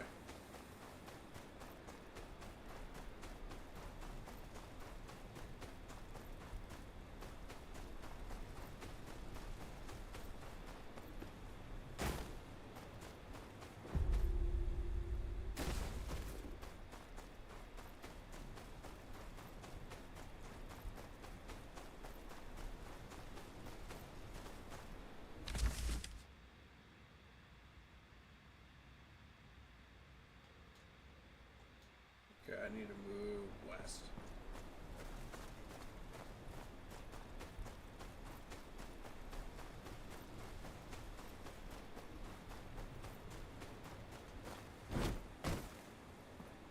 Dang it. Dang it. I'm so used to hitting freaking Y, dude. Oh my god.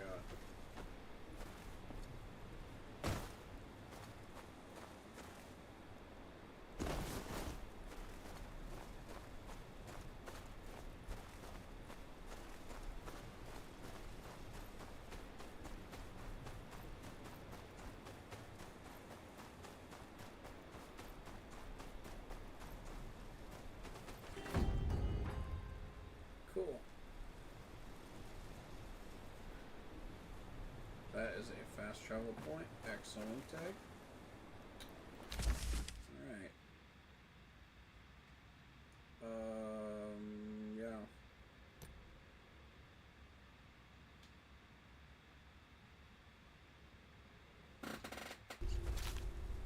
I do realize this area is dangerous. Ooh, bandit camps.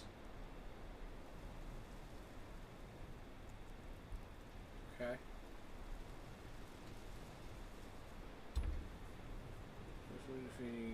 Oh, okay. So, craft equip. Okay.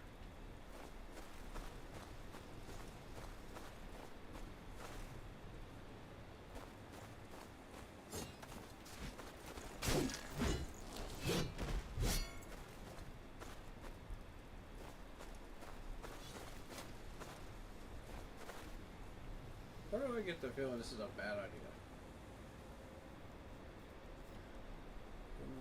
Made me watch someone necklace father paid for. Dang.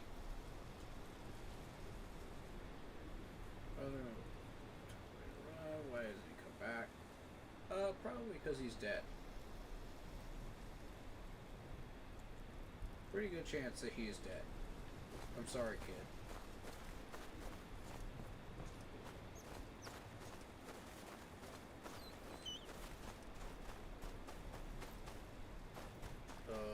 That's just...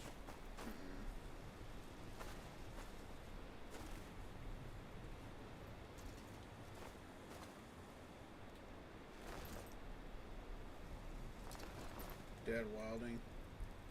You'll find blade neither.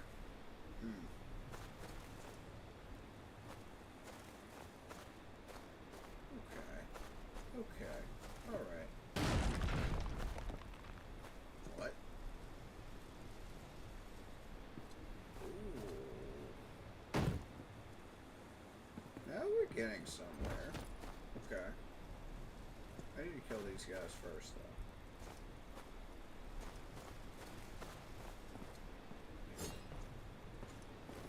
Kill you first.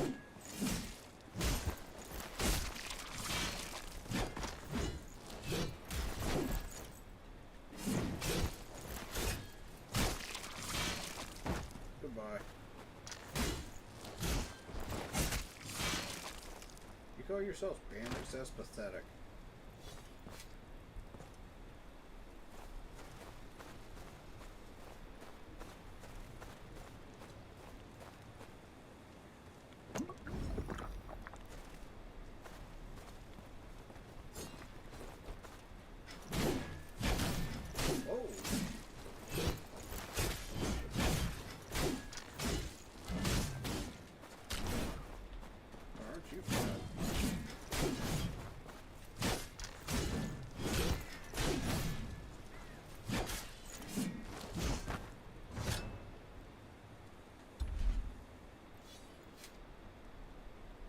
Obtained.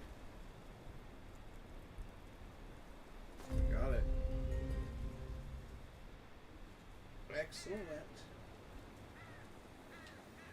That's cool. Alright. Now what?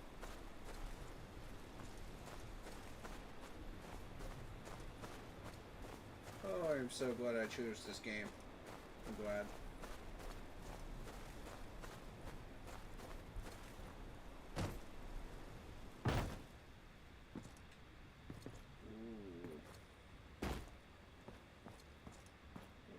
we got here?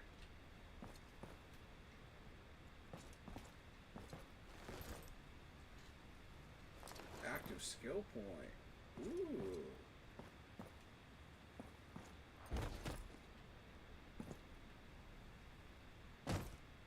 Well. Found a secret cave, y'all.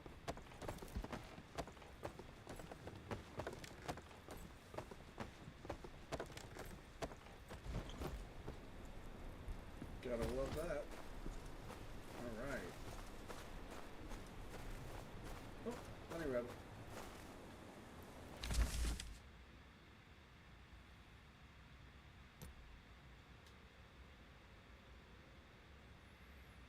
Okay.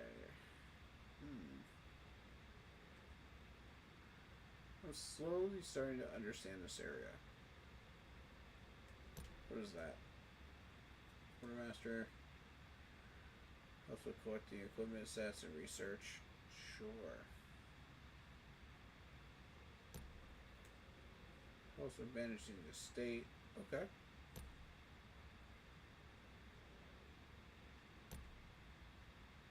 Stores the items lost during exploration.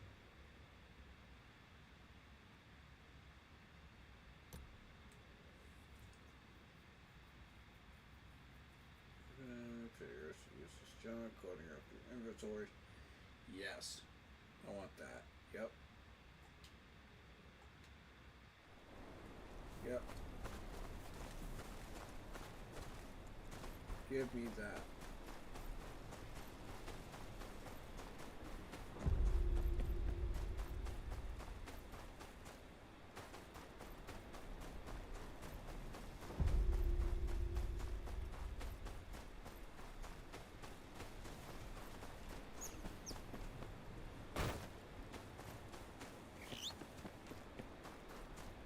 Okay.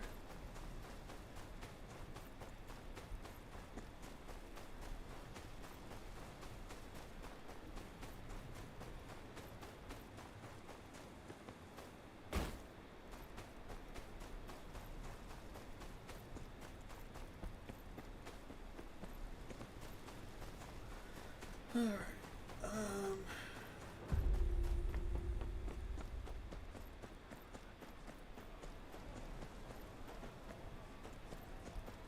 Get rid of some unnecessary junk, shall we?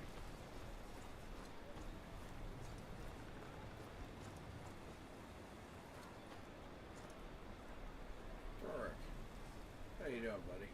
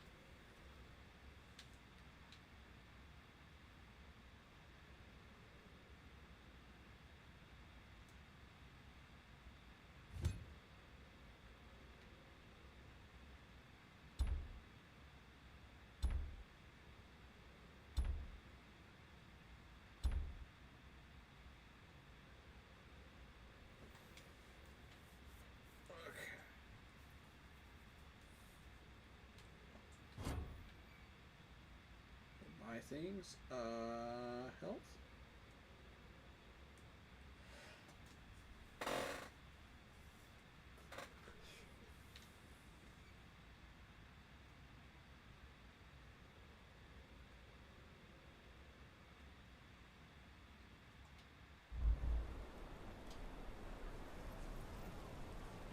Awesome. Alright.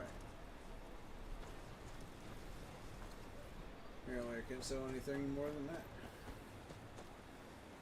What's in here? Rusty coins? Heck yeah, we're gonna sell those in a minute.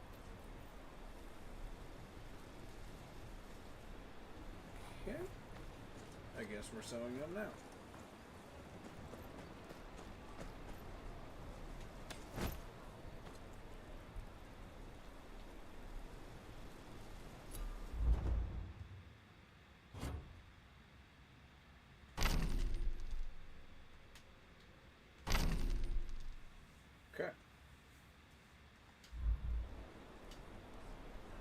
Excellent.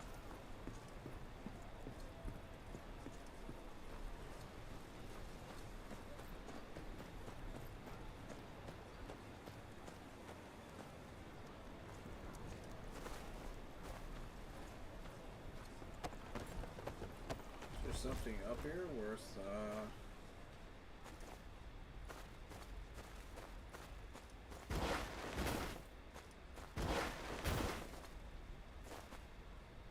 Yeah, see, why would they put a ladder for this roof up here?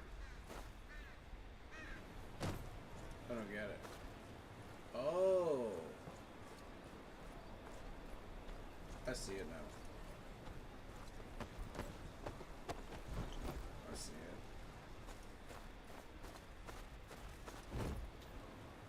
But see, I can't make the jump. That's as far as high as you can jump. And as far as you can jump.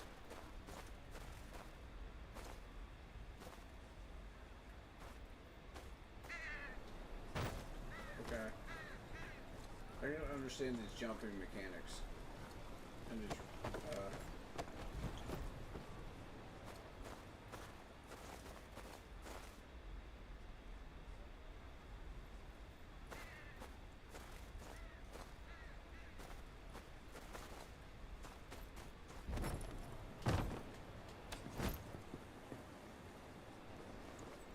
Oh! You had to get off to a running start. Oh, dang, man.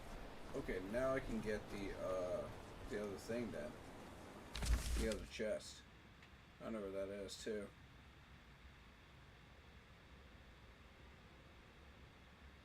I know exactly where that is.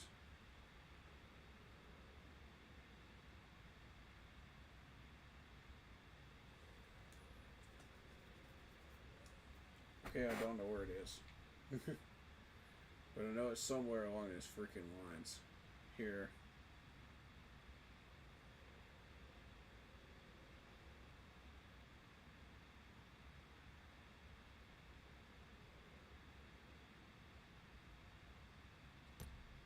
I want to talk to you. You're new. Get you off of me.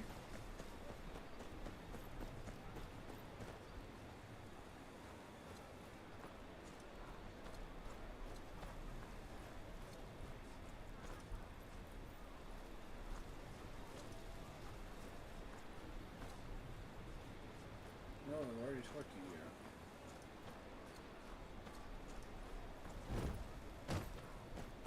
Potions? You're useful. Not yet. Okay. I see.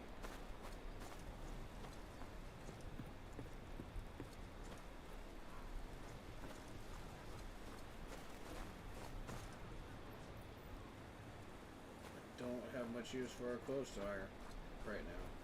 But thank you.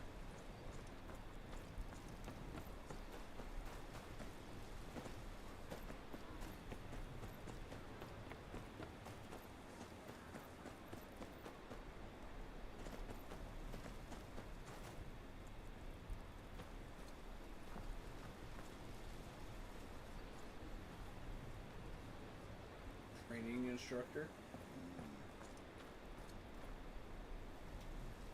Quartermaster.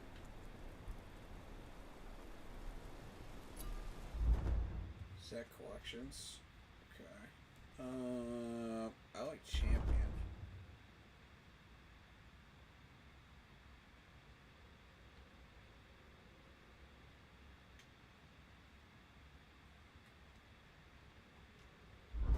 Okay.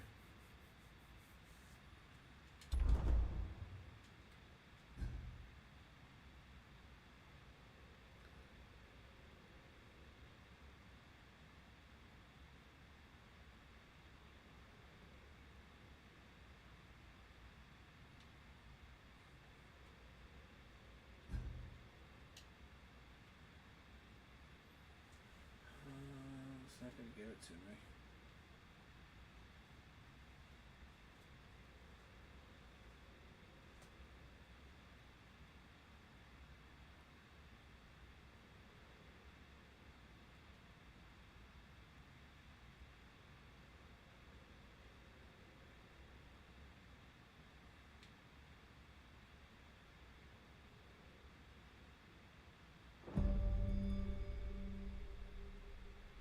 Okay, paddlers available in Fleetwood.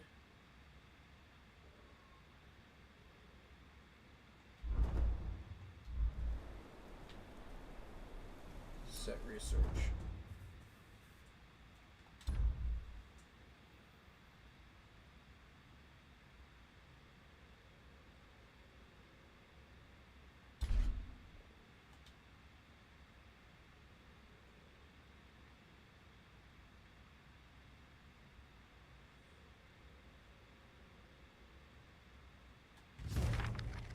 I want to level that up.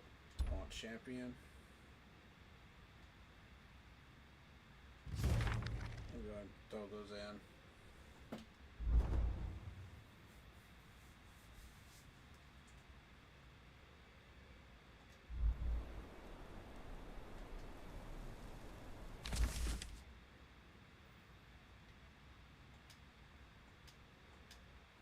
need to see equipment real quick. I'm starting to get the hang of this now. Still level 1 boots. Do I want that or do I want the green? Blue. Blue is better. Okay. Noted.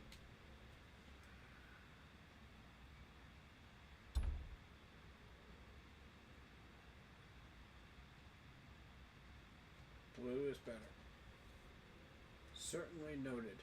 Okay, cool.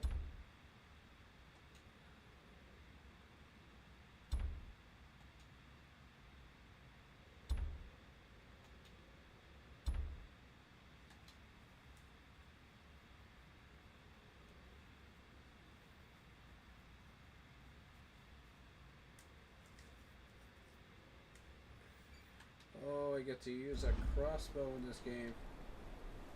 Oh. You should not have given me that. That was a big mistake.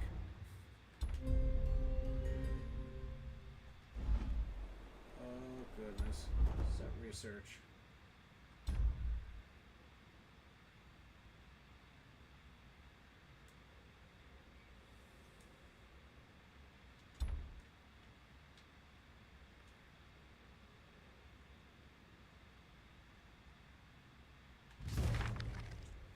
Yes. Plus 30 events HP.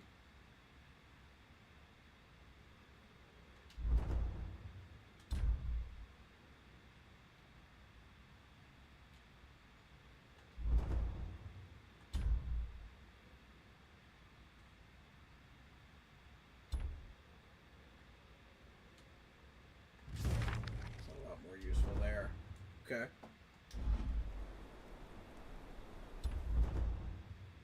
Still have more research to do?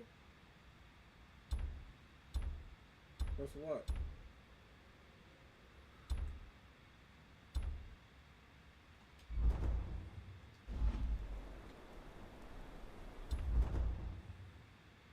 Okay.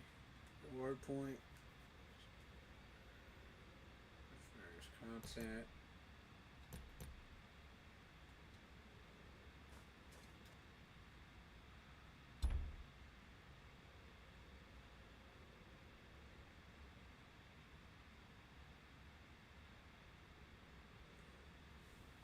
Not exceed its maximum value. Let's switch our currency to buy a reward point instead. Okay.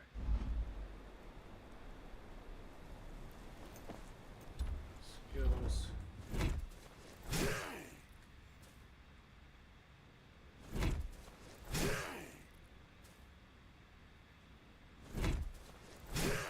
Ooh, I like that shoulder charge. That's pretty cool. Almost strike. Ooh, I like that pommel strike a lot. Yeah. Charge stab. Ooh, I like that too.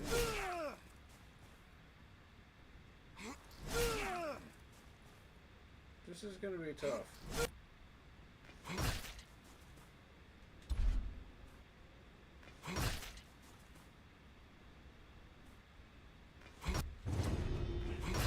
Pommel strike. I want it.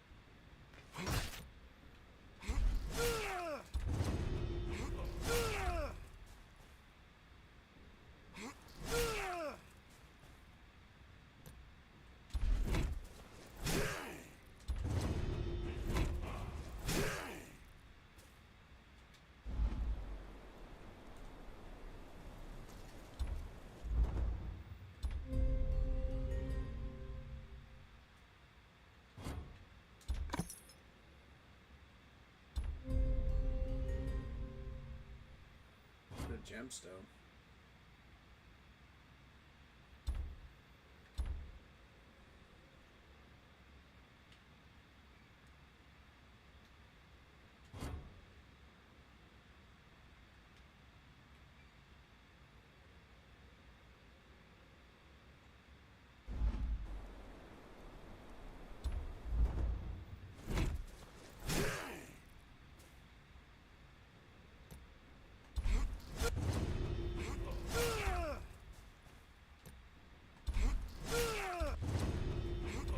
I want that to be level 4.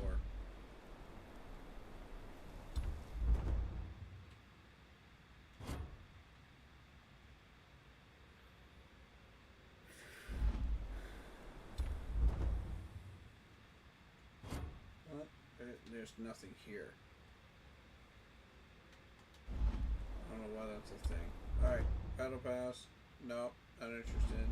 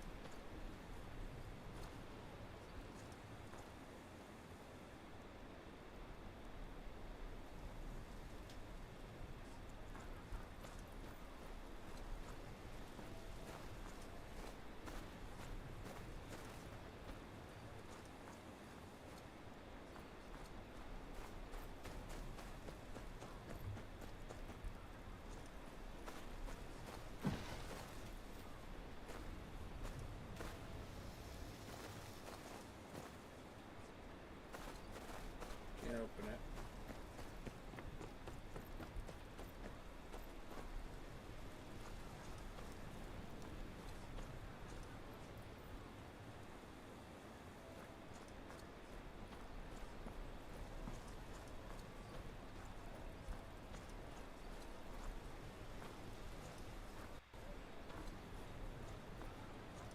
You're the person I'm looking for.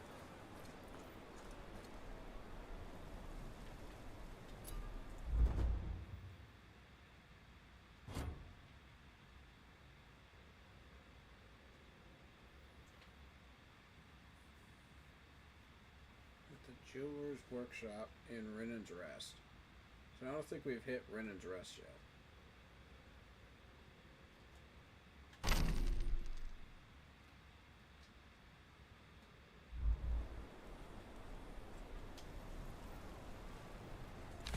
Let me see. Oh.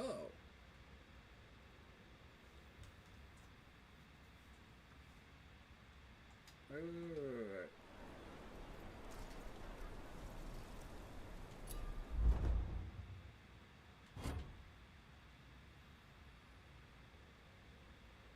Jewelry can be crafted. Okay. So is there a jeweler?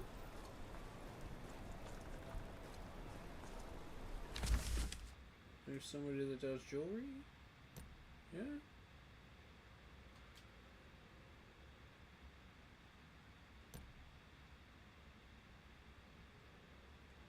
Manor Keeper.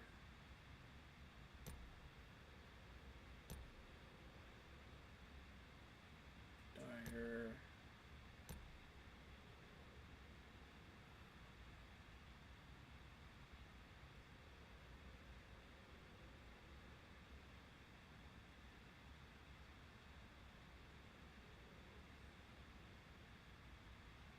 I don't see a jeweler in here. Looks like I'm missing something. What are you?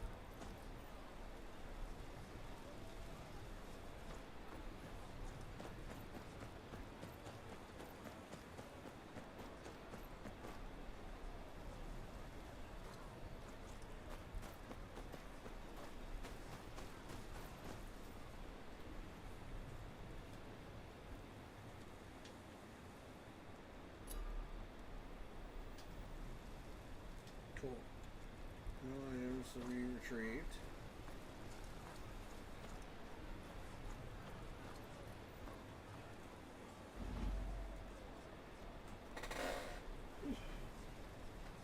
Cool. Alright.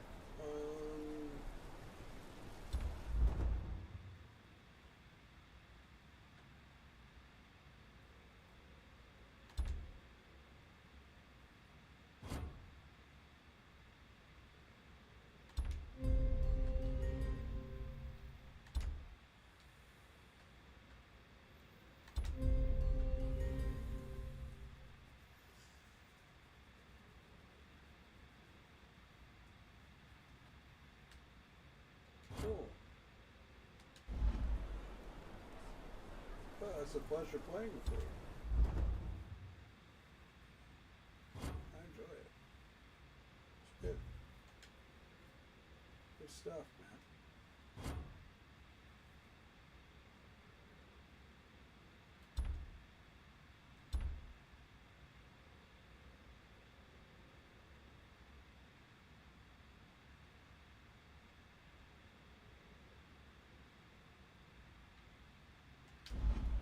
Okay.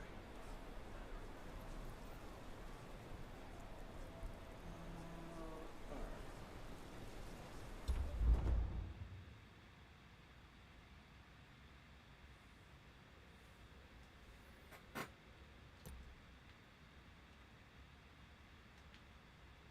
We gain a new one? Ah. White Harbor. Sure.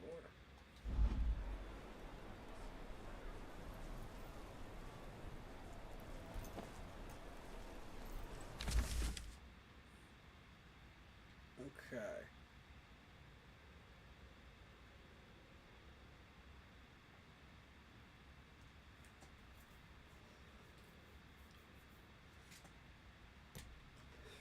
What are you? You pass battles and you cut railroad. Set duration. Okay. Not interested.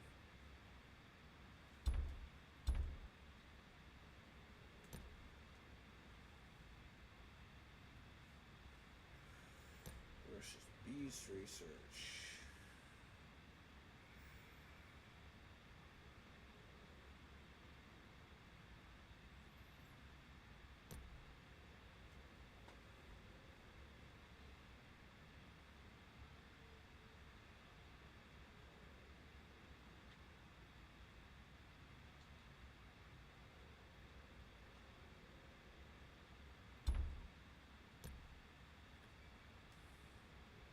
Okay.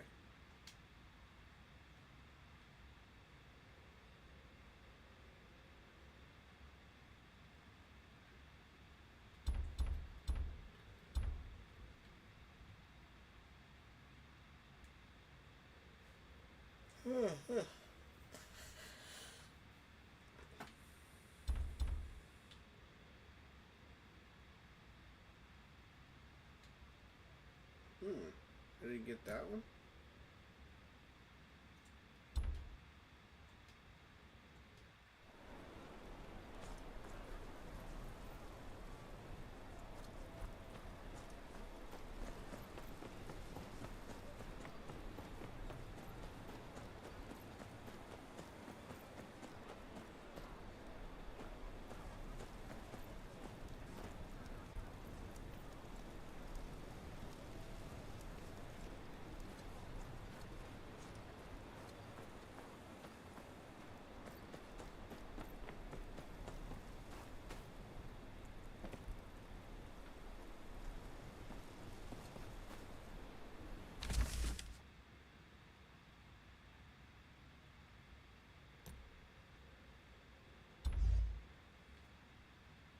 Oh, it costs coins.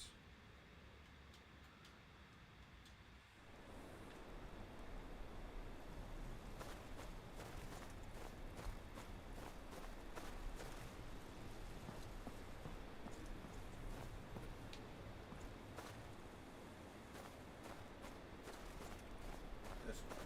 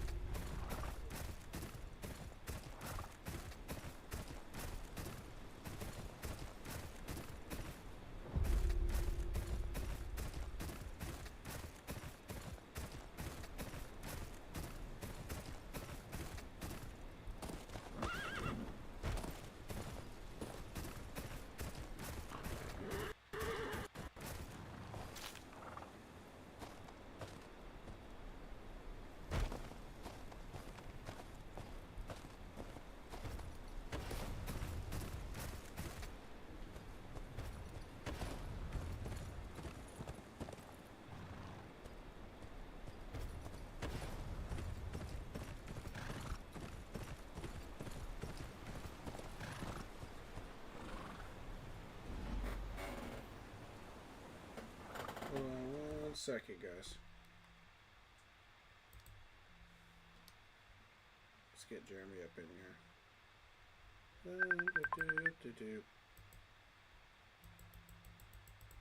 Trying.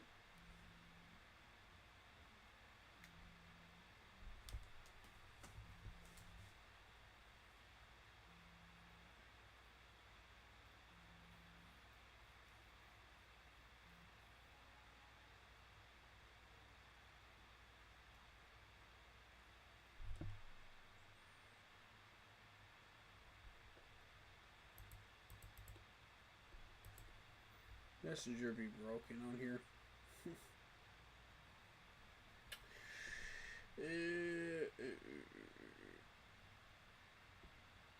Okay. It don't want to work.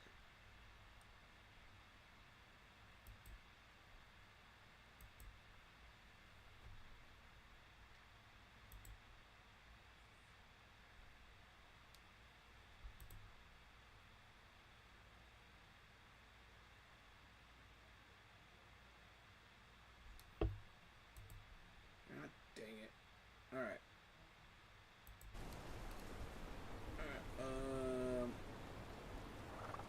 Whoop.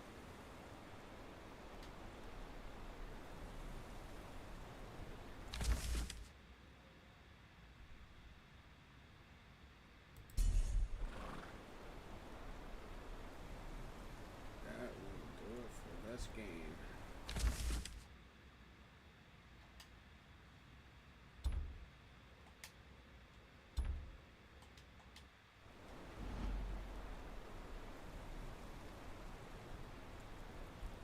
How do I get to... Where is it?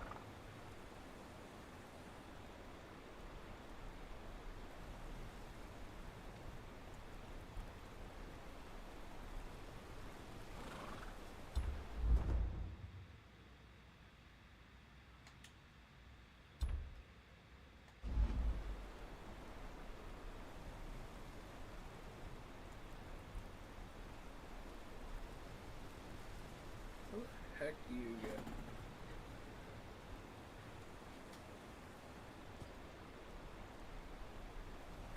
Okay.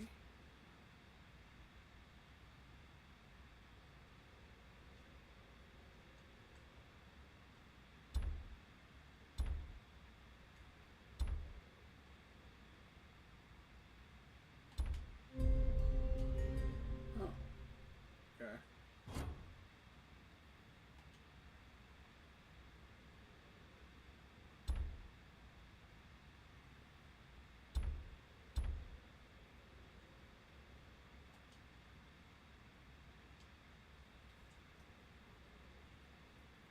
Yeah, I don't know how to get to the inventory back.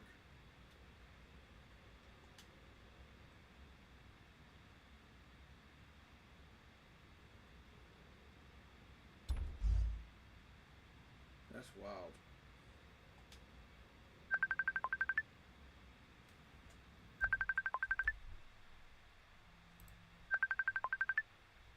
Working on it.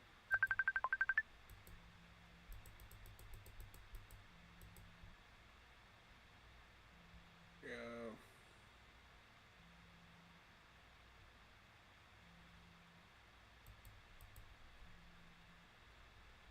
There we go. Hey, buddy.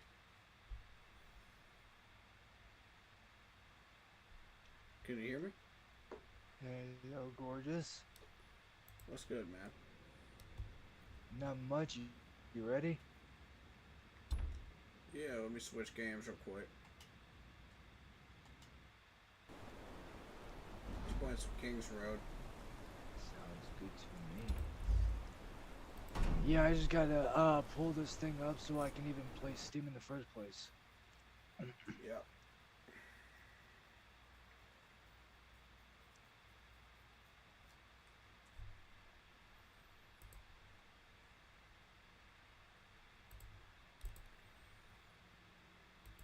Alright, one momento. Sorry it took a minute to get you in here. We are live right now. Still.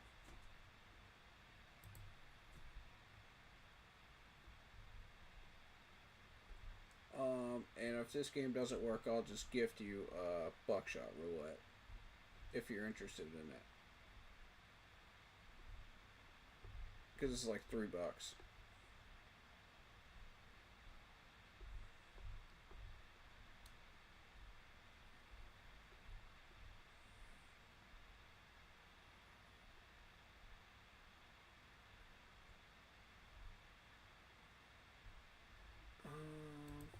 Oh, I didn't need that out. Here we go.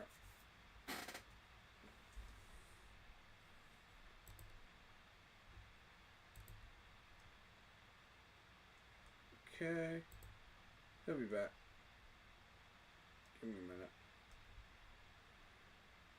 He just got a new laptop, so.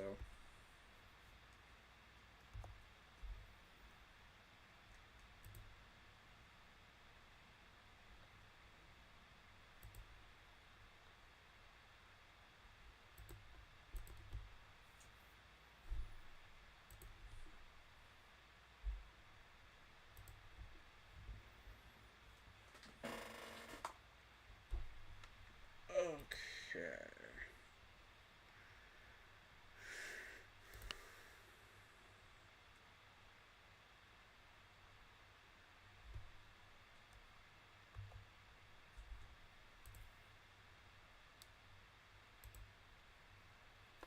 So we are just waiting on him.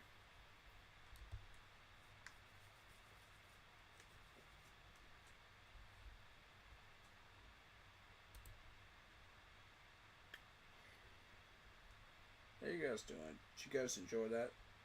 That was the new Game of Thrones King's Road game. It's pretty cool. I like it.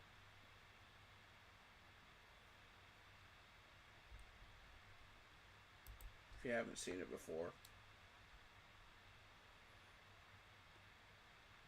There's been a ton of ads for it.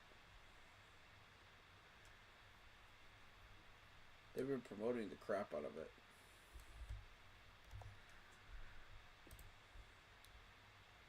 You know what I mean? For good reason. It's a good game.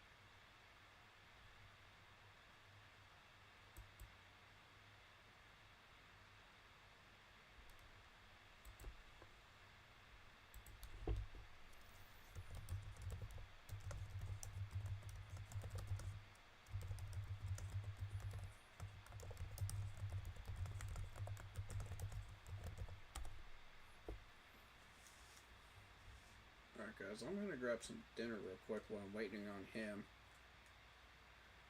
Hit that like button, please. If you don't mind. It is free. Be right back. I might have to mute up after this though. We'll see what happens.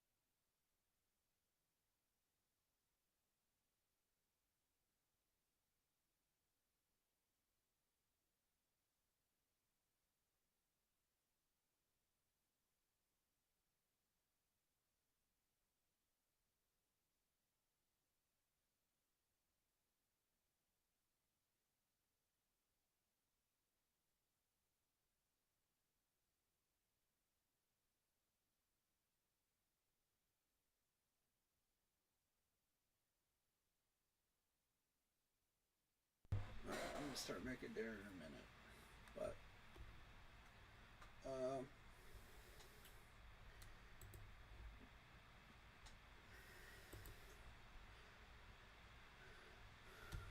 let's see,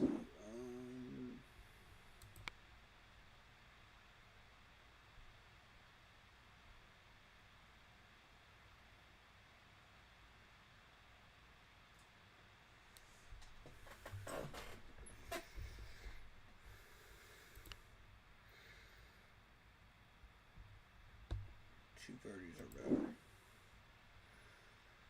Now I'm about to hit that.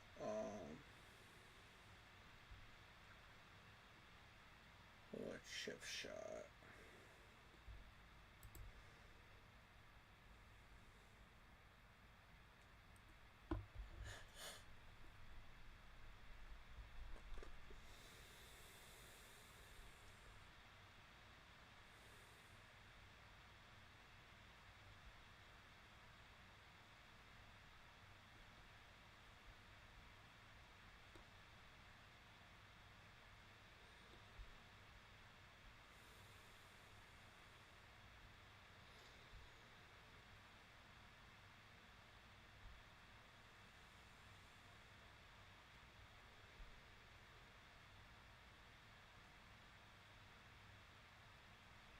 Oh, tournament rounds played.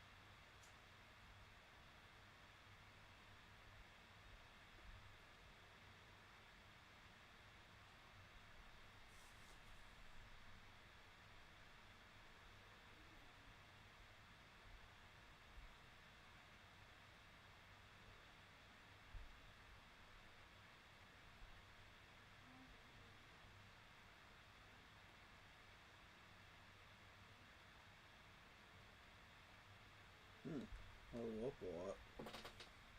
77.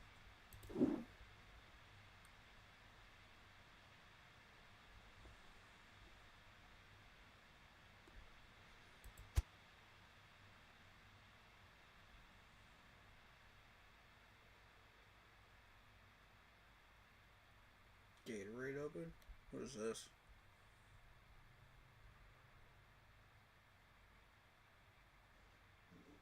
Oh, it's free. Sure. Let's give it a shot.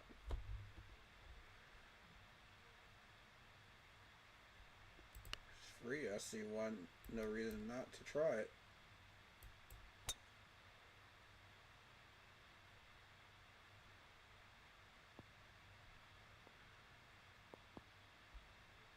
Good ball.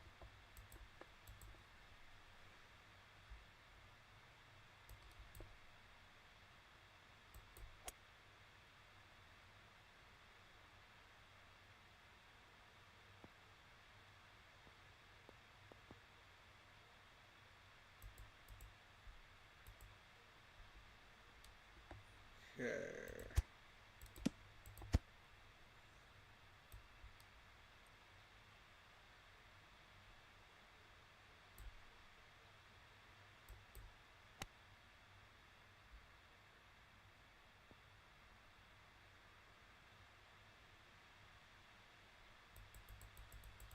Very nice.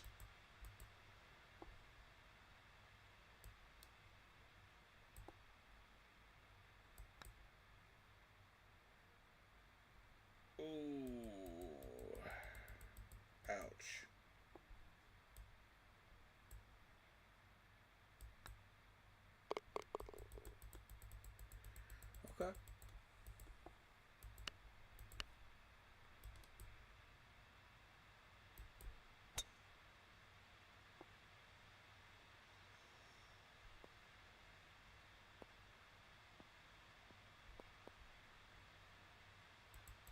Good ball.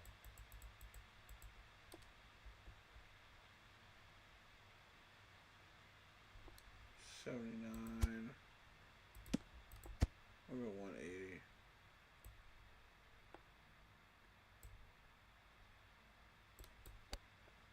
Check it.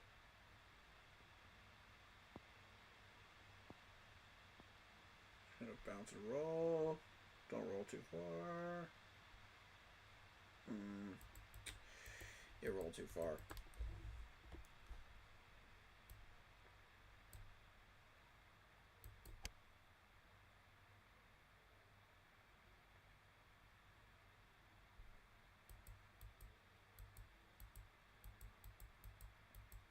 Okay.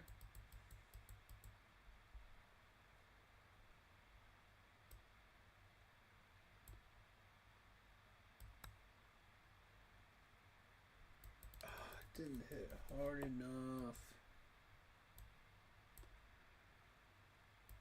Dang it. Well, not a great start.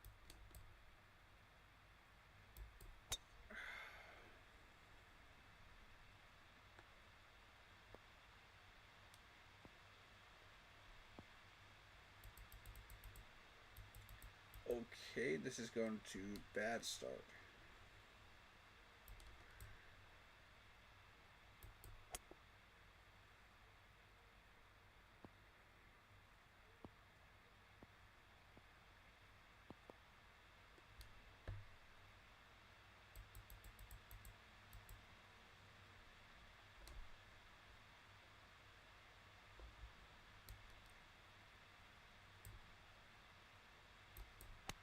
Yeah.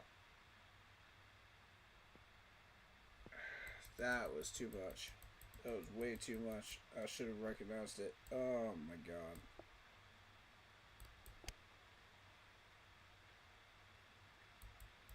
That's too much.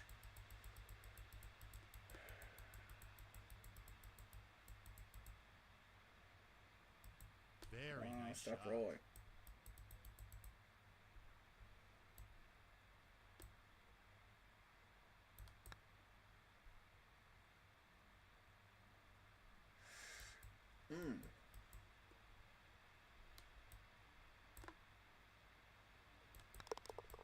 Well, I'm easily going to have the worst score on here.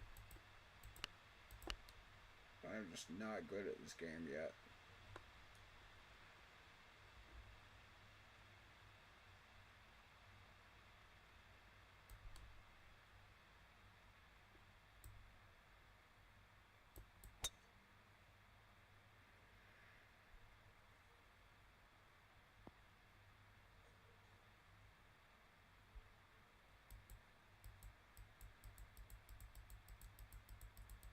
Okay, chance for par here.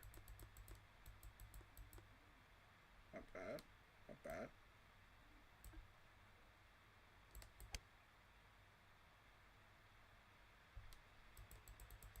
No, never mind.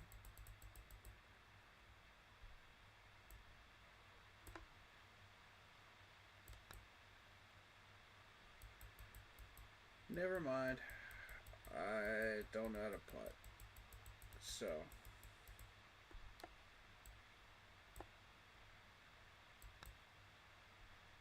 I'm trash at putting. Absolutely trash at putting. Great.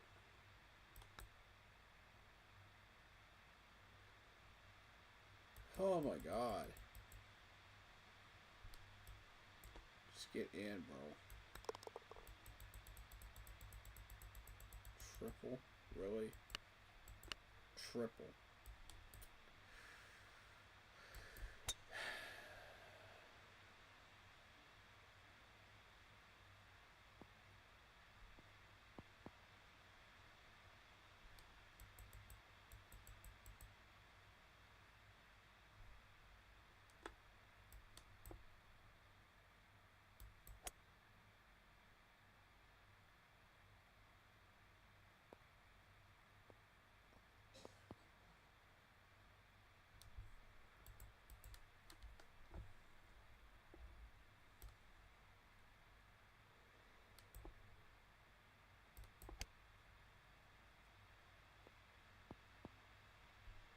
How is that short? Oh my god.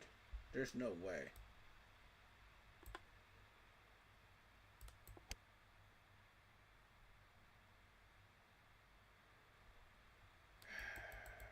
It's always for bogey, man. Always.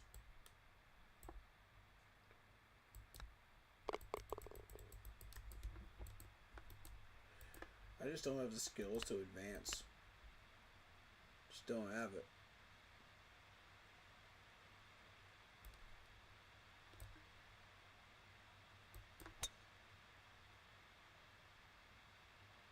That's short.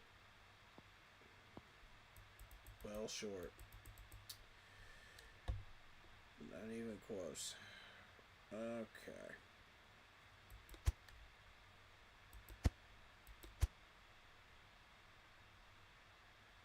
We are going to do a punch.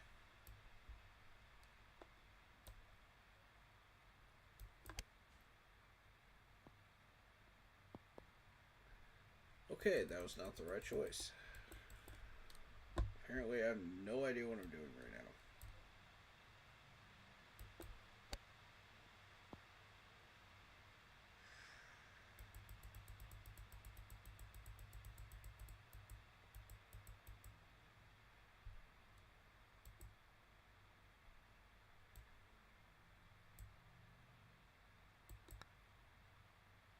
Got it.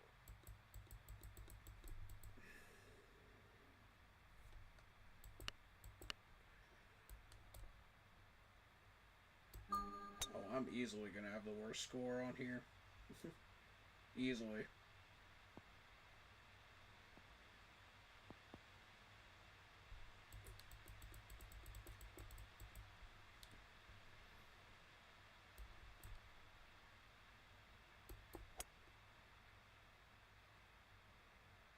Come on, play cleanly. Play cleanly. Oh, God. That was fording with that river.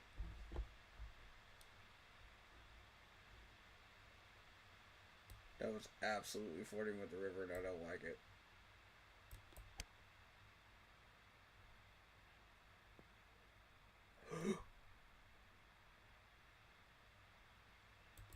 There we go.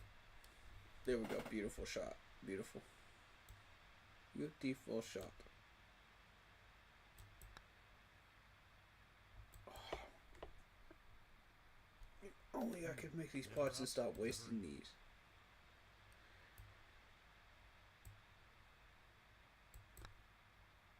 Good read. Oh, boy.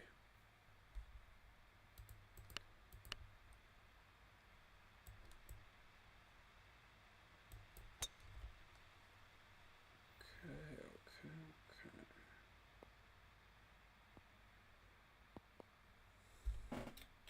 That's in the garden spot.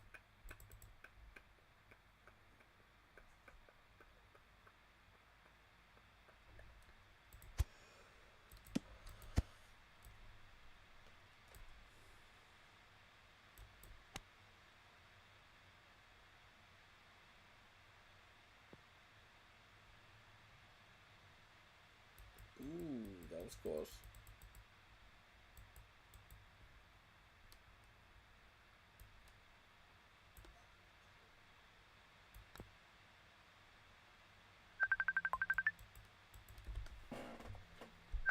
Very nice shot.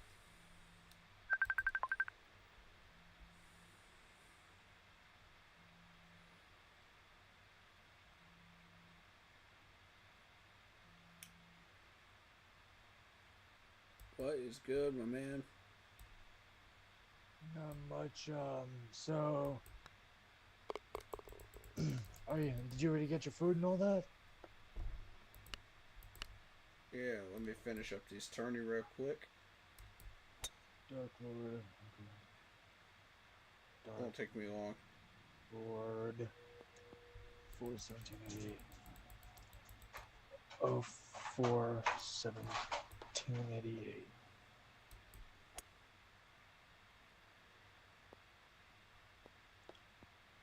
Dark Lord. 24, 1788.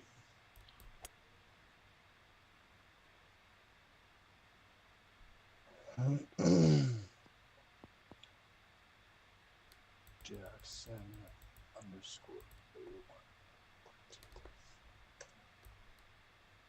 Oh shit.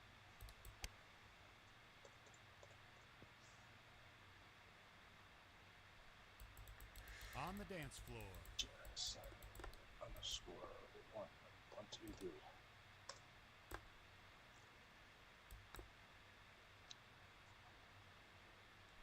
Awful putting. Awful.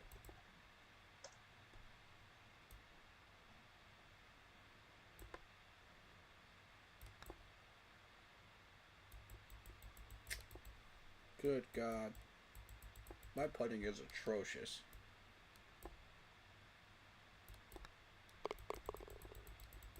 It's atrociously bad.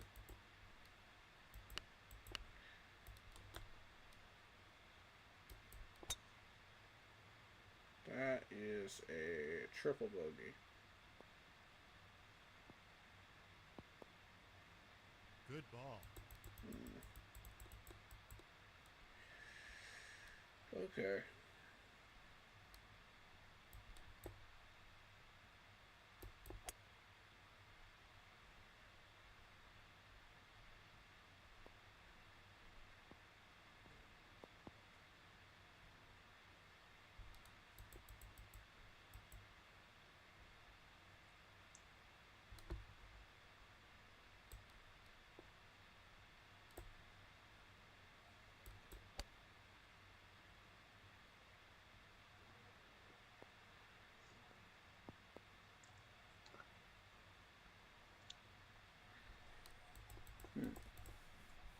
Okay. Could have put a little more on that. That's okay.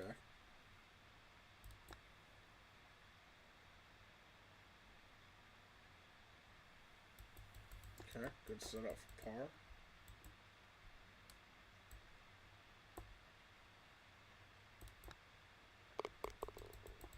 Got a par. Nice.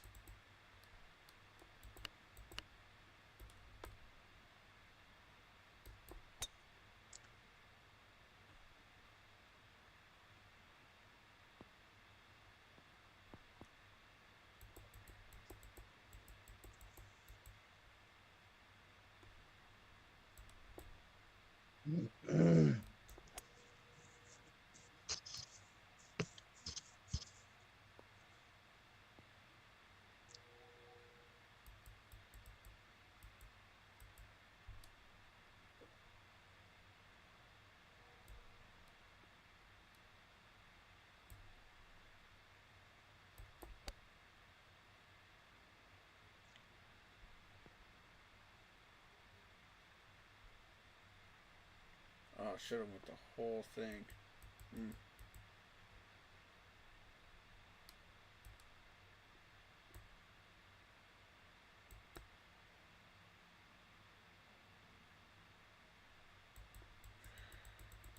I either hit it way too hard or I don't hit it nearly enough. There is no in between.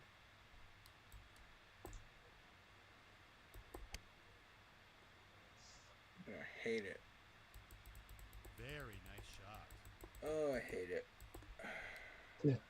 Take your time. I'm in no rush. I'm just trying to get into Steam on my new laptop. Trying to still get a couple things situated. You know what I'm saying? Yeah.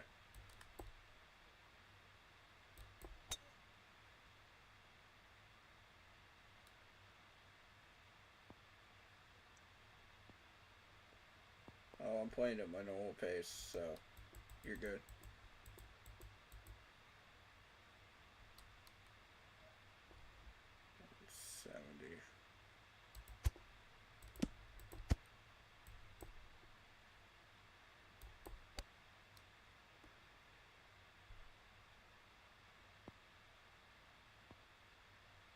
Oh no, I thought that was a raised green. Oh my god. My depth perception is so god awful.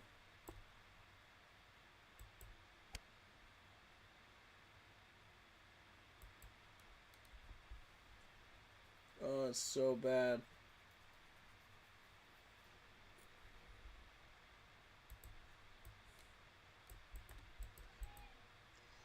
God damn it, man. Hold on a second.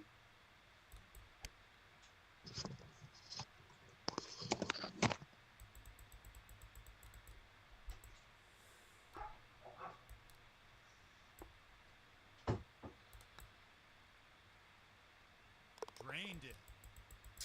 Yeah, but for bogey, that's the problem.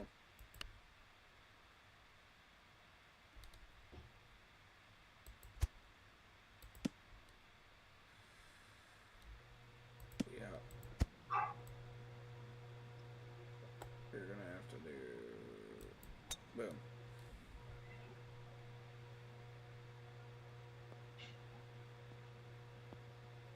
Oh my god, it's short. Of course it's short.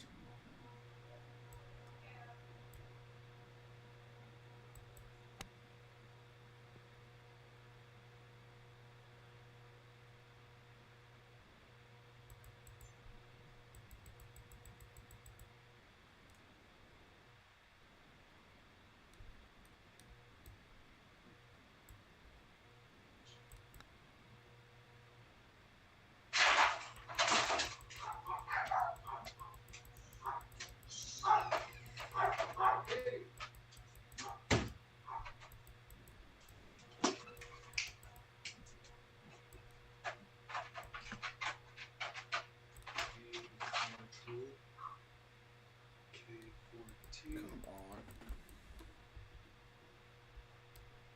K4T.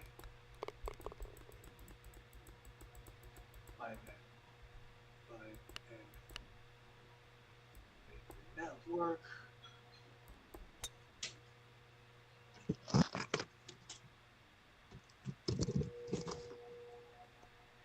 And within each loading user data.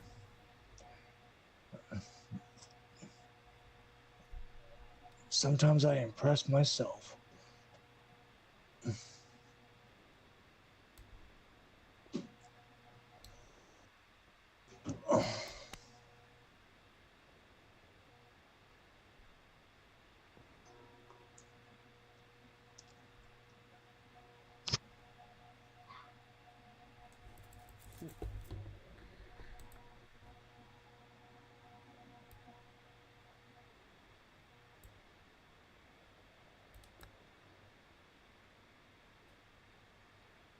Drained it. Finally got a birdie. God, man. I'm not even sure how I did it. But I got it.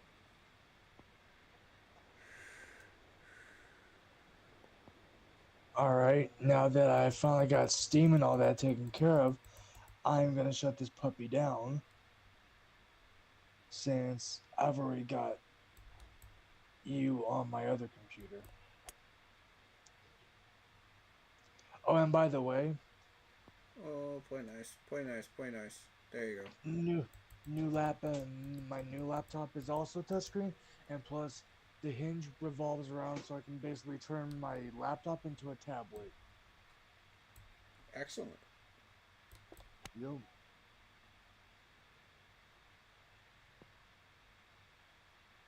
Now the only challenge that there is for me is to transfer all the files, like my emulators and my simulators and IRs and basically just all my complicated shit. I gotta transfer all of that from the old computer to the new. We're live right now, by the way. Sorry. Oh, you're good.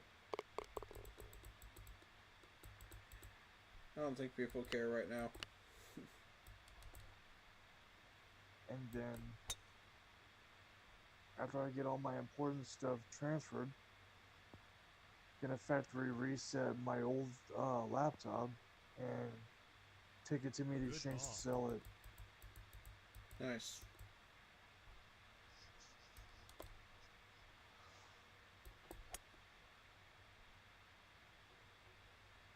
Oh, Play nice, play nice, play nice, play nice, play nice, play nice. Oh my god. I got so lucky on that shot.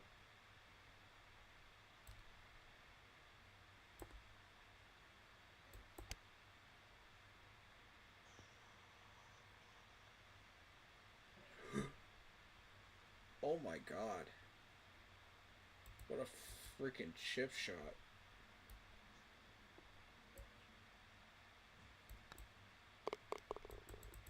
That was beautiful.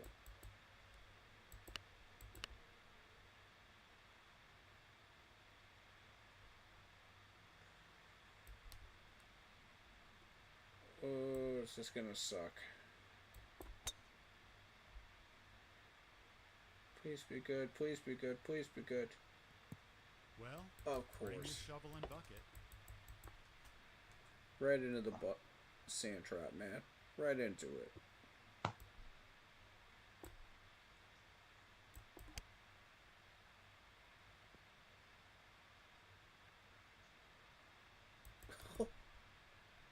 God, my Very depth nice perception shot. made me think that was like right next to the hole, and it was like 20 feet away from it. Oh my god.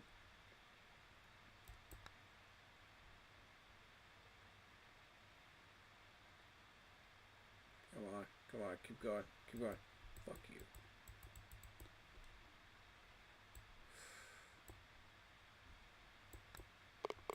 There we go. 16. Alright.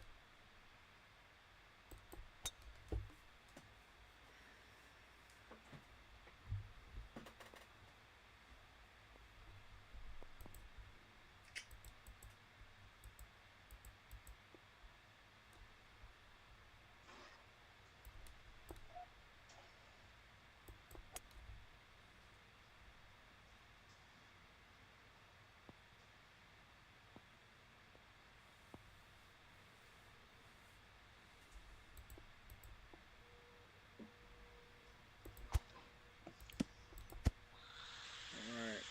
Last hole. Last chance to dance.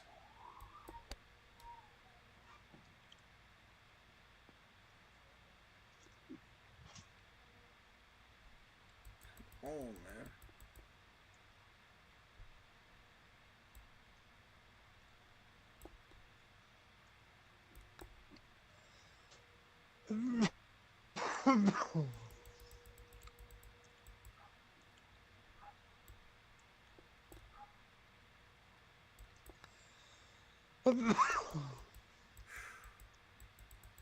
$18 over.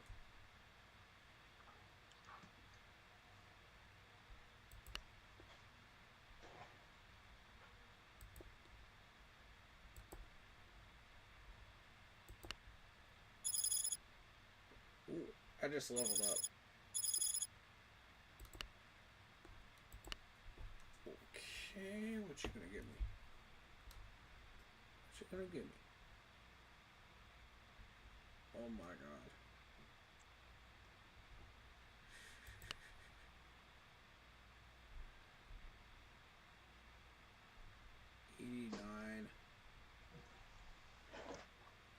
$89 was the worst score.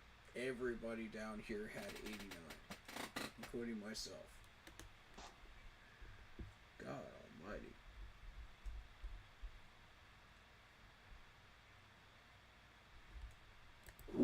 I got the worst possible score possible on that tournament.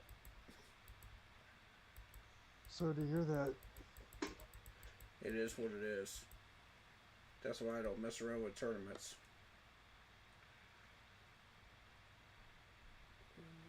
Ooh. Well, I'm in the game, just so you know. Okay. Title is Voki Smoke SM8 60-degree wedge. And I get to rent that. Fun. Okay, so my that driver expired, so I'm back to using regular shit. Alright. I'm trying out a new wedge. Um, let me get my food started, and then we'll get officially started. Keep the stream Waiting busy on you. for a few minutes. Sounds good.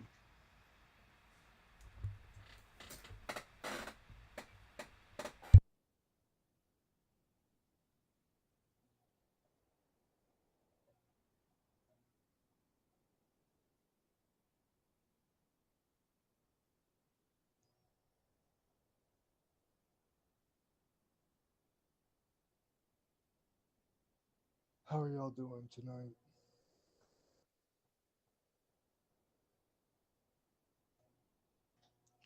Hope everybody's doing good. Hope everybody's having an awesome weekend.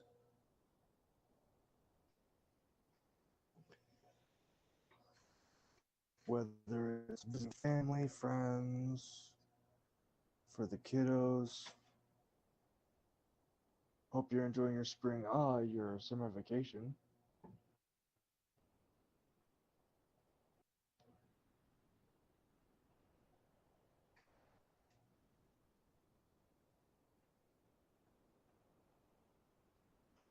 Okay, so my roommate's cooking dinner, so we'll just go ahead and do a round. Okay. Sounds good to me. Yep. Don't know if you had me on, but I was talking to the audience. Cool. Yep, I did. Alright. And no, I promise no crazy or insane antics. Oh, of course.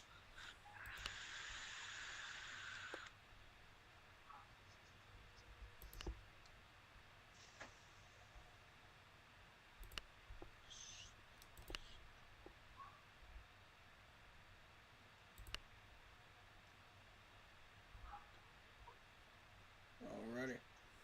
Invite sent. Alright.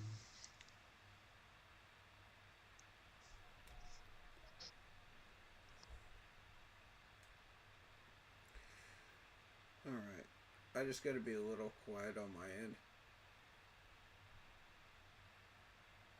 But I can still talk, you know.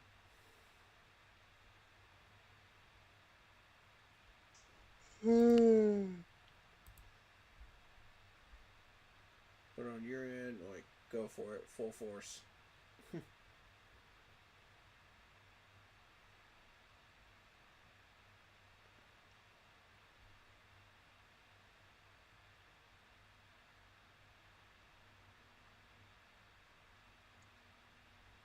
Alright, guys, so I've been kind of teaching him how to play this course, and he picked up on it real quick.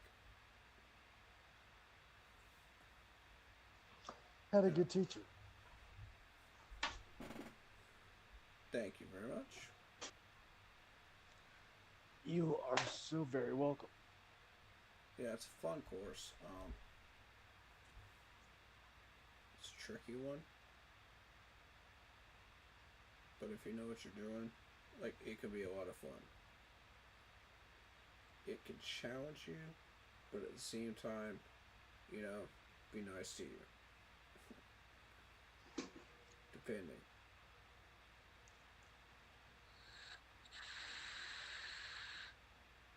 That wind can dictate everything on this course. Come on, Wi-Fi. It sure can.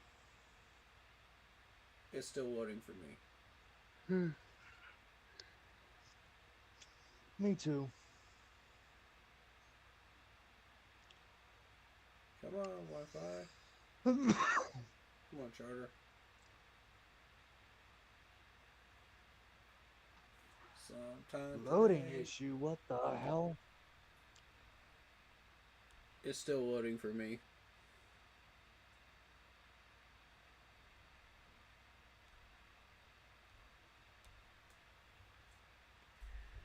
Yeah, it's still loading. same here. It's at 50%. Now it's at 100%. Oh, now back to 0.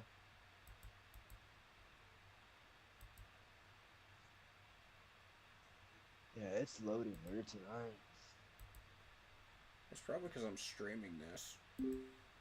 There we go. Thank you, finally.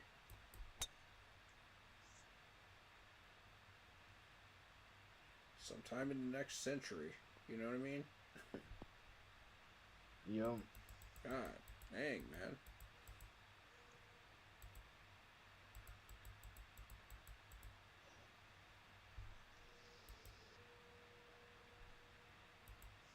There we go.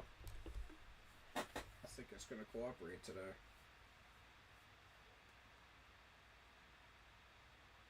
Here's hoping.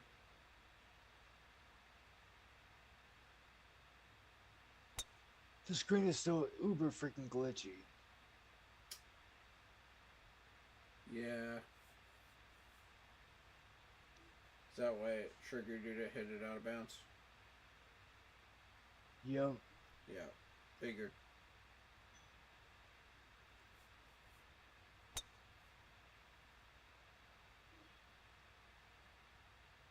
Okay.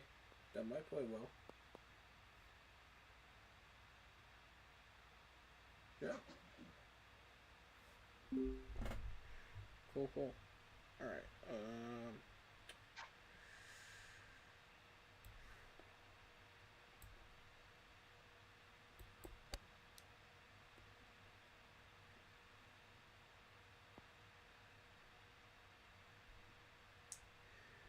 Not what I wanted that to do, but it'll work.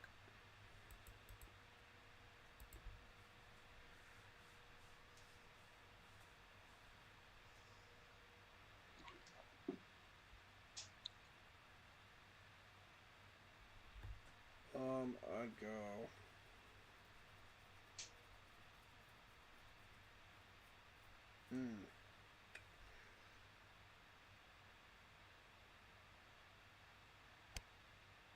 Yeah.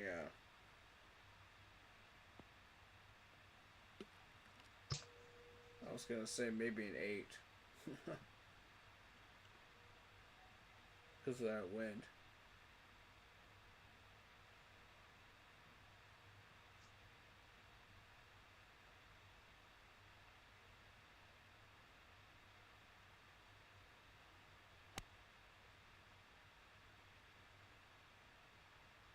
Good shot. Is there a possibility we could start this over because it's way glitchy? Yeah, sure. Yeah, let me restart it. Sorry, buddy. Oh, you're good. You're good. But it is messing me up. Yeah, I want you to have a fair shot, you know what I mean? Yeah.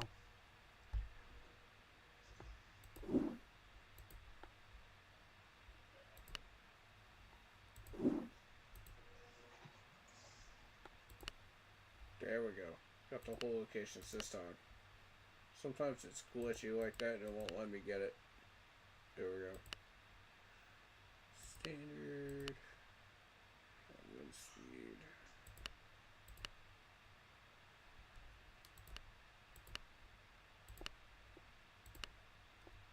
Invite sent.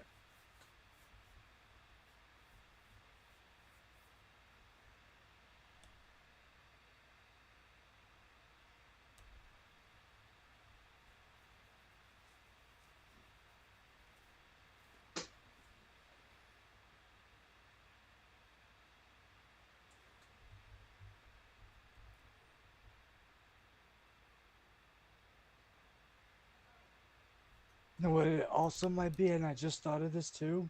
Hmm. Hold that thought.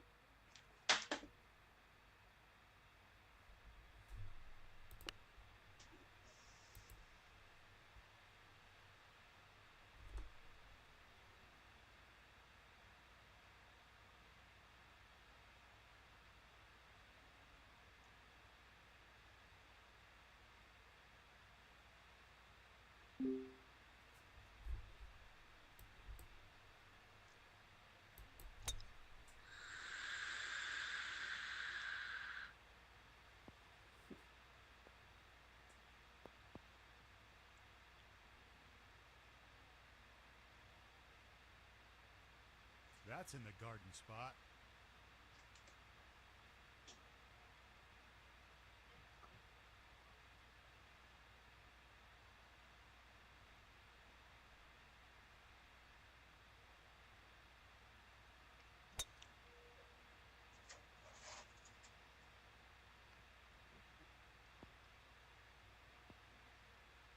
Stay up, stay up. Oh Ouch. no.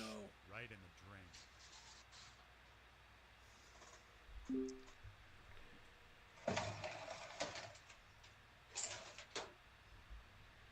You're not having a fun time with that water, are you?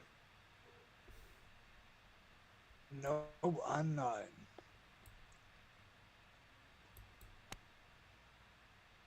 Oh, play nice. Play nice. There we go. I'll take it.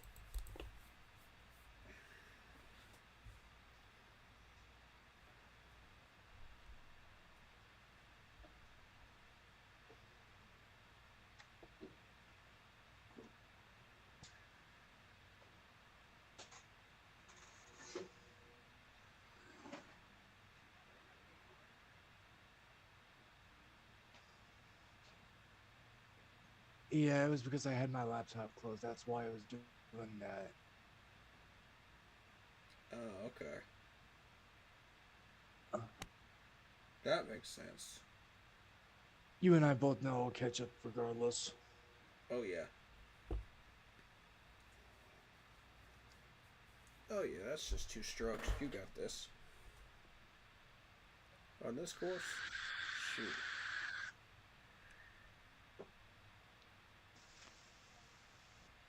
That won't take you long at all.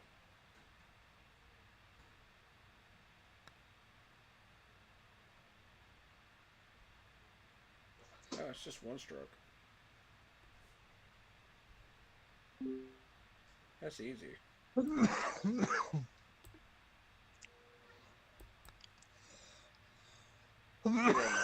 Get in there. Get. Really, game?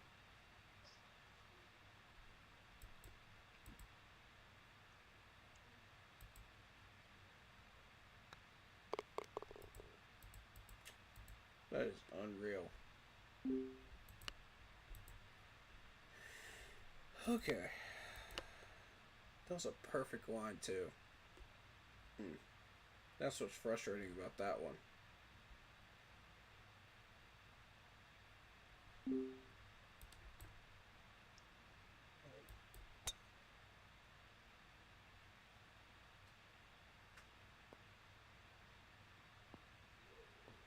Stay clean, stay clean, stay clean, stay clean, stay clean, stay clean. Dang it.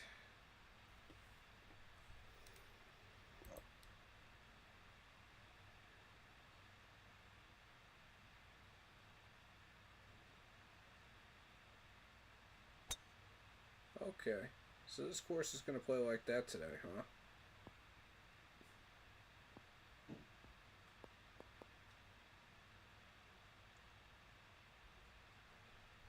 Fun stuff. Alright.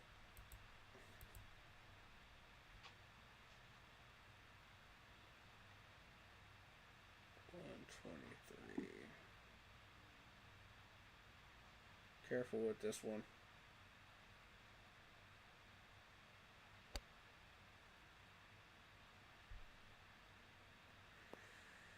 Yeah.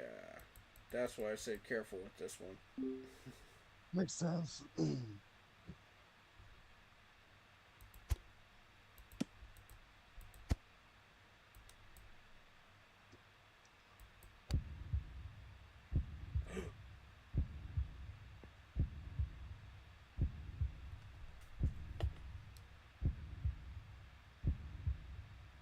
Oh! Oh my god! What a shot. God, that was magical. Punch that thing out. It's the only way you're getting it out.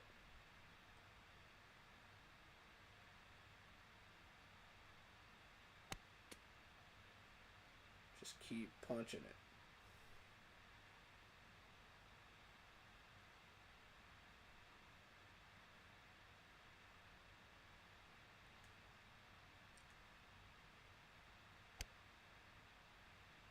There you go. Now roll back. Nice. That actually worked out pretty well.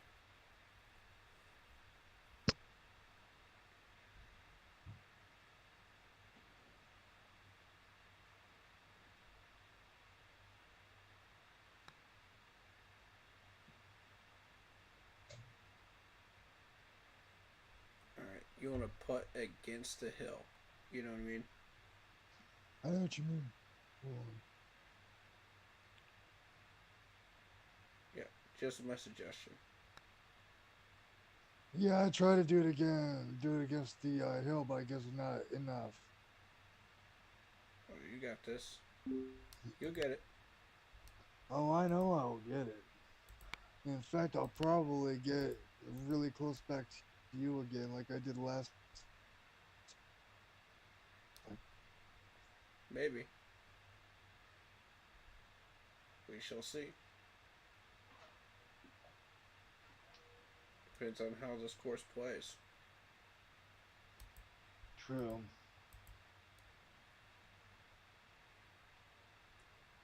So far, so good. We haven't hit the dirty holes yet, though.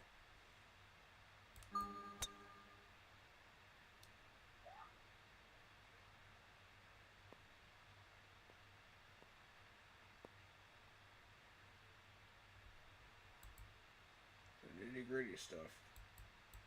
Good ball.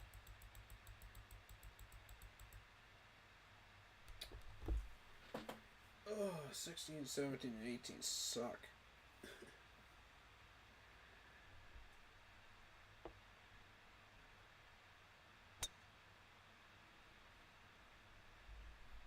That's why I'd like to get a good head start before we get up there.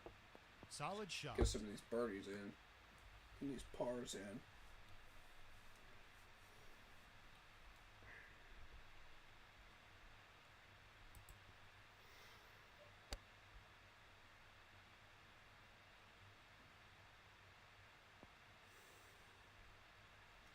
Good shot. Good setup. It's Thank exactly you. where you want to be.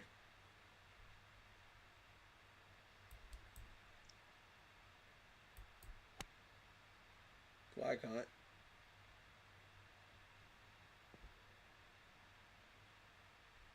Yup.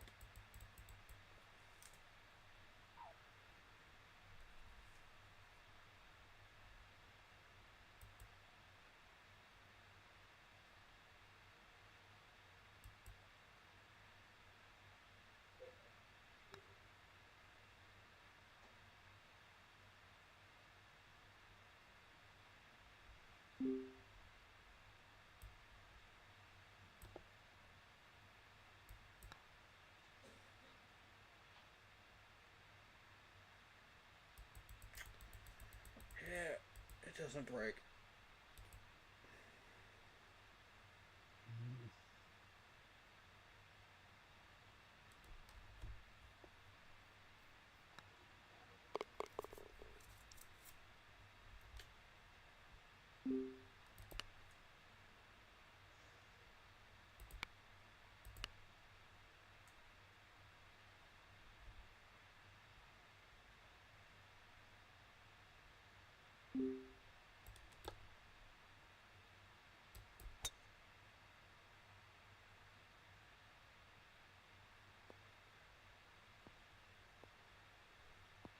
Oh, look at the accuracy.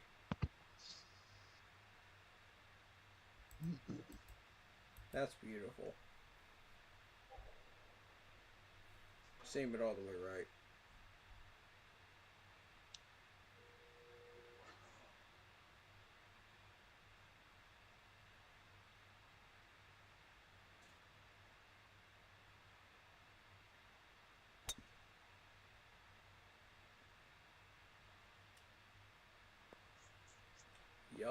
funny.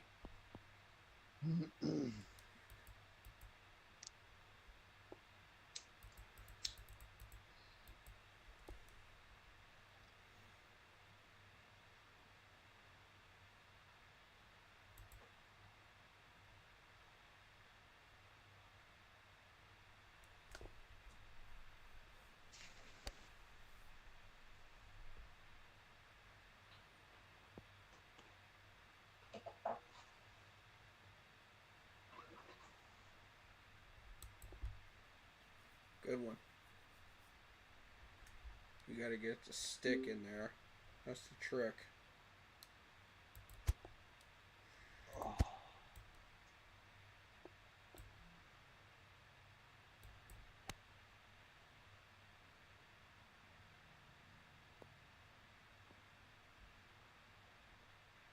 Oh no. Nope. It didn't stay on. Dang it. Okay, okay, okay.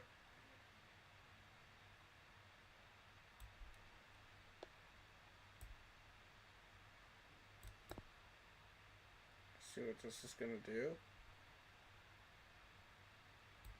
Okay, par. Happy with that.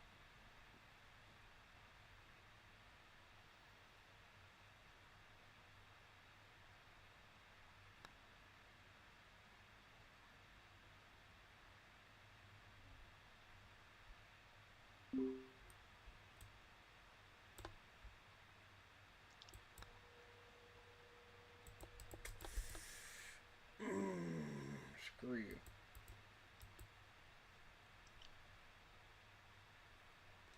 That was the one time I've ever been under par in a while.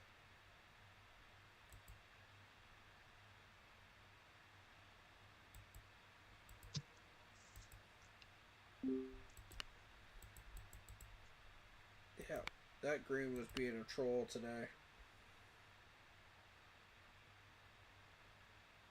Alright,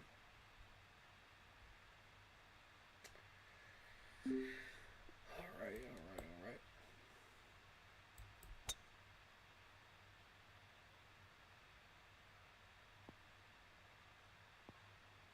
There you go, follow my lead.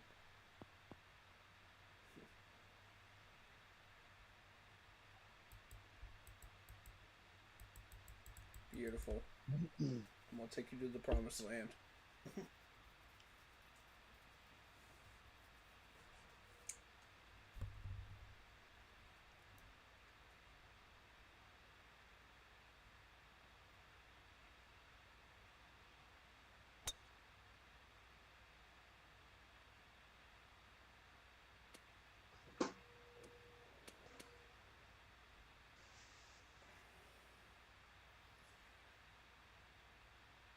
Alright. You should be safe to hit irons. Yeah, that's light fescue. Just keep out of the trap. Stay out of the trap. Stay out of the trap. Stay out of the trap. Oh my god.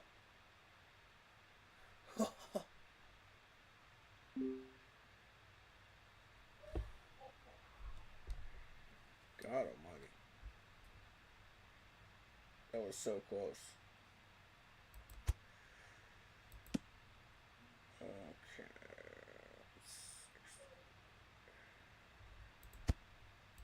Yeah.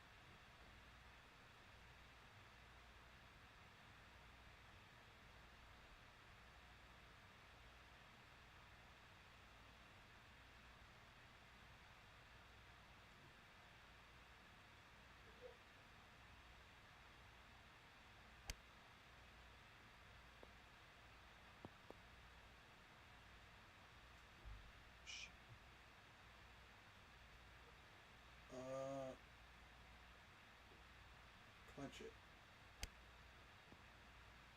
Nope, that worked. Nice shot. There you go. Yep.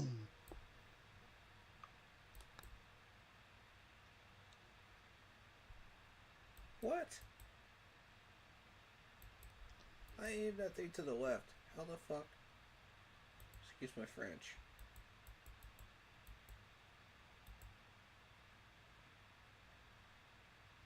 There's no way. Great roll. I don't understand how that went right. It makes no sense.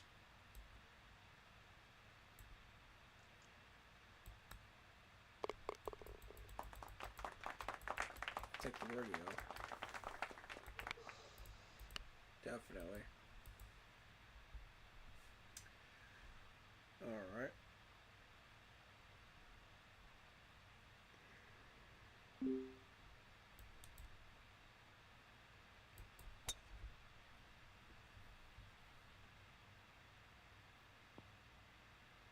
Oh, go as far left as possible.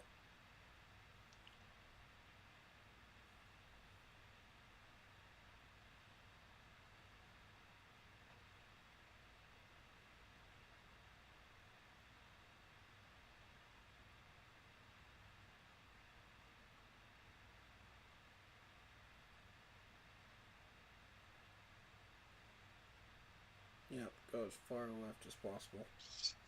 You got this. Stay fair. Stay fair. Oh. It's just not being nice to us today. Indeed it is not.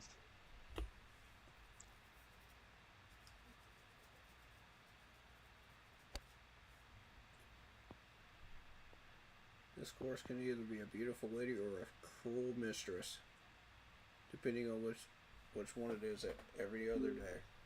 You know? Yep.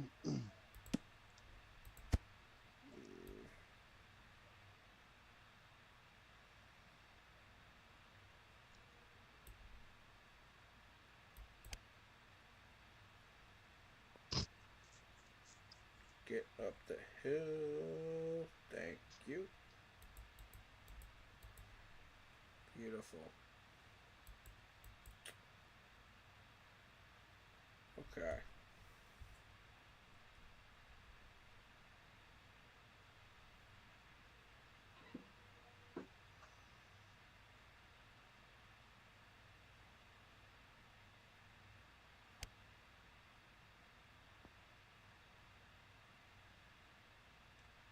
Ooh, one hell of a shot.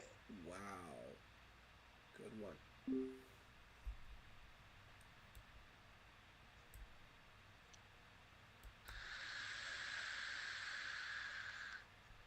Drained it.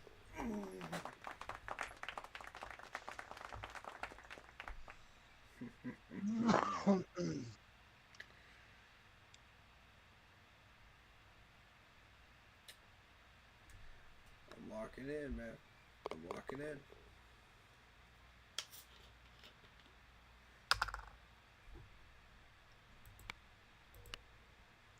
I'm getting dangerous now.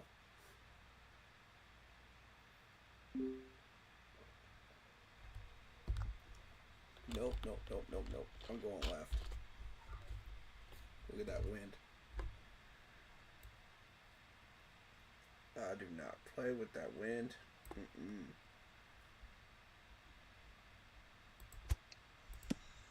Give me that 208.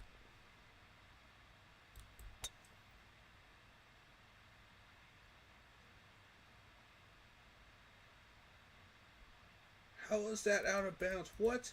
That's bullcrap. What is it?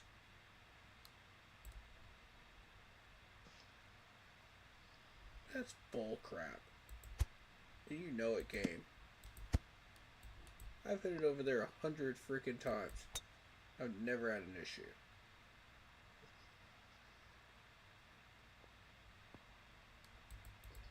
Whatever.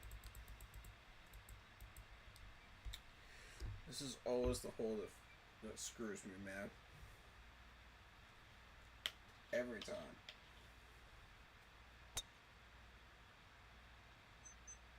Oh, I would not try that. Ooh.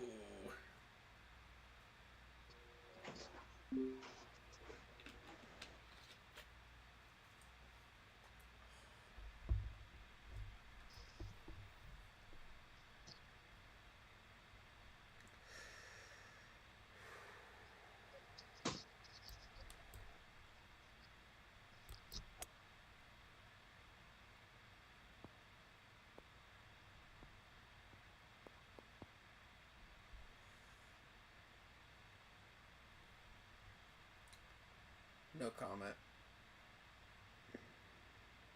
Nope. No comment.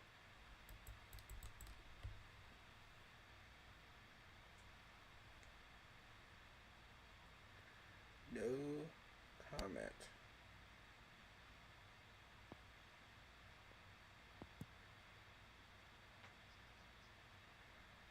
Sand trap sucks. Alright.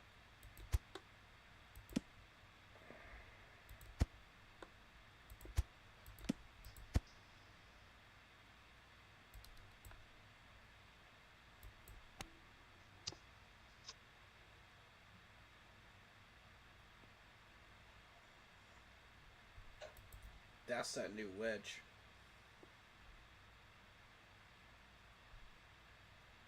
It was just that perfect distance.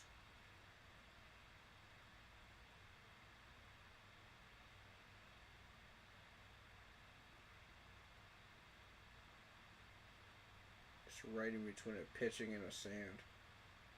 I feel like. Mind the wind.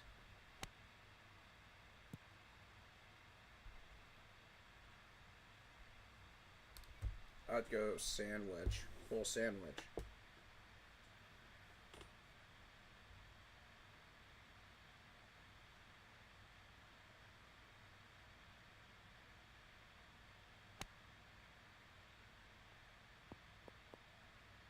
Almost. Almost. I had the right idea.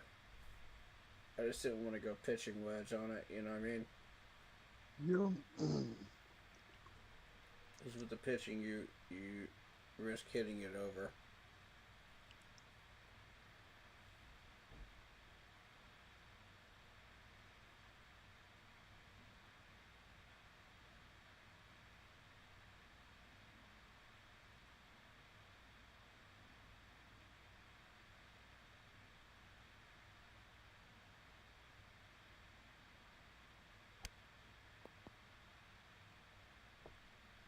That's a tricky one.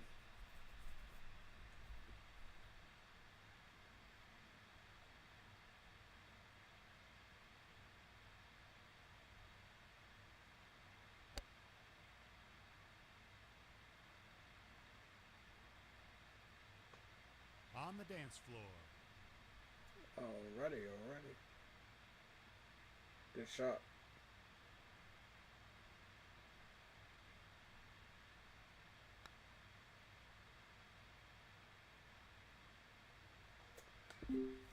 Yeah.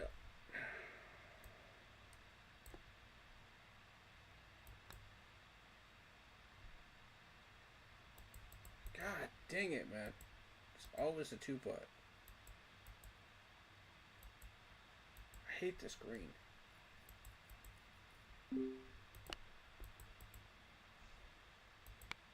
Yikes, that's a 7 for me. Oh my god, I was doing so well.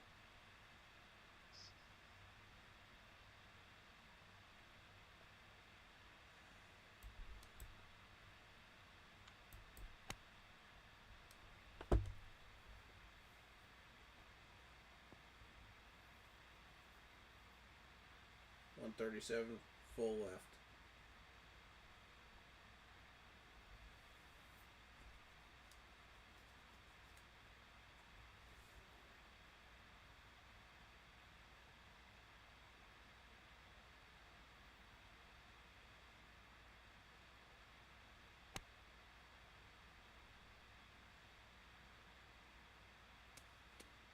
How in the world is that short? That's bullshit. Excuse my French. Sorry about that.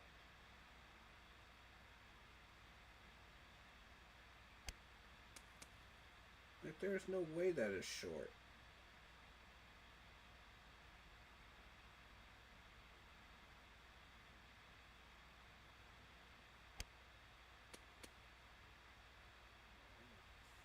Like, literally, I was hitting the same exact iron as you.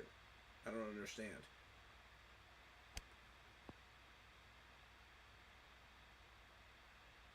On the dance floor. It makes no sense.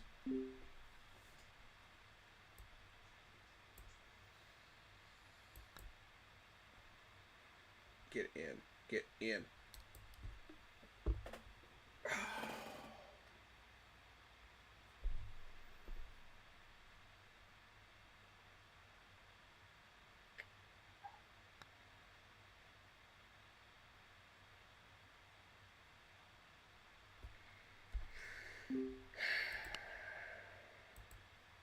Breathe in, buddy. Breathe in. So it looks like these greens are not going to be our friends today.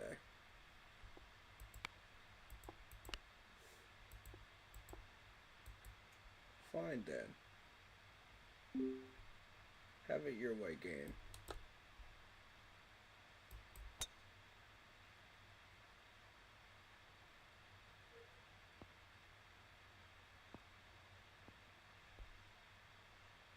Come on.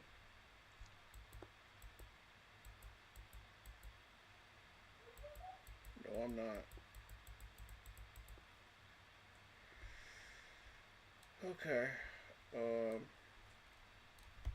Cut back to about 90.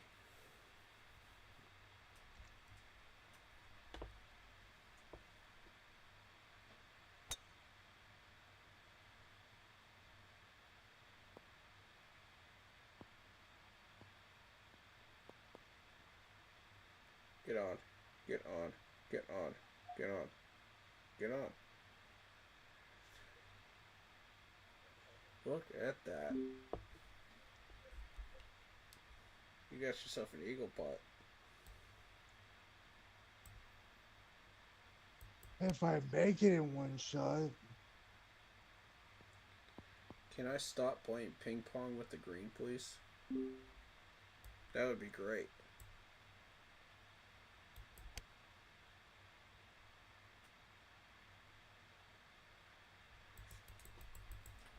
The fact that I'm settling for par on this hole is unacceptable.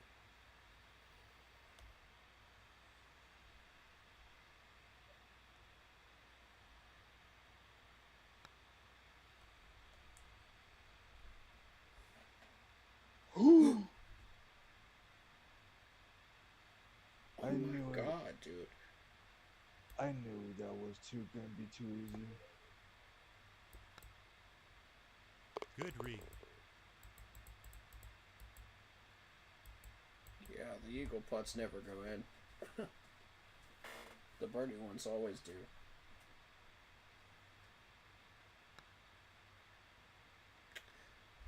Oh, wow.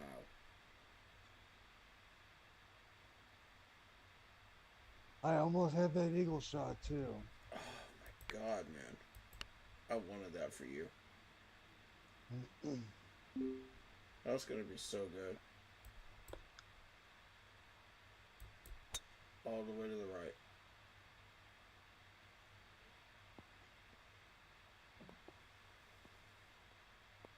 Don't have enough juice. Nope. It's not gonna make it. Solid shot. It's close though.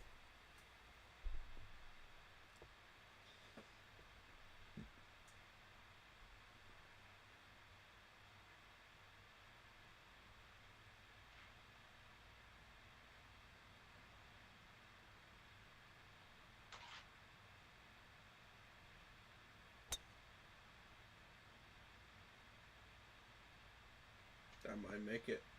I might make it.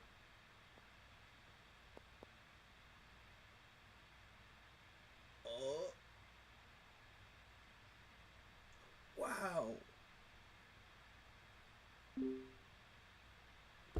that was with a basic driver. Holy crap. Yo, that was sick. Thank you. And it was the it's the Mark II set. Okay, I'm starting to not like this wedge anymore.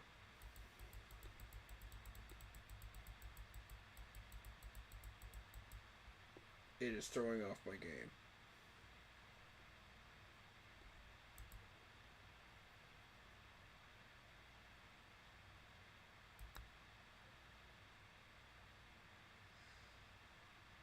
Stop.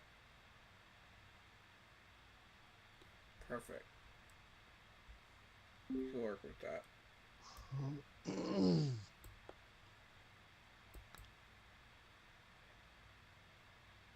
Drop, drop, drop, drop, drop. You gotta be kidding me. These lines are perfect.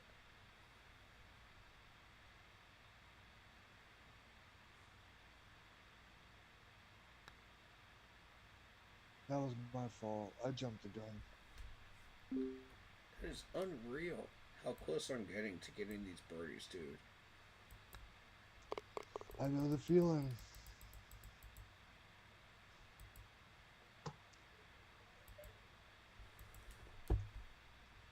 I'm happy to take par, but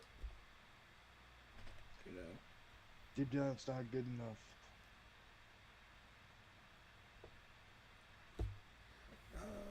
I'm okay with it. Some of these holes are par holes, but that one that's a freebie hole, that should be a birdie. Anything less than that is unacceptable. You know what I mean? Yep, definitely.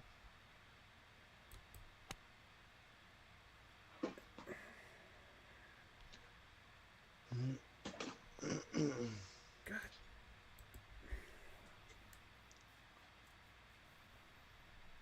It's like it didn't register my changes at all. I hate that.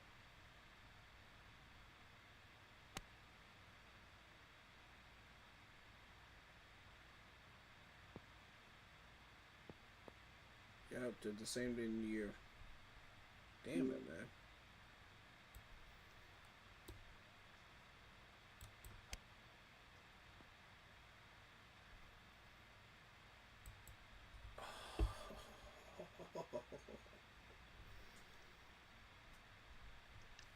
If one went left, you have a perfect shot at this.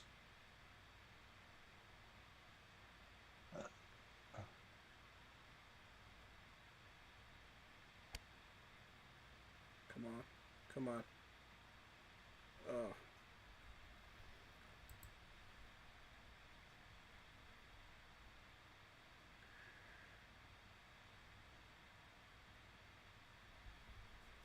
Careful.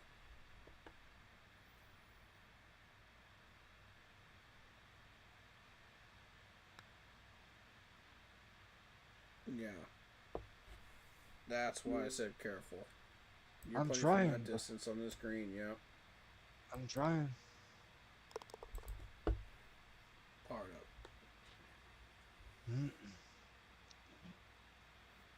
Oh, you got this. You got this. Yeah, I've had bogeys on that hole too. So it's not a problem. Yeah, it's not unusual.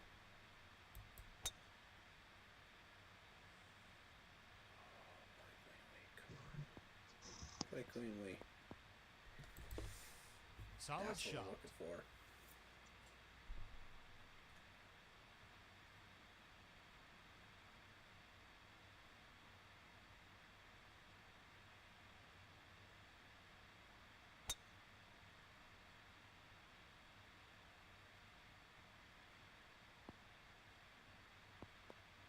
There you go. Good shot. Yep.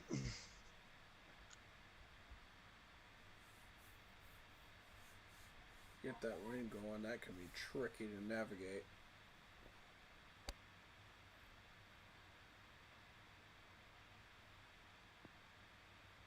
Stick, stick, stick, stick, stick. Don't roll off. Oh. Hmm.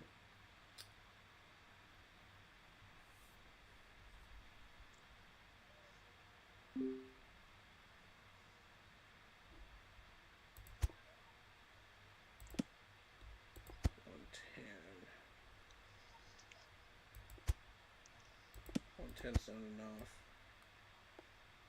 Right in the middle.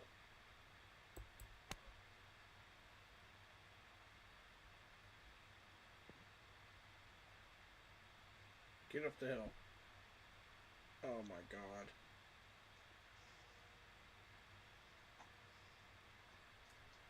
There's no way.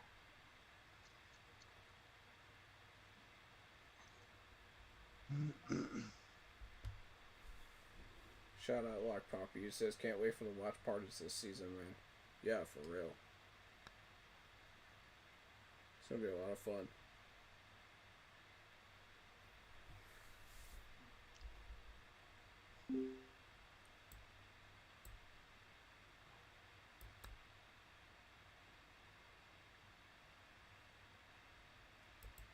Okay. This is not a hole to attack on.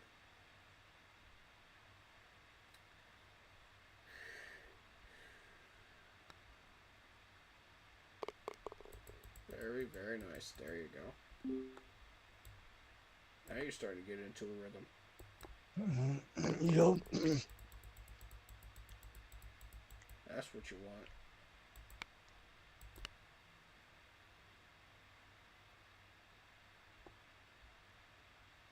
Those last 3 holes, very nicely played. Thank you.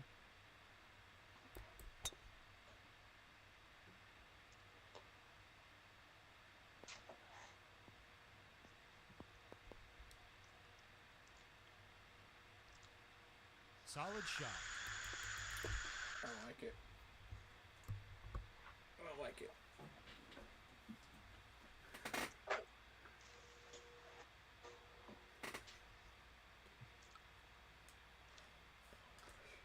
Traps are in play here. Be careful.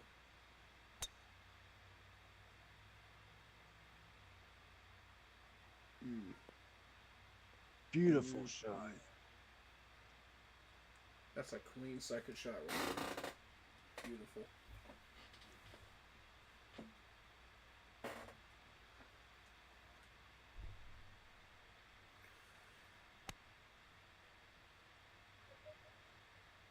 There you go. Bouncer roll. Bouncer roll. Very nice.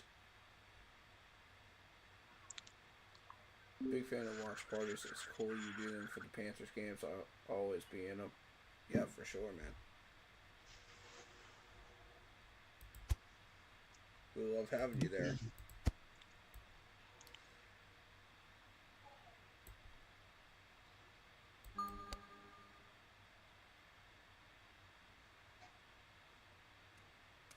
God dang it.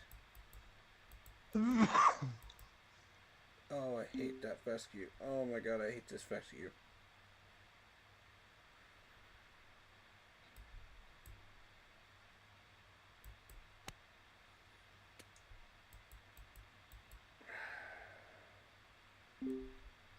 White fescue my flat foot. Ain't nothing white about it. Get me out of here. Every time I start doing good, man. On the dance Every floor. time. I hit one bad shot and it just screws me up.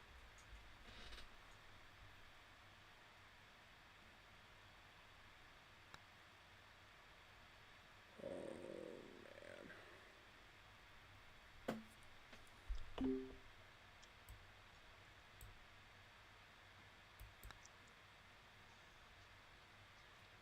Great roll. Saved it.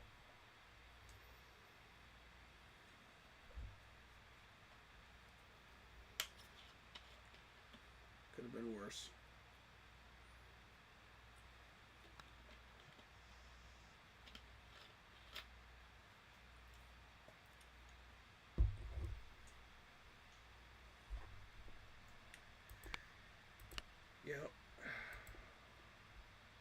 Dudes are being a pain in the rear today.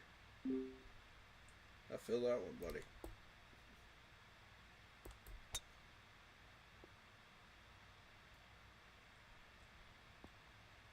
They definitely don't like me right now.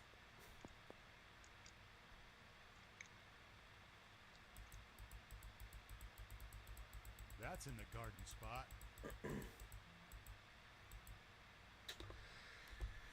Let's see.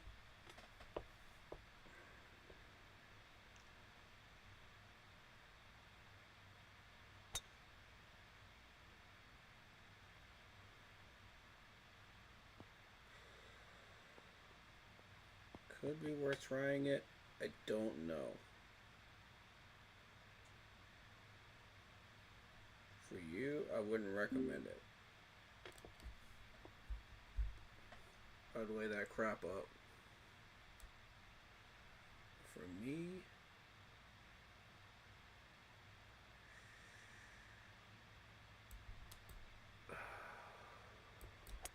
I'm taking the gamble.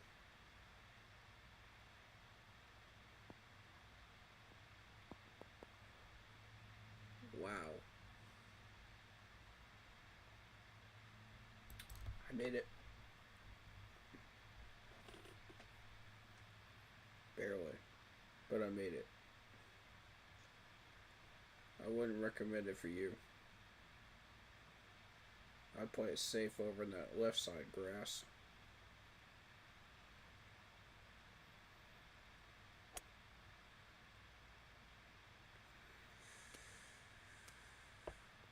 Oh, he's taking the risk. He's taking the risk. Oh, and it paid off.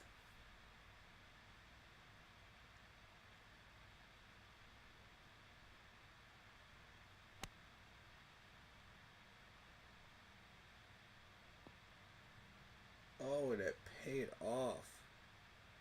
What a freaking second shot. Third shot, I mean.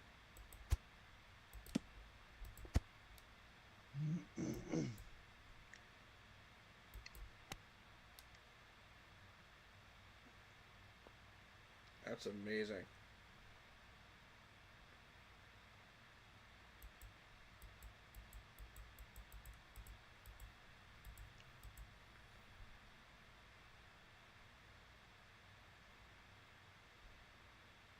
And we're both putting for birdie. Look at this.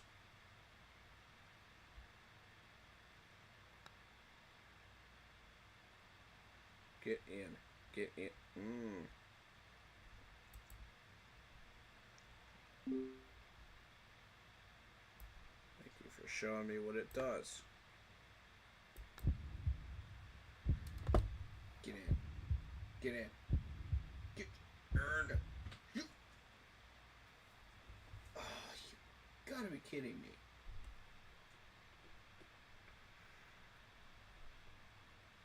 How is it a foot short every time, bro? How?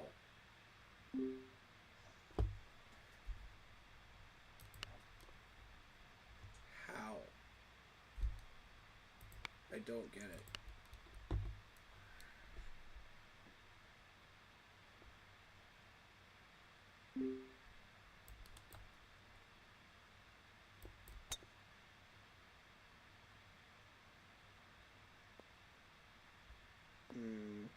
All the way right. All the way right, or you're cooked. All the way right. Okay. Yep. I didn't go all the way right.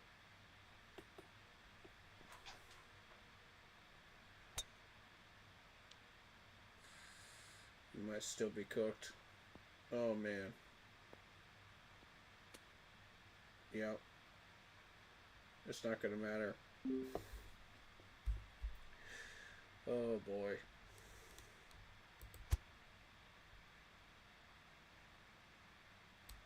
Okay. 160.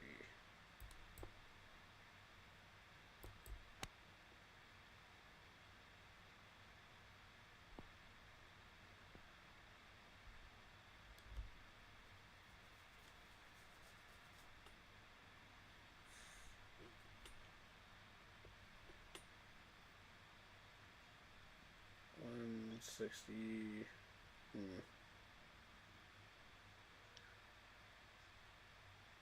I do 145 on yours.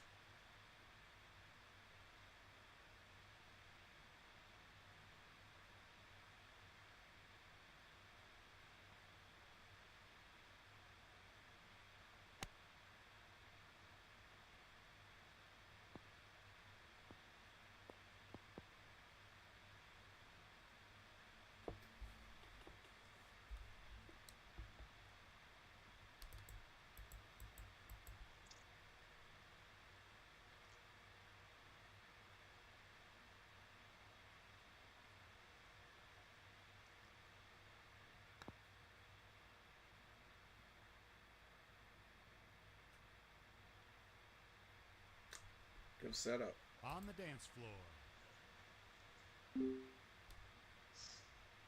Oh my god.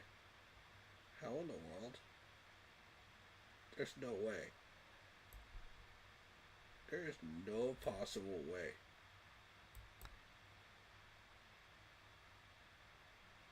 If this somehow goes in. Nope. Still that foot off. Oh my god.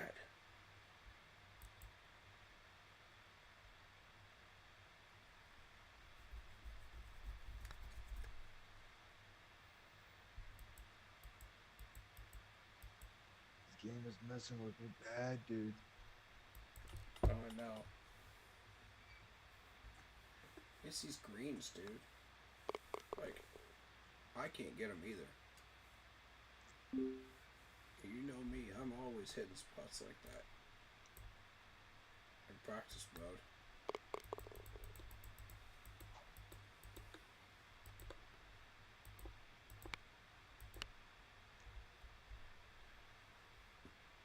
And these are standard greens.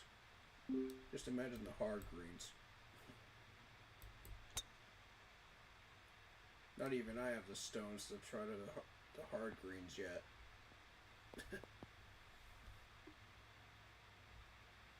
That's saying something.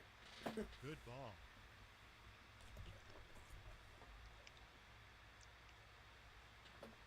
Because I know if I try it, I'm definitely cooked.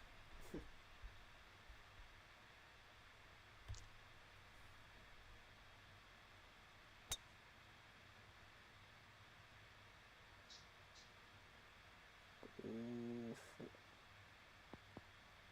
You're good. Solid shot.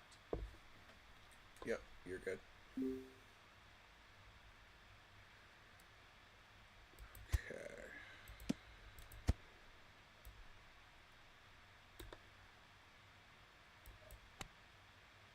Push it to the left. Curve that. Not bad. Could have used a little more power on it.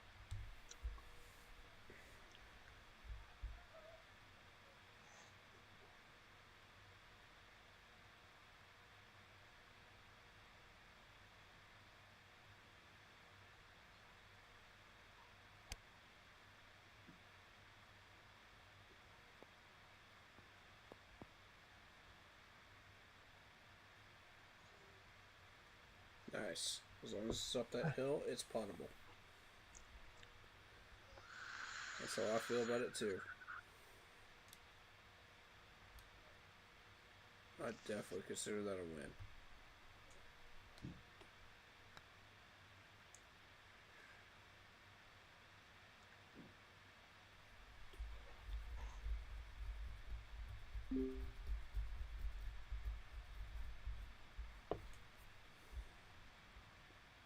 Alright, you want to go against the grain. So it's going left to right here. So...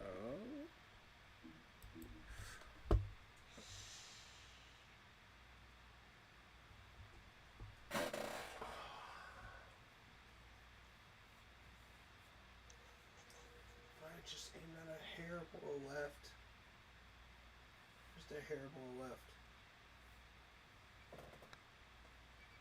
Solid putt. Oh man.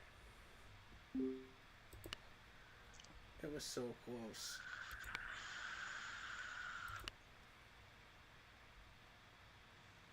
Okay.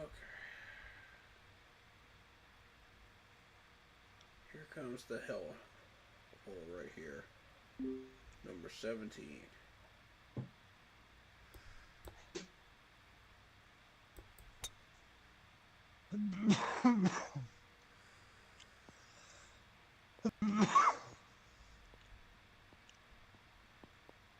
Oh my god, what a bounce.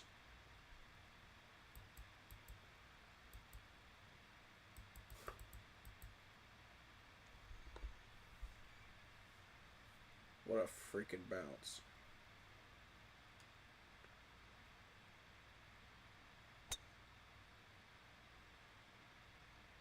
This one forces you to hit it straight. That's about the best you're gonna do.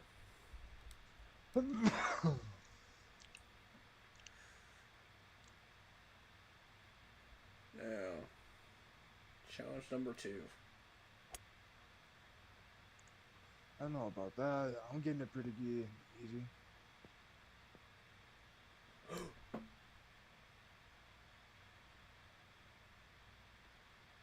That was the luckiest bounce I've ever seen. That's insane.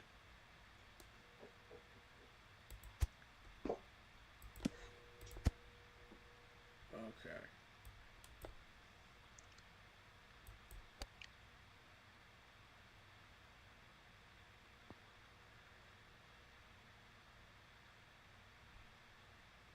Oh my god. I hate this green. I hate this green with an undying passion.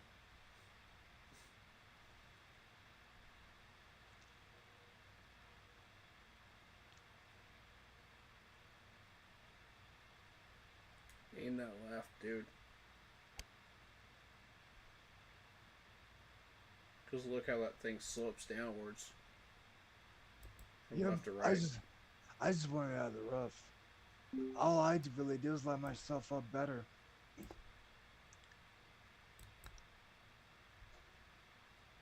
I already know this is missing. I don't care. Never up, never in.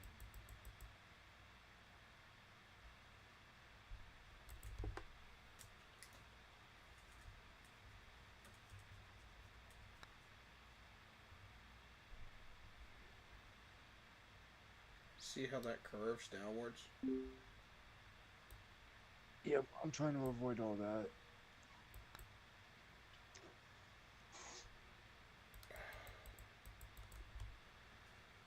Oh, this green is such a pain. I hate it.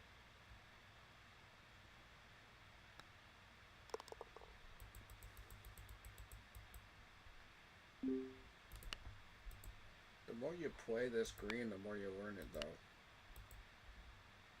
See, that's the thing. This whole entire course. After this, I'm going to bed, bro. I'm falling asleep on you. Fair enough. That's why I'm gonna make this the best hole of the whole night.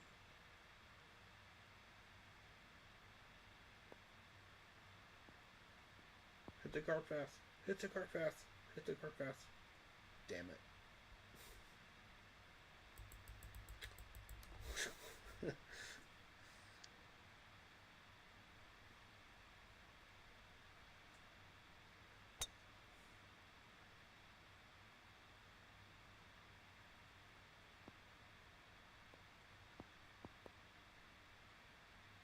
Oh, it's so close. Hit the path.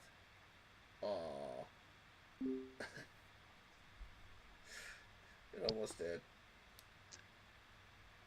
Alright, now to get serious. Is 165 enough? I don't know, dude. It's somewhere in between that 4 and the 5.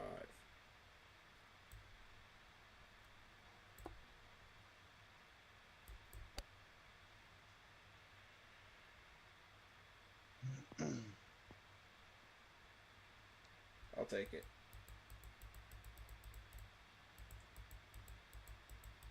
It is on the green. I will take it.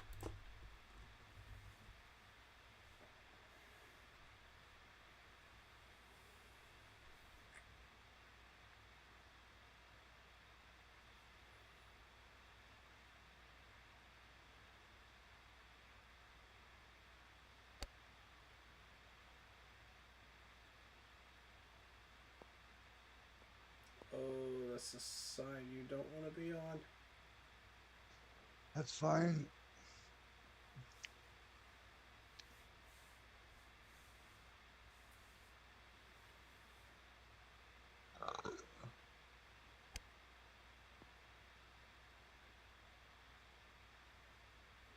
That's a very bold strategy.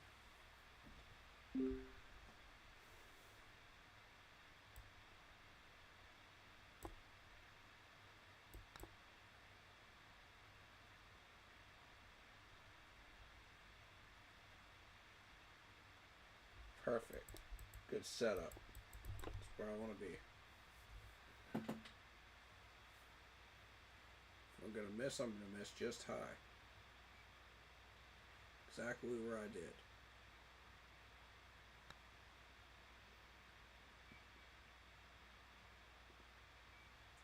That's also a good safe spot to miss too.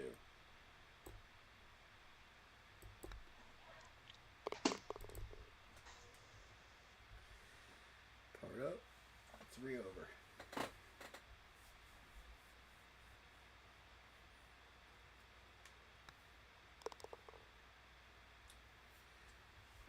That's a good round, buddy. It's a good round. Indeed it was.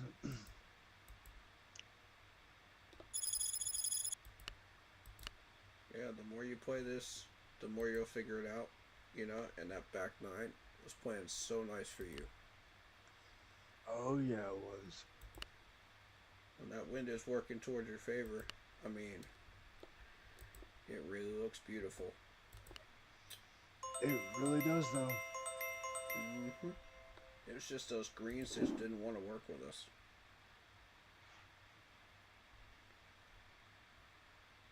I mean, you could have gotten 15 over had the greens work for you. Oh, I know. Okay, so showdown. Wait, multiplayer?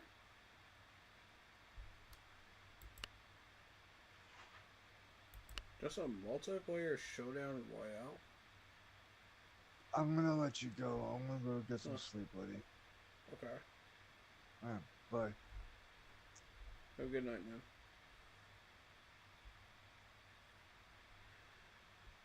Alright, we're gonna play for a little longer. I'm gonna grab some food real quick, and then we're gonna do a tournament or two and call it a night. Be right back, guys. Hit that like button, stick around. We're not done yet.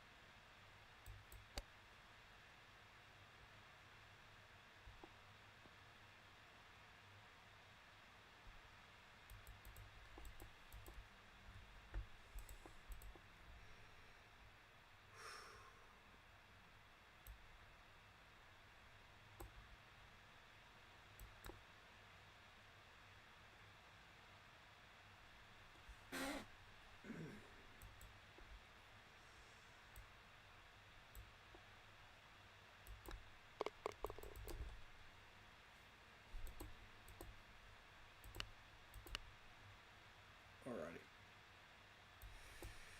Let's try that.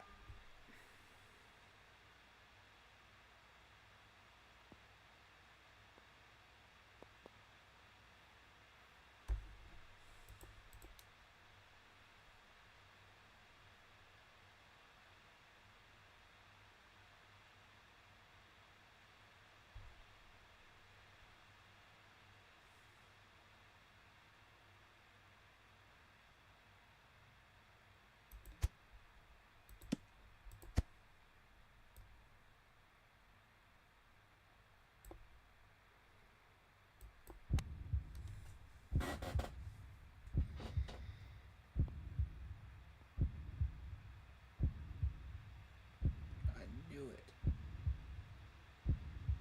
Freaking knew it.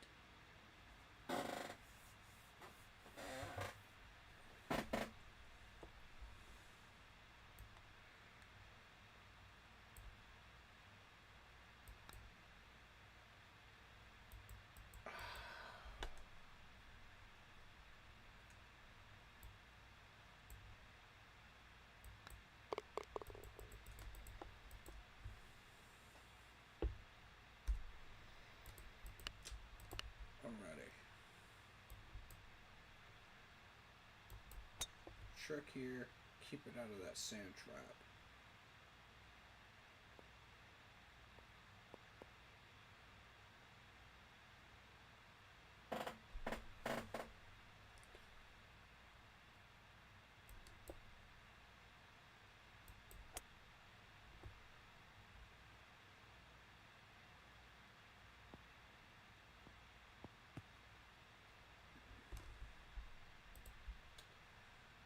What I'm looking for. Let's see.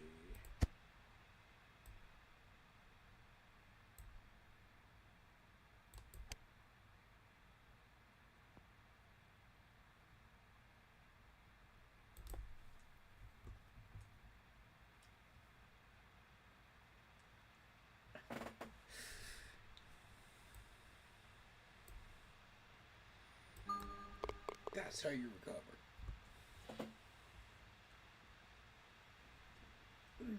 Let's go.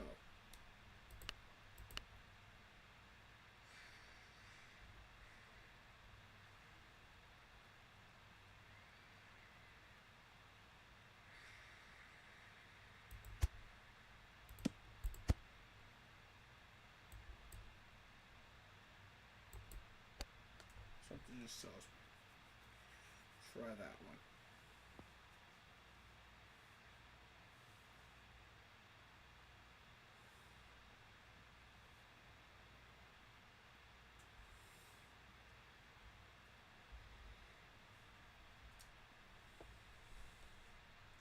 Called it.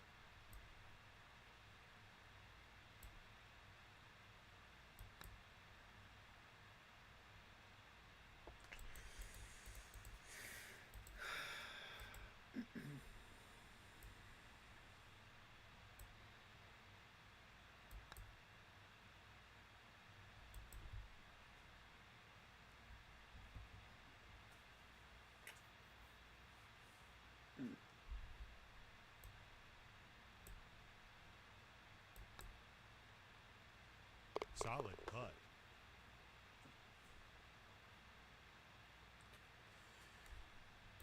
It's okay. It's only 2 bogeys so far. We're doing alright.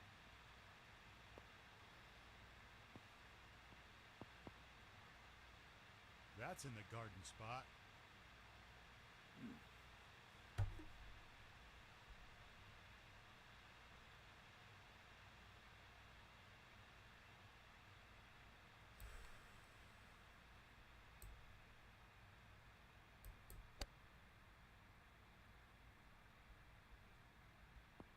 Get around the sand trap.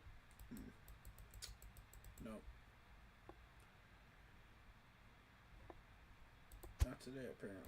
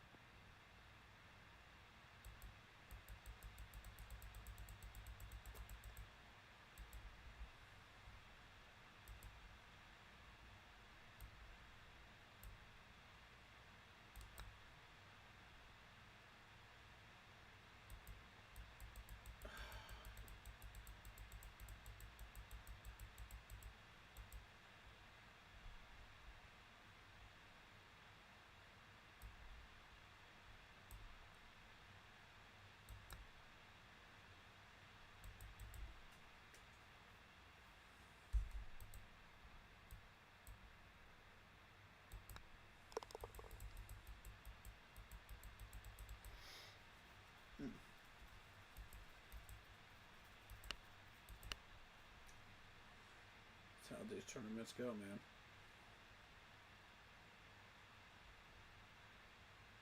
It's just how they go.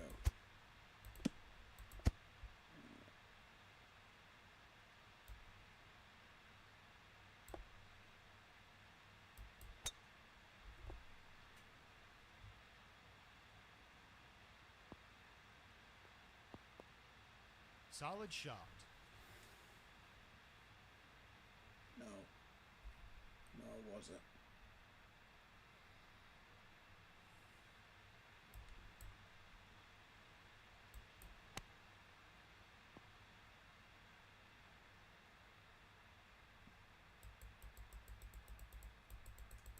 Okay.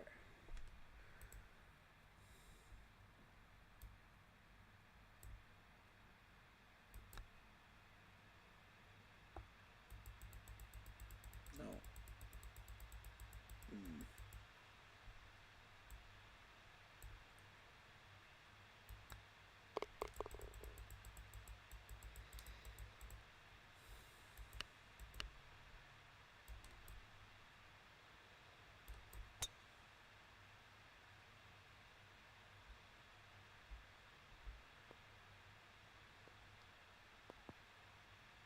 Good ball.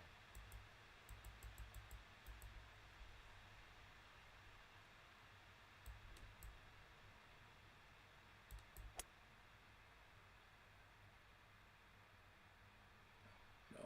No. No.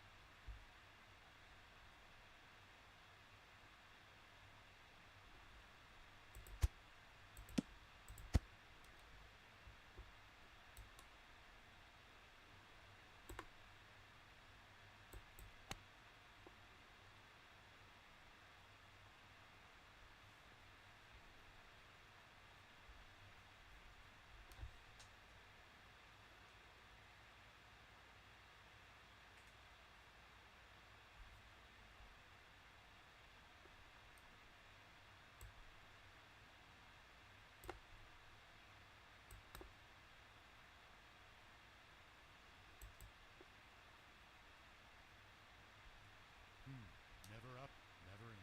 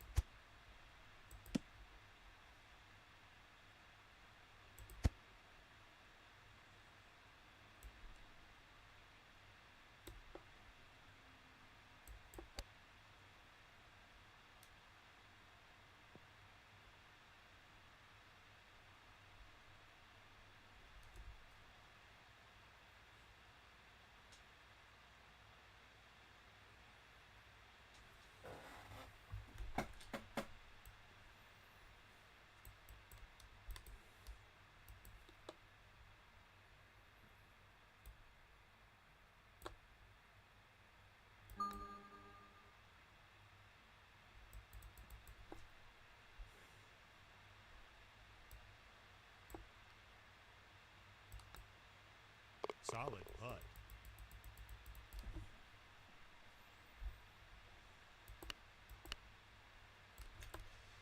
Much needed.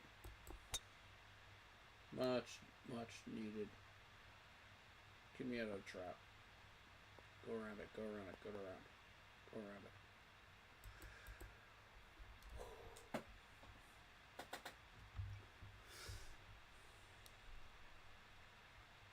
That was way too close.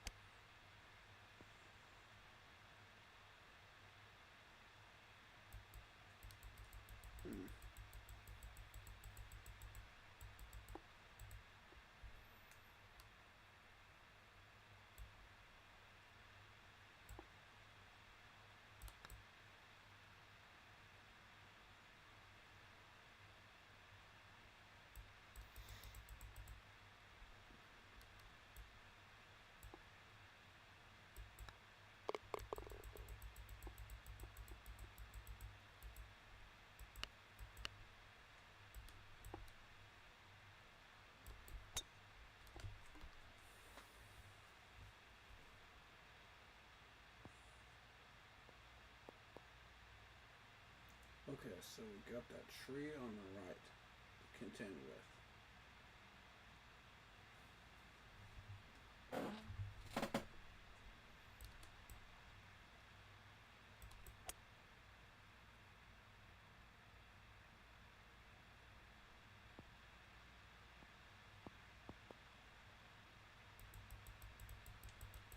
Yeah, I'm not playing games with that tree. Let's just go left.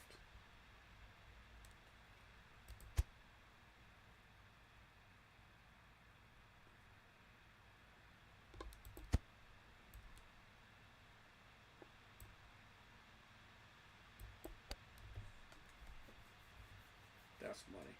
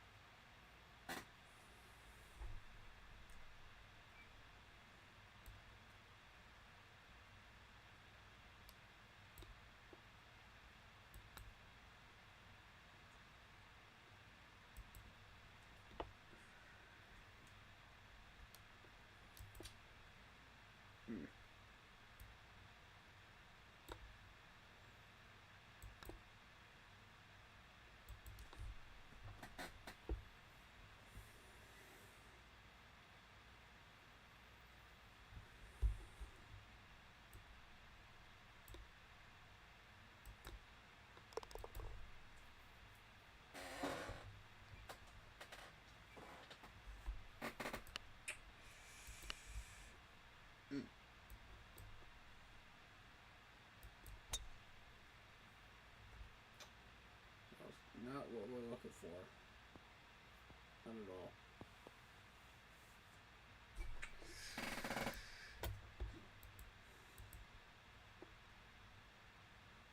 Okay. 170.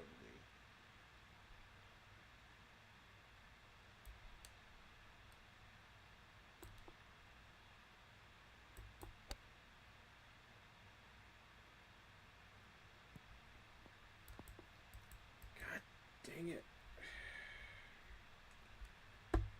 Come on, man.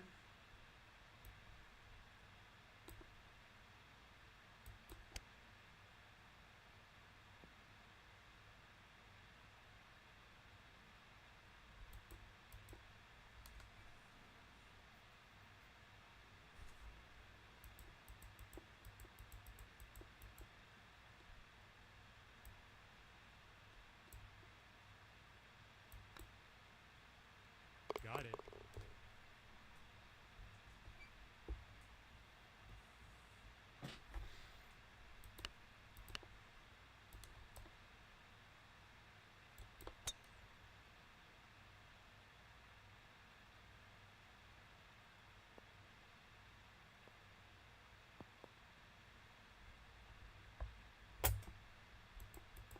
Okay.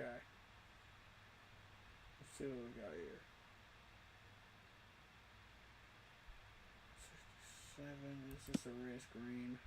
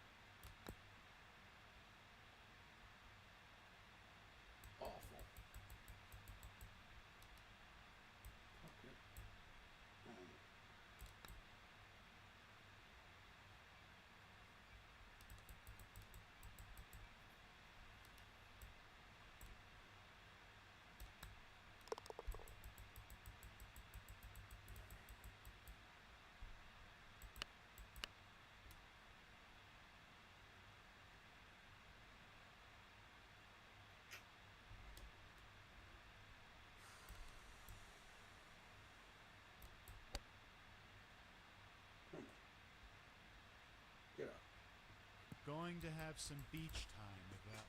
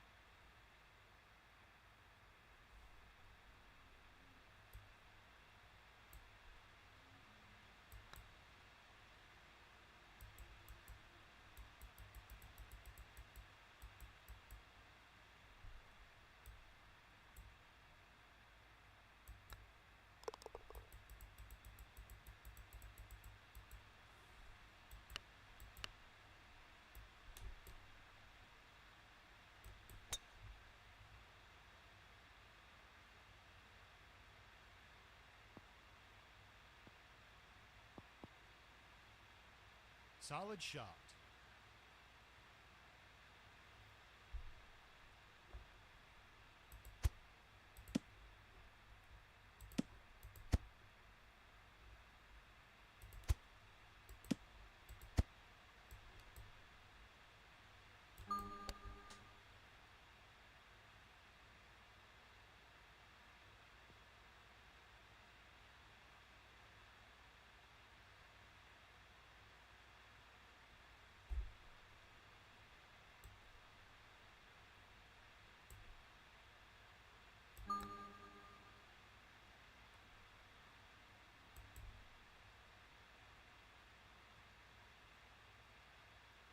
Oh man.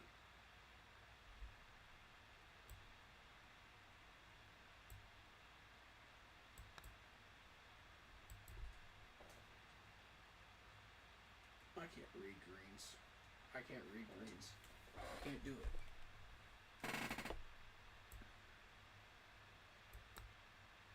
Good read. I don't know how to do it.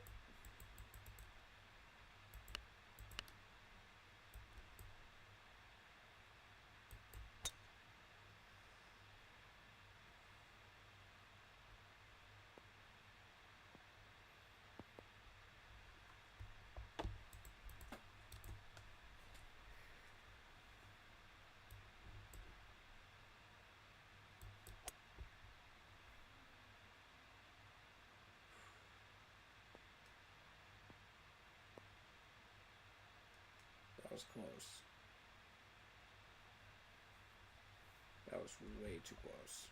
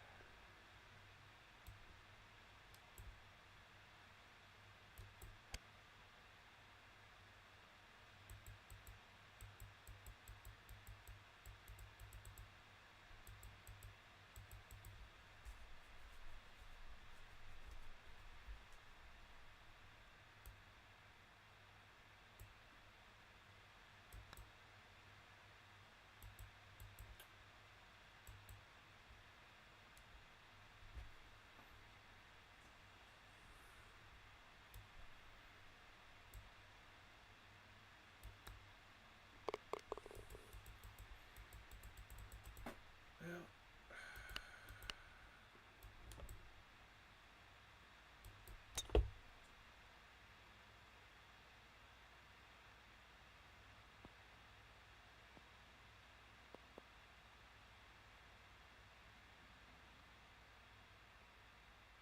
all right. Need a clean shot.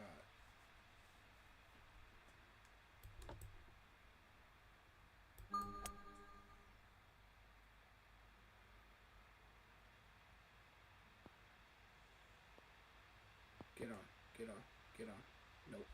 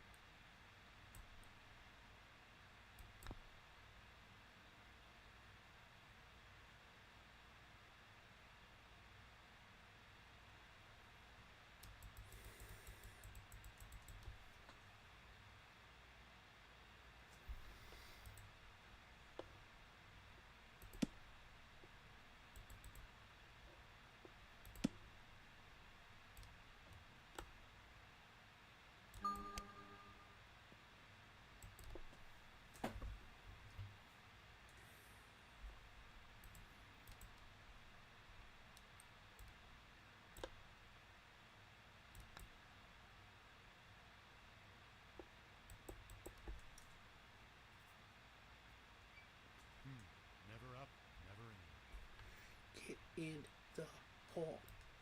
Get in the.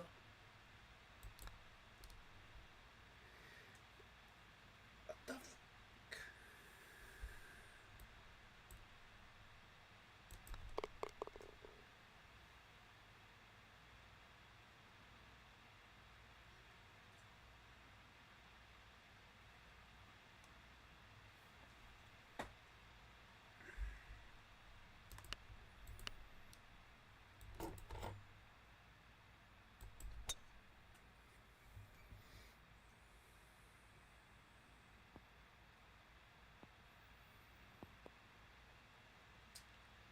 Gotta redeem myself after that. Gotta redeem myself. That was complete garbage.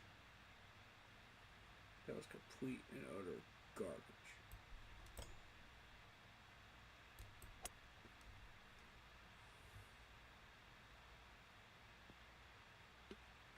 You've got to be. What?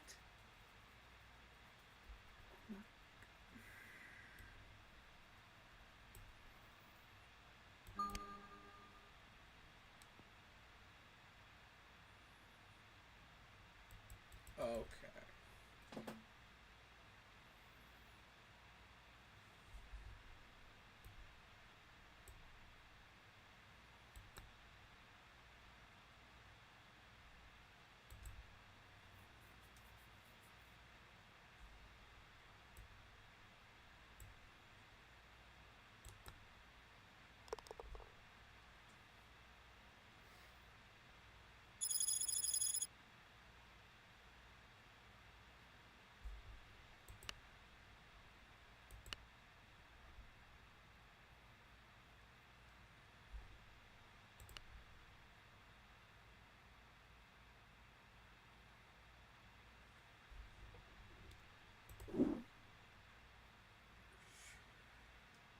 I'm calling it a stream. That was a disaster. I'm done. Y'all have a good night. Stay happy, healthy, and well. Keep pounding. Shout out Lock Poppy. Shout out Patriots 12. See you guys in the next stream. Peace.